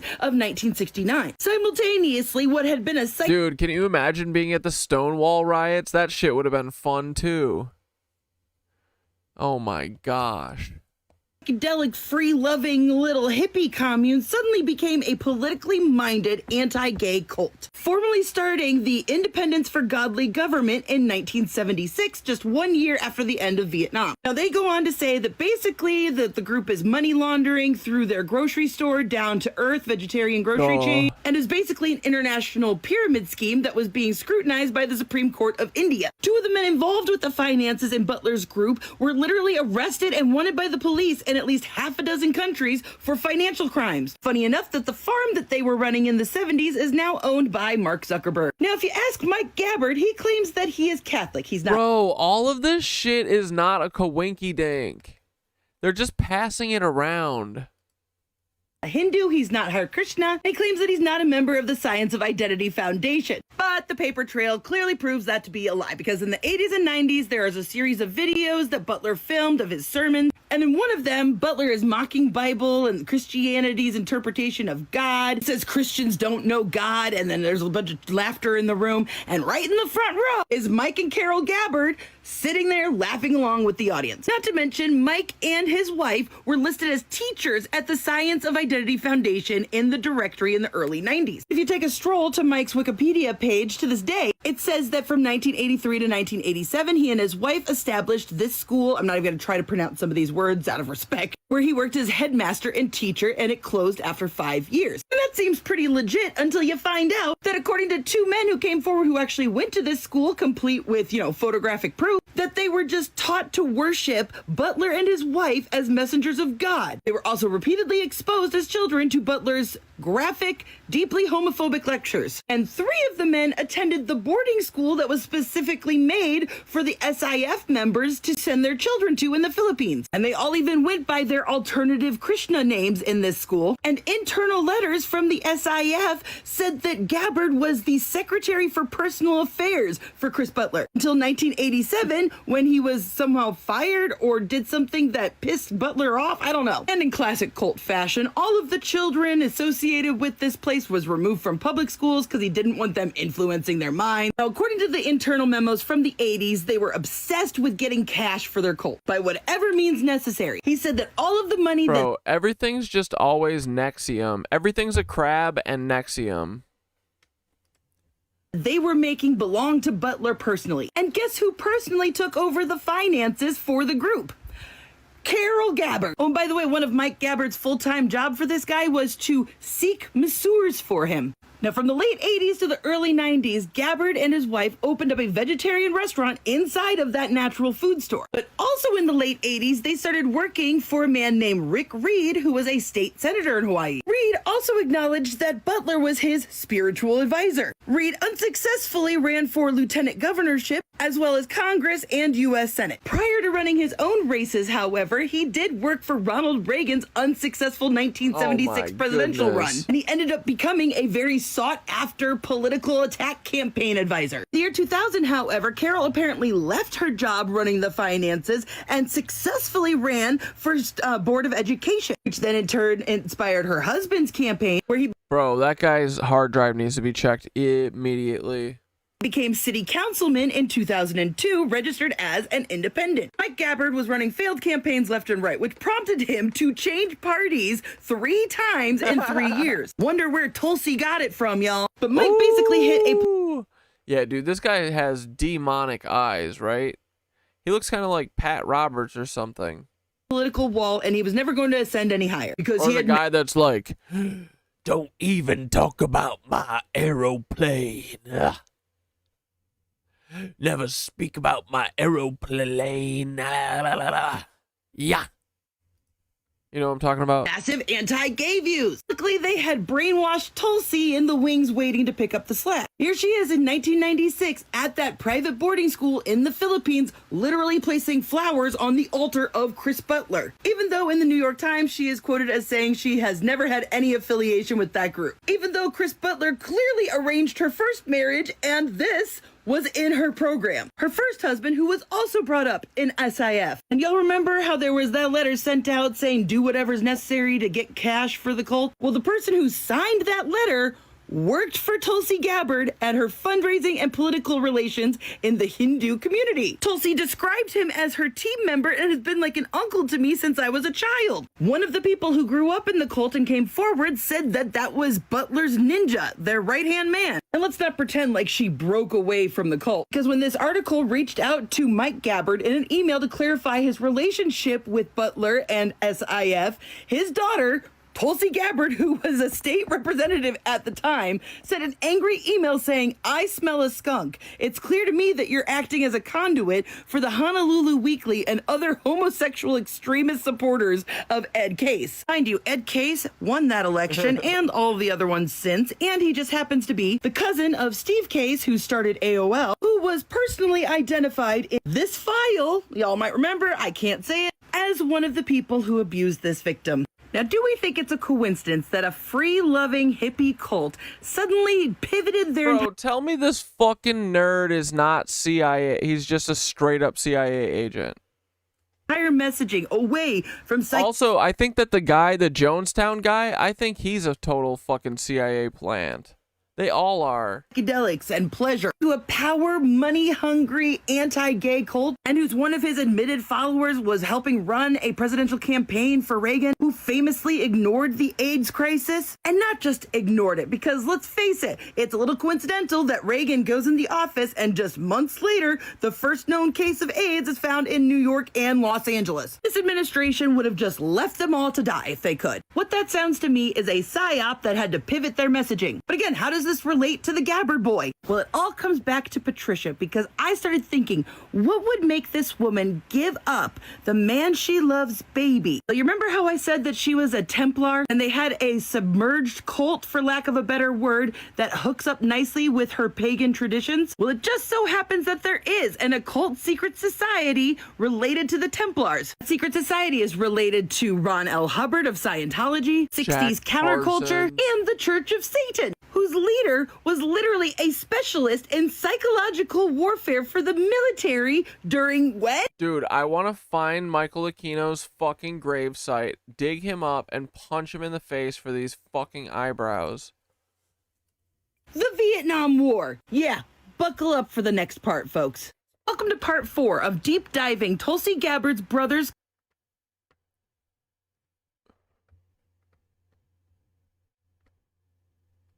All the wrong things. We're going to go through this pretty quickly because I have not been feeling well for the last couple days. First, let's talk about the note from the attending physician that they posted on his website, saying that he was admitted to the hospital 4 weeks ago after falling at home, sustaining minor injuries. First off, he fell almost 6 weeks ago, and cardiac... And minor? How is minor injuries causing you to be in a hospital for 3 months?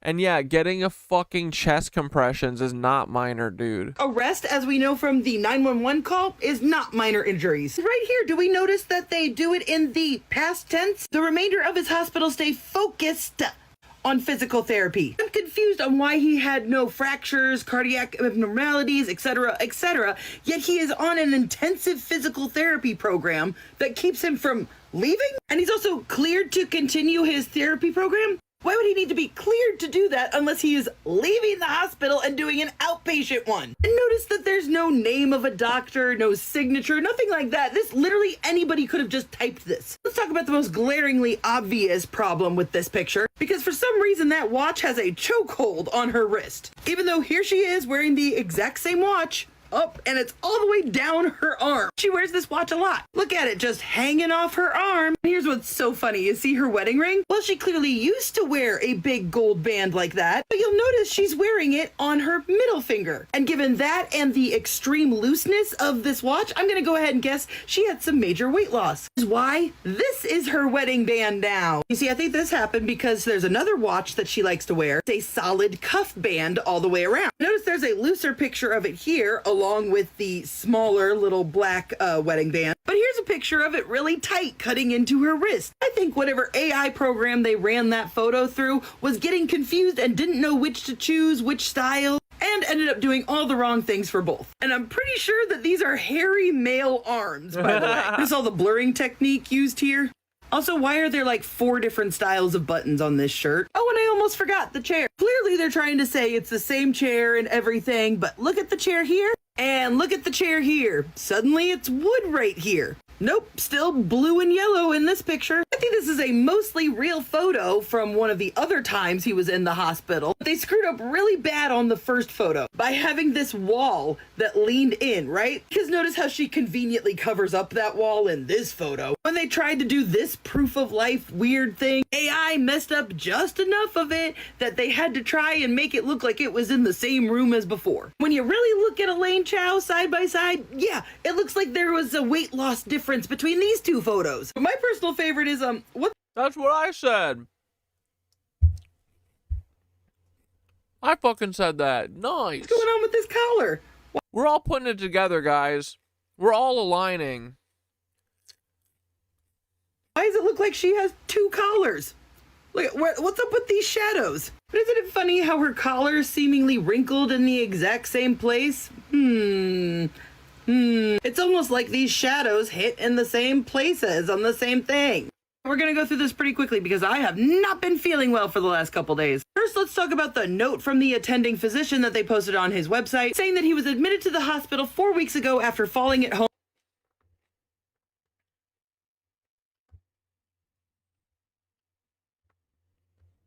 Back at cooking anything? I think this is new, right? Friends, here's another man that I All right, we're probably going to wrap up after this. would like you to put on your radar. This is Ofer Raffaelli. He used to be in business with Jeffrey and Jean-Luc Brunel operating MC2 Modeling Agency. As we know, MC2 Modeling Agency was originally created by Jeffrey and Jean-Luc Brunel as a means to access hopeful, young, aspiring models simply to prey upon them. Yes, Jeffrey had access to a ton of different girls via his many recruiters all over the world. Donald Trump's modeling agency, Paolo Zampoli's modeling agency, Michelle Adams' Fashion TV network, John Casablancas' modeling agency, so on and so forth. But MC2 gave Jeffrey... I'm not sure who Nathan Reynolds is, Amy Sue. I haven't heard of that story yet. Specifically, even more access and control over the models who would later become his victims. And before we get into Ofer Raffaelli, just for anyone who's not familiar with like the MC2 lore, we've talked about this many times, but for anyone who's not familiar, MC2 models began as Corinne models. And we know the name Corinne models because Amanda Ungaro, who we have talked about extensively over on this page and will continue to speak about extensively over on this page. But we know that name Corinne models because when Amanda Ungaro was originally swept up in the world of modeling as a very young teenager, Jean-Luc Brunel was her modeling agent, and the agency that he signed her to was Corinne Models. But after Jean-Luc Brunel signed teenage Amanda Ungaro to his modeling agency, he would go on to introduce her to his friends like Jeffrey and Ghislaine Maxwell and Paolo Zampoli and Michelle Adams. Little did Amanda Ungaro know, Jean-Luc Brunel and his friends would be the catalyst for a 20-year nightmare that she was about to live through and in many ways is still living through. Corinne Models was based out of New York and Miami, but in 2005, Jean-Luc Brunel dissolved Corinne Models and implemented MC2 alongside Jeffrey and another modeling agent from the blue and white state named Ofer Raffaelli. So basically the Corinne Models offices in New York and Miami were transformed into MC2 Models, and there was an additional agency in Tel Aviv, also under the same umbrella of MC2 Models, but it was being actively... Icon said Mitch needs to do a press conference from the room to prove he is coherent. Bro, he literally can't. He is dead. It's crazy that they're even, like, I don't know. We should all be revolting. I am revolted. Operated by Ofer Raffaelli. Now, fast forwarding a little bit, both MC2 Models locations in New York and Miami were shut down about a month after Jeffrey passed away. MC2 Models Tel Aviv is still open and actively being operated by Ofer Raffaelli, despite the fact that we are fully aware of what these men were actually using this modeling agency and its multiple locations for. Using just one example of how we know that the priority of MC2 Modeling Agency was not to give young and hopeful girls careers on the runway, specifically in Tel Aviv. In August of 2009, one of Jeffrey's childhood friends, whom he had known since junior high... Yo, why are they so shirtless? Terry Kafka reached out to Jeffrey with a very unusual request. In this email, Terry Kafka is asking Jeffrey if he knows anyone in Tel Aviv who can hook up his son, Philip Kafka, who was 23 at the time this email was sent, up with someone interesting for the month that he would be spending in the blue and white state. Jeffrey then responds to this email and says Ofer at MC2 and then offers to give Terry Kafka Ofer Raffaelli's information. And this was not like an isolated thing. There was like a whole other incident in 2016 when Philip Kafka reached out to Jeffrey asking if he knew any Russian or Brazilian girls in Detroit that Jeffrey could hook him up with. Jeffrey and Jean-Luc Brunel were essentially using this modeling agency as a rent-a-girl warehouse. And these girls were signing up for careers, not to be used as objects. But back to my original point. Ofer Raffaelli is still actively operating MC2 Models in Tel Aviv. It did not shut down when the rest of the MC2 locations shut down. It is still actively operating. If you go to the MC2 Models website, you will see that they are Don't forget to like the live between stream the ages of 15 if to you want. 25, despite the actions and the reputations of Ofer Raffaelli's former friends and business partners, Jean-Luc Brunel and Jeffrey. And just like from the looks of his social media and some of the comments under his posts, it doesn't look like anything within their original business model, if you know what I'm saying, has changed. And I also find it very strange that both Jeffrey and Jean-Luc Brunel are no longer alive, and both the New York and the Miami locations of MC2 models are shut down, and both of them passed under the exact same circumstances. But Ofer Raffaelli is still living a normal life, operating a very successful modeling agency out of the blue and white state. Like, something is not right here, and I'm not sure exactly what it is, but I wanted to put this man on your radar because I feel like he is someone who we need to pay attention to. Because you know how we say this operation... Dude, he just looks Israeli from the fucking neck bulge. Never actually ended when Jeffrey passed. And like Ofer Raffaelli, for evidence of the plausibility that this operation is still very much ongoing, but it has simply evolved. Just wanted to share that bit of information with you guys, and I'll see you in the next one. Friends, here's another man that I would like you to... Hell yeah, boys. Alrighty, here we go. We're gonna wrap up tonight. Wait.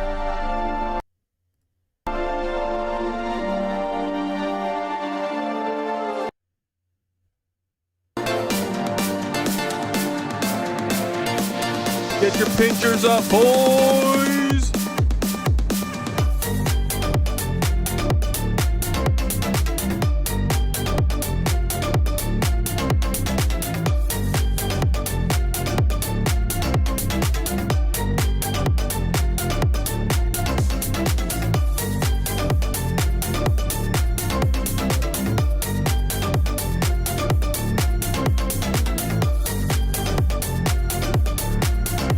We can do anything. We can be anyone we want to be, but we will always become crab. Hell yeah, dude. Crab people. That's us, dude. Alrighty, here we go. We're crab people. Crab people. Crab people. Crab people. I'm just a crab people, you are, we are, me are, crab people. Let's fucking go, boys! Crab people, crab people. Crab people, crab people. I'm just a little crab people. Me and you, we crab people. Me and you, we crab people. Me and you, we crab people. Me and you, we crab people. Let's fucking go. Here we go, boys. Will the beat drop one more time? No. It's over. Damn.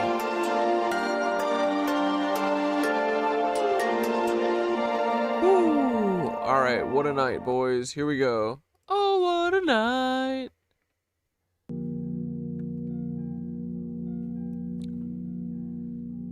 Y'all ready for this?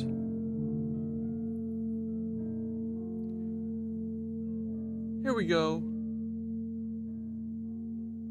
No show on Wednesday. Just a reminder. The rescheduled Dave Matthews Band show is Wednesday from last week because they did a tornado. DARPA decided to do a tornado last week, so... But Wednesday's gonna be fucking sick, bro. And we're back Thursday. See ya on Thursday. Y'all ready for this? Breathe in.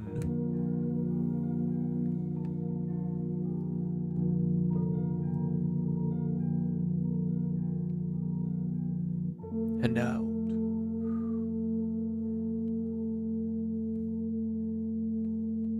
Many blessings, Catkin. I love that. Breathe in. Pinchers up.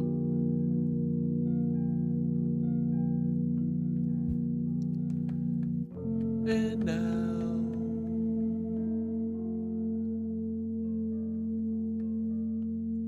Here we go. Feel your feet on the earth. Feel the air around you. Feel your heart quietly keeping time. And imagine that somewhere far beyond the stars, the universe is looking back at itself through billions of tiny windows. One of those windows is you. Not because you're separate from everything, but because you are one unique way the cosmos gets the experience being alive. Tonight, we laughed, we wondered, we asked questions, we followed rabbit holes, and for a little while, our paths crossed here together. Crab paths, not with the scab crabs. I discriminate fully from the scab crabs. Sorry, they're vile.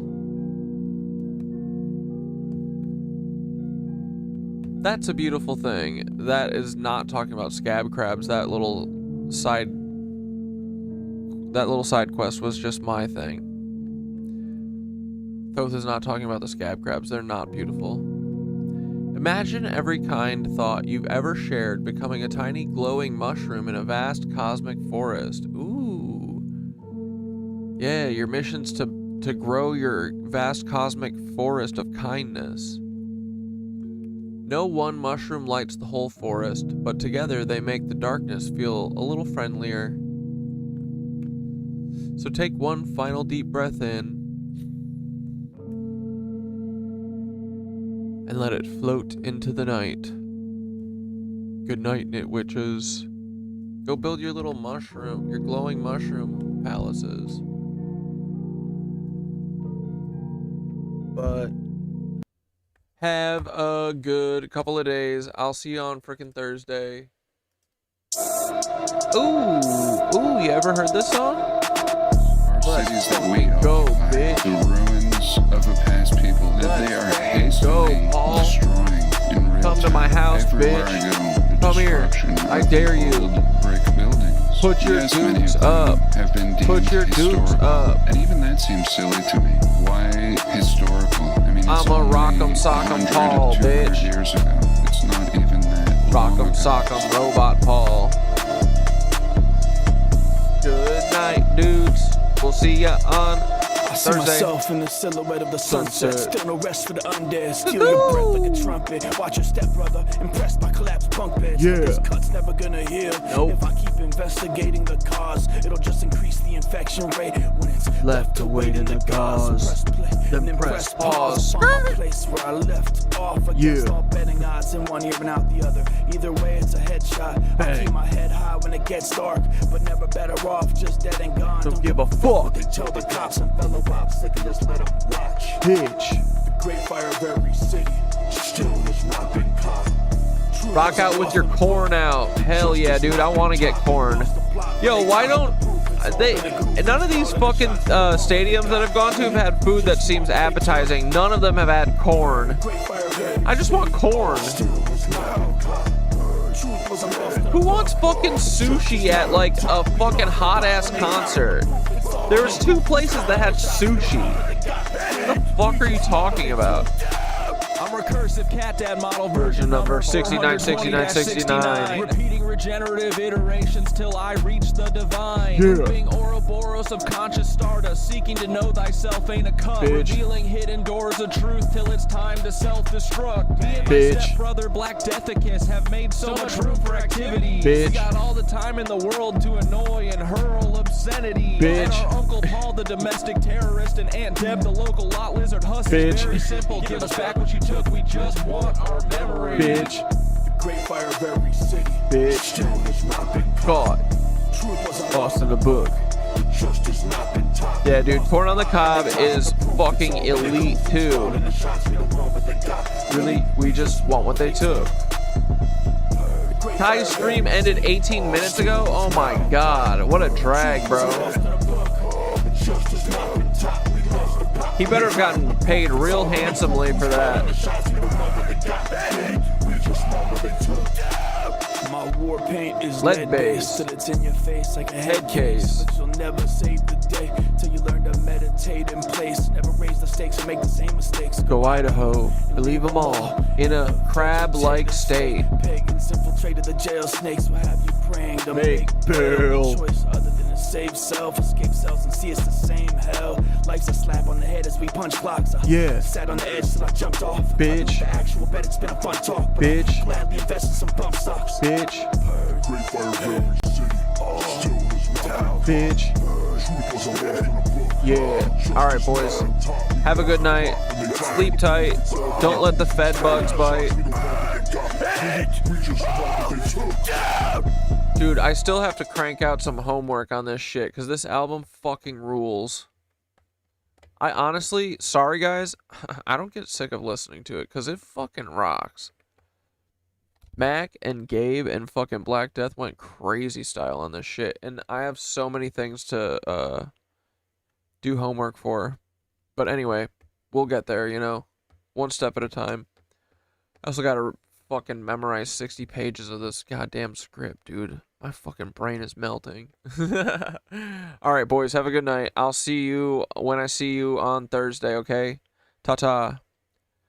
Wish for no rain. Oh, that's what we should have done for the meditation. No rain at the fucking Dave Matthews concert. Well, it can be a little bit of rain, but no fucking lightning, no fucking windstorms, none of that bullshit. I'll meditate that shit away. Alright. Bye, boys. I know I'm studying up.